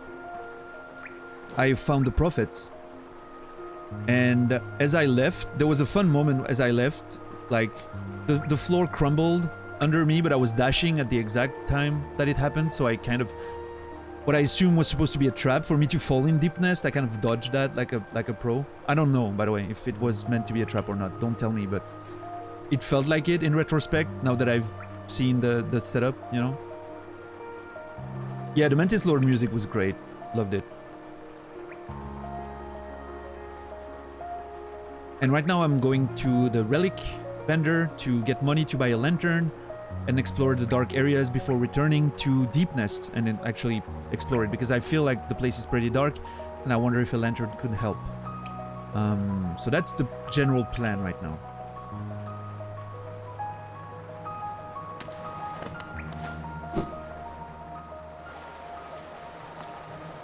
Hold on.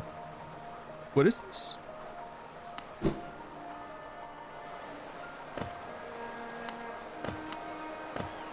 Logic is unavailable right now. Please leave a message at the beep, and Anubis Logic will get you back as soon as it arrives. Yeah.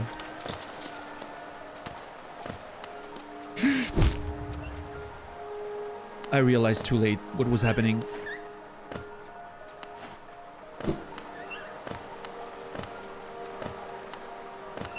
Deepness doesn't sound lovely at all. It doesn't. It truly doesn't, Android.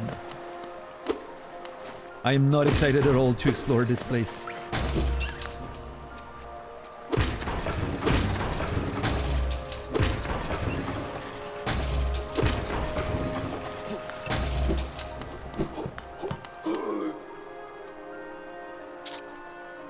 I'm not sure. Nerd.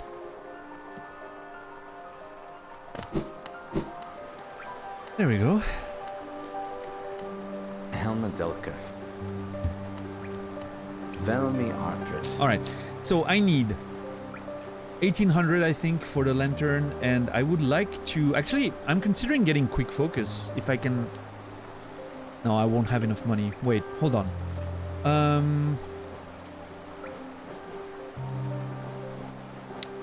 I need about 1,000 more, which... I got 2,500 available here. Oh yeah, that's enough. That's... Oh, that's just short of what I need to get both items. I would like to get quick focus at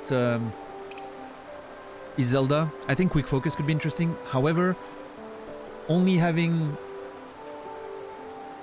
It takes 3 notches. I could buy a notch for 500. Wait, hold on. I can get up to...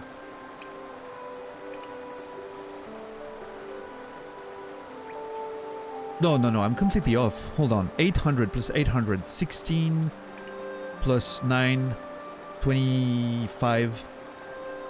Oh yeah, no, 25. Okay, 25 plus 800 I have on me. 32. I would need 13 and 18. Oh, actually, I got exactly what I need. In fact, if I sell everything, I think I have exactly what I need. Which is beautiful. Alright, let's do that. Kachael Liasoki. A Wanderer's Journal, eh? Though there are common finds about the kingdom, I much enjoy deciphering their texts.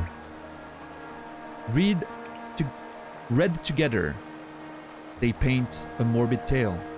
It seems fate was unkind to most who travel within Hallownest's ruin. Velmi Ardred.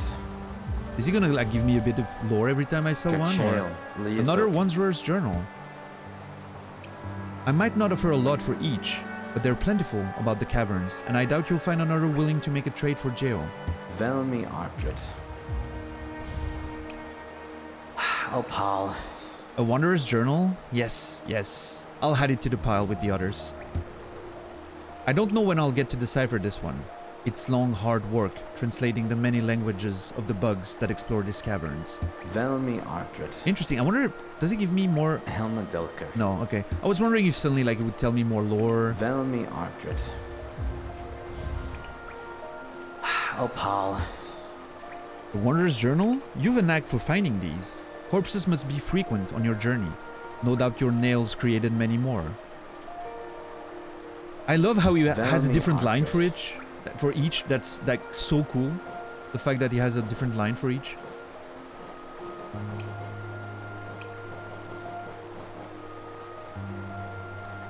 Velmi Ardred.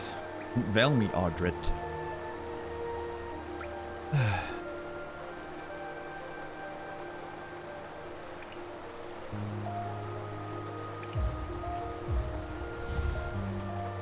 Boris' son? A Hallownest Gian. seal, huh? Very interesting, this. Do you know of the kingdom's 5 great knights? They're revered figures of Hallownest, often mentioned in the annals of the kingdom, but only as a group. The kingdom's 5 great knights.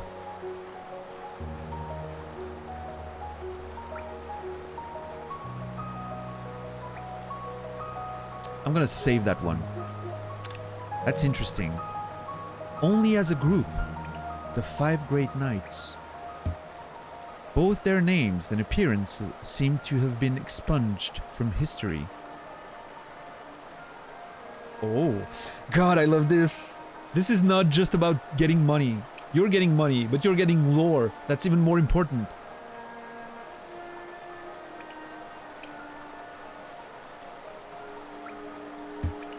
So long has passed since their time. It'd be a grand achievement to discover their identities. Oh my god. Oh my god, I'm so excited.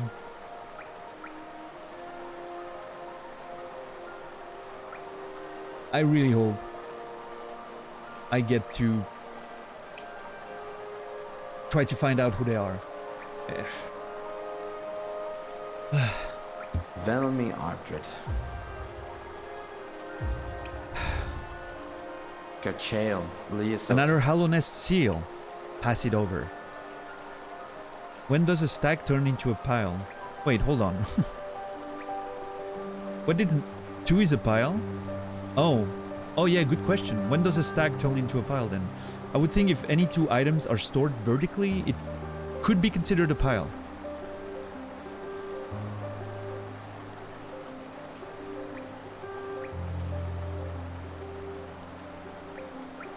It's one of those things, right? It's hard to draw an arbitrary line. I don't think 2 is a heap. That's totally fair, yeah. Would it be a pair? Yeah. Would it be a stack, though? Are 2 books on top of each other a stack of books?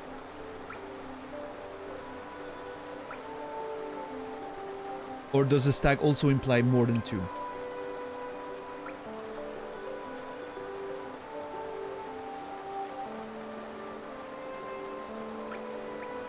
You can't have a stack of clothes.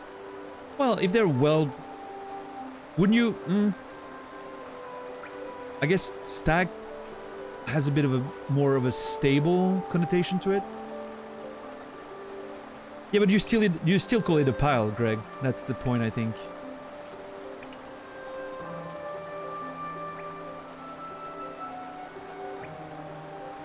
I stacked the book on top of another. Yes, yes, true, true, true.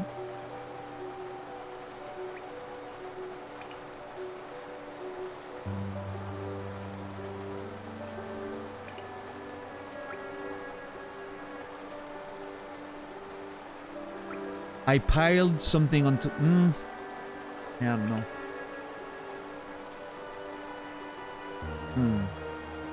What's the limit then, Naz? Is 3 the limit for a pile?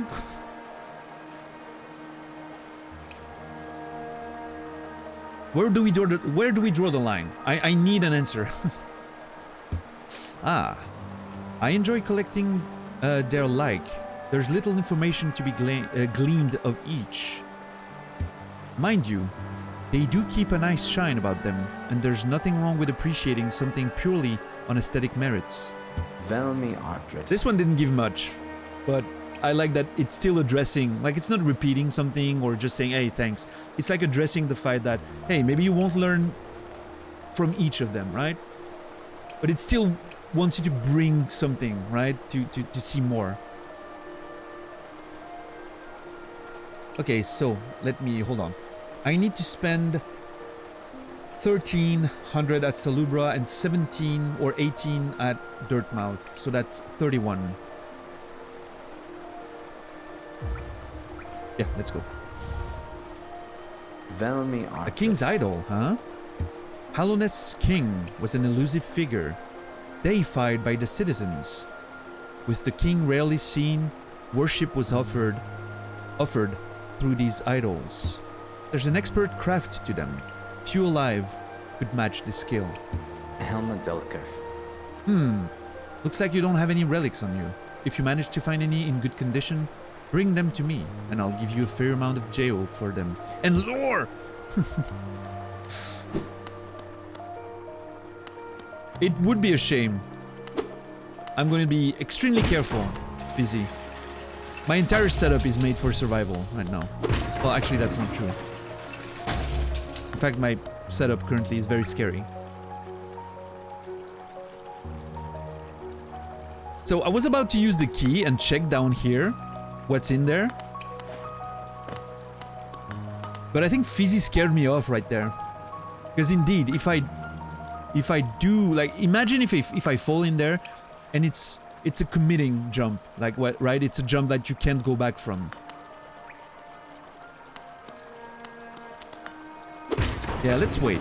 Let's wait. Wait, what? Oh, yeah.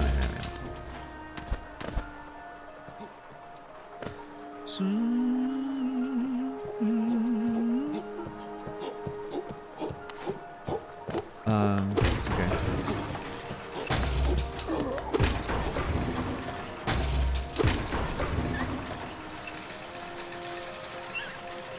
I'm not sure. I wanna make my way up, but I'm not sure anymore. I think it's here.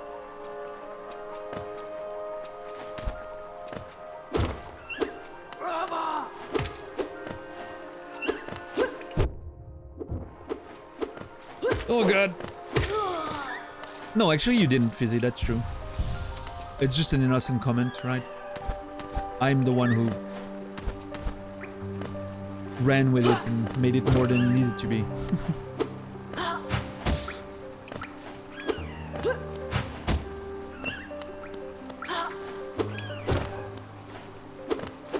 Oh god. Oh god. I'm playing so scared right now. I'm legit terrified. I have so much Geo.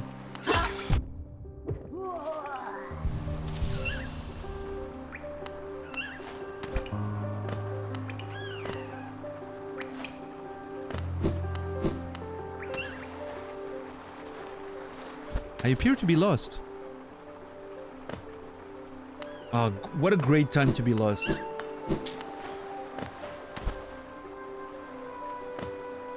Ah, there it is. Yep.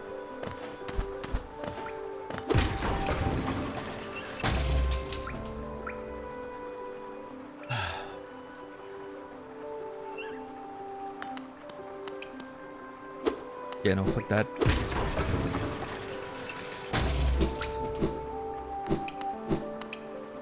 Hold on, where am I? That's the mage place, right? Yep. I mean, look at the fucking thing on top of the door there. That looks creepy as fuck. That's like a huge sign saying you don't want to go there. I will though. I want to fight that mage thing and see what it is. The place looks interesting.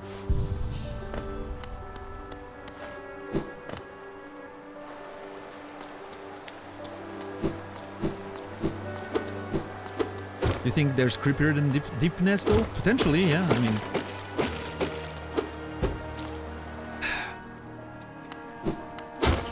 Deep Nest is more about the horror of it, right? That enemy that I saw a couple times is more about the, oh my god, that looks extremely powerful, how am I gonna kill it? It feels strong and menacing.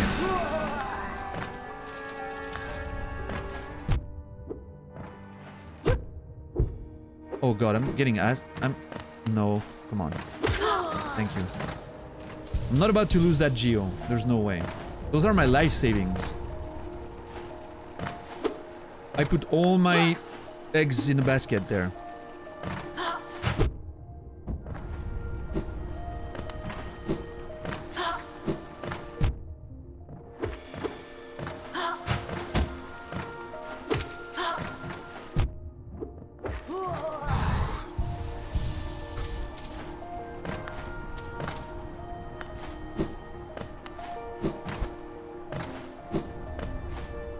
Put all your soul into it? Yeah, that's what I would say. Alright, we made it. God, thank God, we made it. Whew.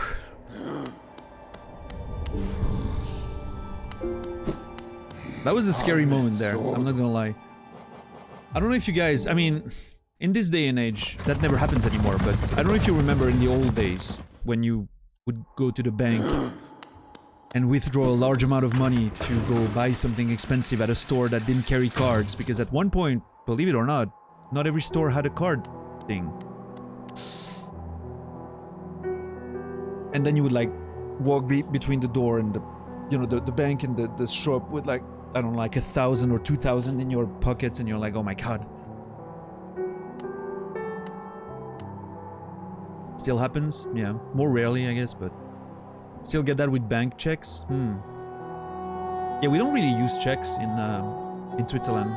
It's something I never see checks, like it's not a thing. I don't know. Madaula Misu. I was wondering if he was gonna tell me something about Deep Nest, but apparently not. Akala Em.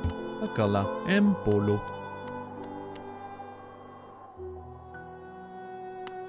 Hold on. Yeah, this guy. Patamas Gio. Patamas Chio. What's more important, a light to guide your way or a friend to stay by your side? Why not both? Take this bright little fellow as your companion, and he'll light your way through the thickest darkness. Let's get it. That was an expensive purchase, but I'm glad I did it.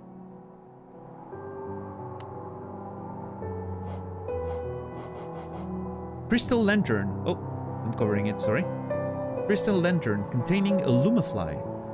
Brightens dark caverns so wanderers can find their way. Lumaflies, that's a great name. Alright, neat. Beautiful.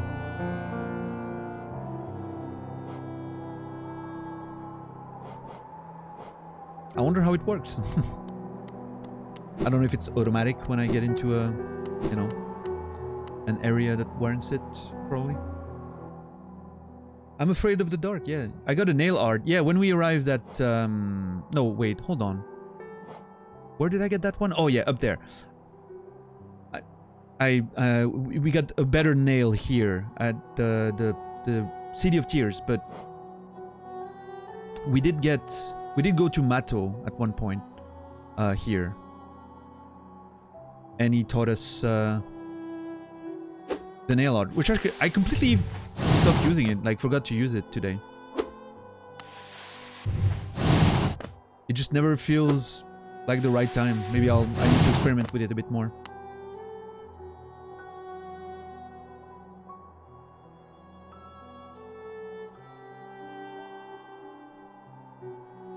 So here's the thing, Red. It's supposed to be a way for us to like get a sense of how people enjoy the stream and whatnot, those react things. But here's the thing though, you get, it appears in your dashboard as the number of times everyone used any of them. Like it's not even spread on a timeline to make you be able to see like, oh, this happened here at this moment of the show, or this happened here, which would be quite more useful, even though most people use that feature to troll, at least on this channel. So, but the way they've done it is absolutely stupid. Like, it doesn't give you any information at all, except that I'm not funny apparently, because no one ever clicks funny on my channel. So I guess I'm not a funny guy, which is fine. I didn't think I was, but you know.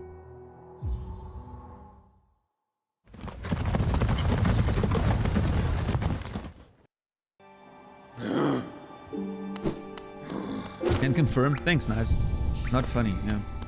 Seems to be working as intended then. Maybe it is, yeah. I don't know.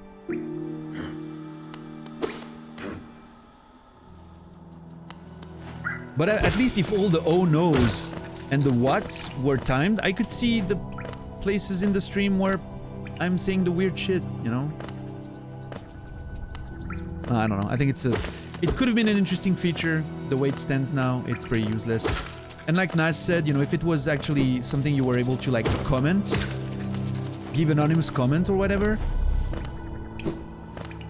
then it would be more useful. But the problem is, obviously that would be used to harass people and torture them and whatnot, and insult them and whatever. So obviously you can't do that.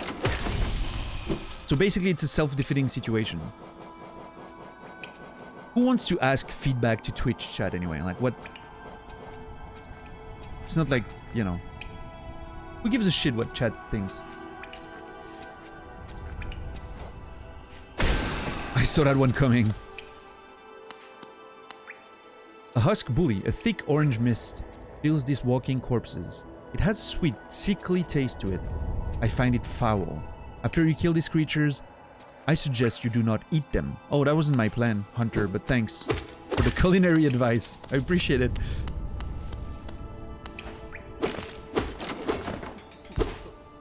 Yeah, absolutely, $10. Very true. Ooh-hoo-hoo.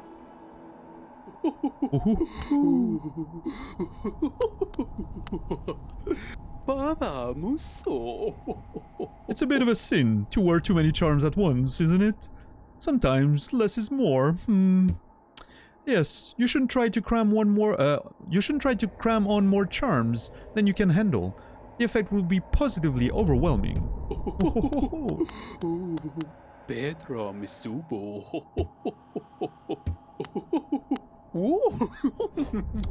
Alright, so what I want here is a notch and quick focus, which I can afford, so that's great.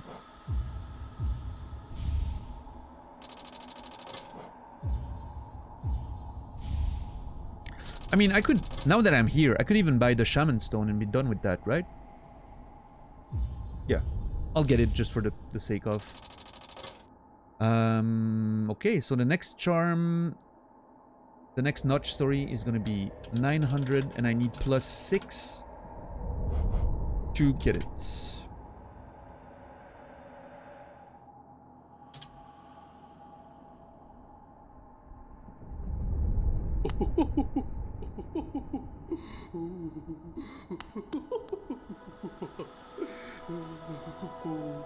They could also have a report feature. We would never know who did it, but they could punish people abusing it.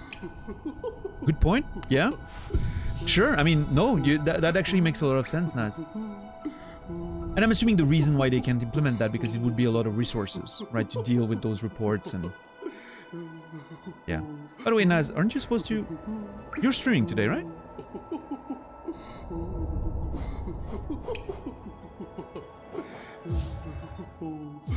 Alright, let's see. What's my combination now?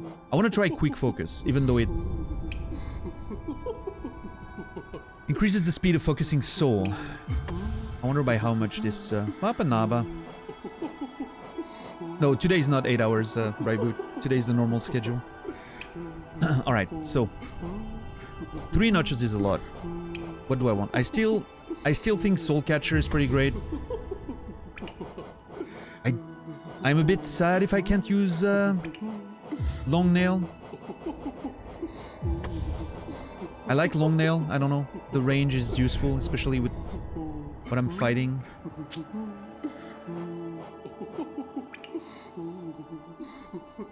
The normal schedule of 4 hours? No, 5 is my normal schedule. But I usually end around that time and start 5 hours from now, which is what happened today. And yeah, but I'm there every day. I actually filled in my schedule thing in the Twitch page. Like if you click on the schedule under the video, it shows you every day for your time zone. Whatever the thing is, you know. Yeah, Long Nail is just like, especially if you're like me and you try to parry shit, it's great to have that extra range, right? I think I'm gonna go Gathering Swarm because it's so just practical. Although I could see myself going Spore Shroom with that setup. Quick Focus and Spore Shroom could be nice for especially boss fights, potentially. That's the beauty of it, though. Everything feels kind of useful. Everything kind of feels like you kind of want it, you know? Nothing is like, that doesn't, you know, do anything. It's just... You really want to think and use the things based on your playstyle, and I really like when a game does that. Hopefully the number of charms is not too indicative of the length of the game, because I'm really hoping I'm not 30% in right now. That would be a shame. And I don't want to know, by the way, but yeah. Yeah, Fizzy, and I know someone mentioned, one of the characters mentioned that combining certain charms with one another could have, like... Apparently they can interact with one another to make greater effects, but I haven't found anything of that sort yet. Let me try, actually. Let me experiment. I don't know if it was just like the way Salubra phrased it was just like a... I don't know if it meant... Well, for instance, Quick Focus and Spore Shroom work very well together, right? I'm not sure if that's what she meant, like, oh, you can mix and match some things, or if there's actual, like, certain charms you put together and it enhances the effects or whatnot. And of course, I don't want to know. Please don't say anything, but that's the idea of what I'm wondering, you know, if it means more than just combinations that synergize with each other, right? I will figure that out as I play, I guess. But the way she phrased it really made me think that it was more of a, oh, there's certain types of charm. If you put them with one another, it increases their efficiency, or whatever she phrased it.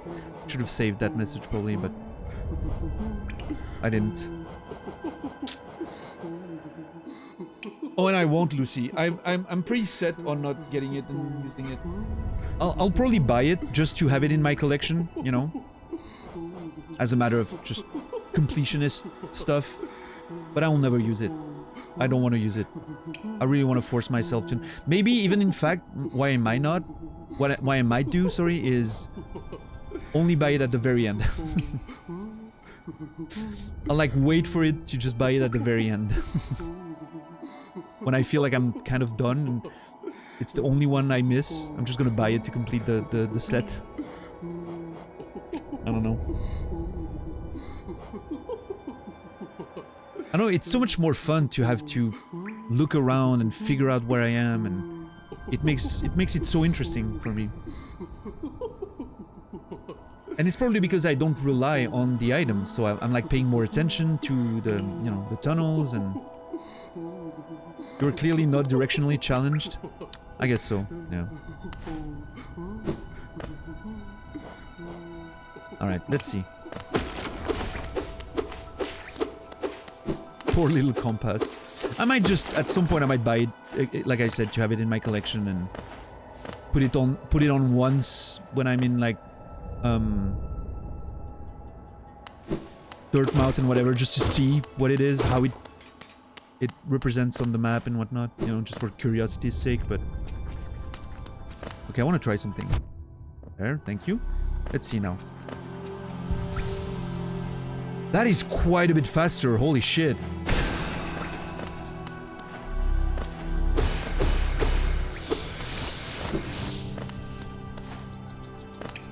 That is quite a bit faster.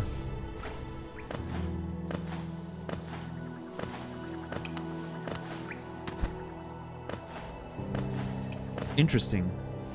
I mean, it has to be, right? Otherwise, how do you justify equipping it if it's not significantly faster? Especially for 3 notches. Man, I love the charm system in this game. It's so cool. It's such an interesting... I don't know. It's great. I love it.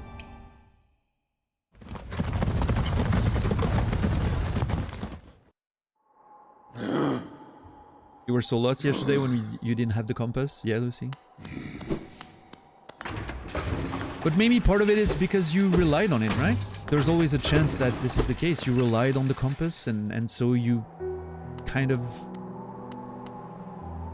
Because, I mean, at the beginning, I was pretty lost too, right? When I started, like, exploring, and I was like, where am I? What, you know? And now I'm getting a bit better.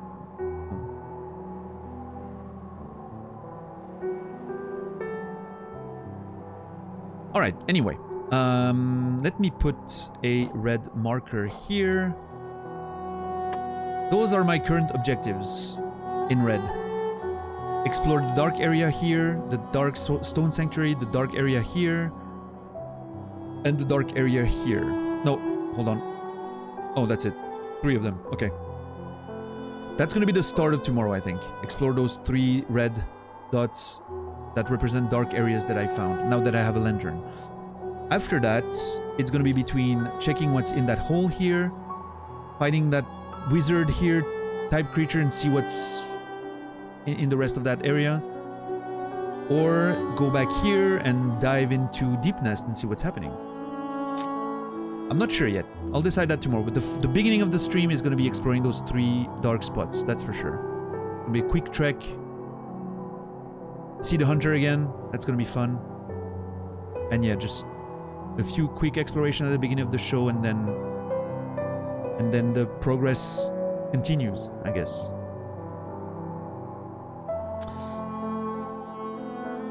Whoop. Me sit my ass here. All right.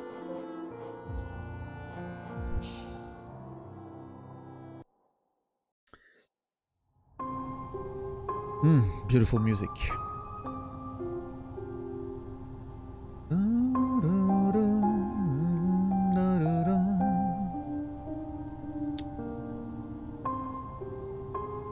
All right, everyone.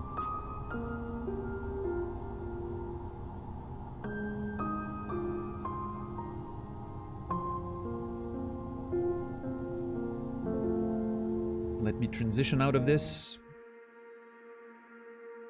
Thank you everyone for being here tonight. I hope you had fun. I hope you enjoyed this stream. I did myself. Thank you very much everyone for the resubs and the bits. Thank you everyone for the lurks and the conversations as always.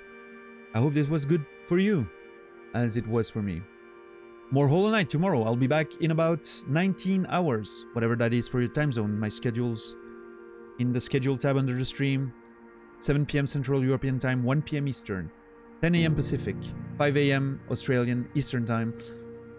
I'm gonna raid out in a minute, if you don't mind waiting for a few seconds. Let's go see Nasrallah, my good friend. And yeah, what more can I say? I mean, it's been fantastic so far. I'm super excited to see more of Hollow Knight. It's such a blast to play. Today was a bit, you know, we didn't do a lot of big progress, right? We had the Mantis fight, but in terms of exploration, we didn't go too far in any direction. We kind of stuck around the known places. Tomorrow, it seems like we're gonna go further down the roads to whatever we have to find. Yeah. Anyway, I'll see you guys tomorrow. Have a wonderful night, everyone. And until then, remember me, and I'll remember you.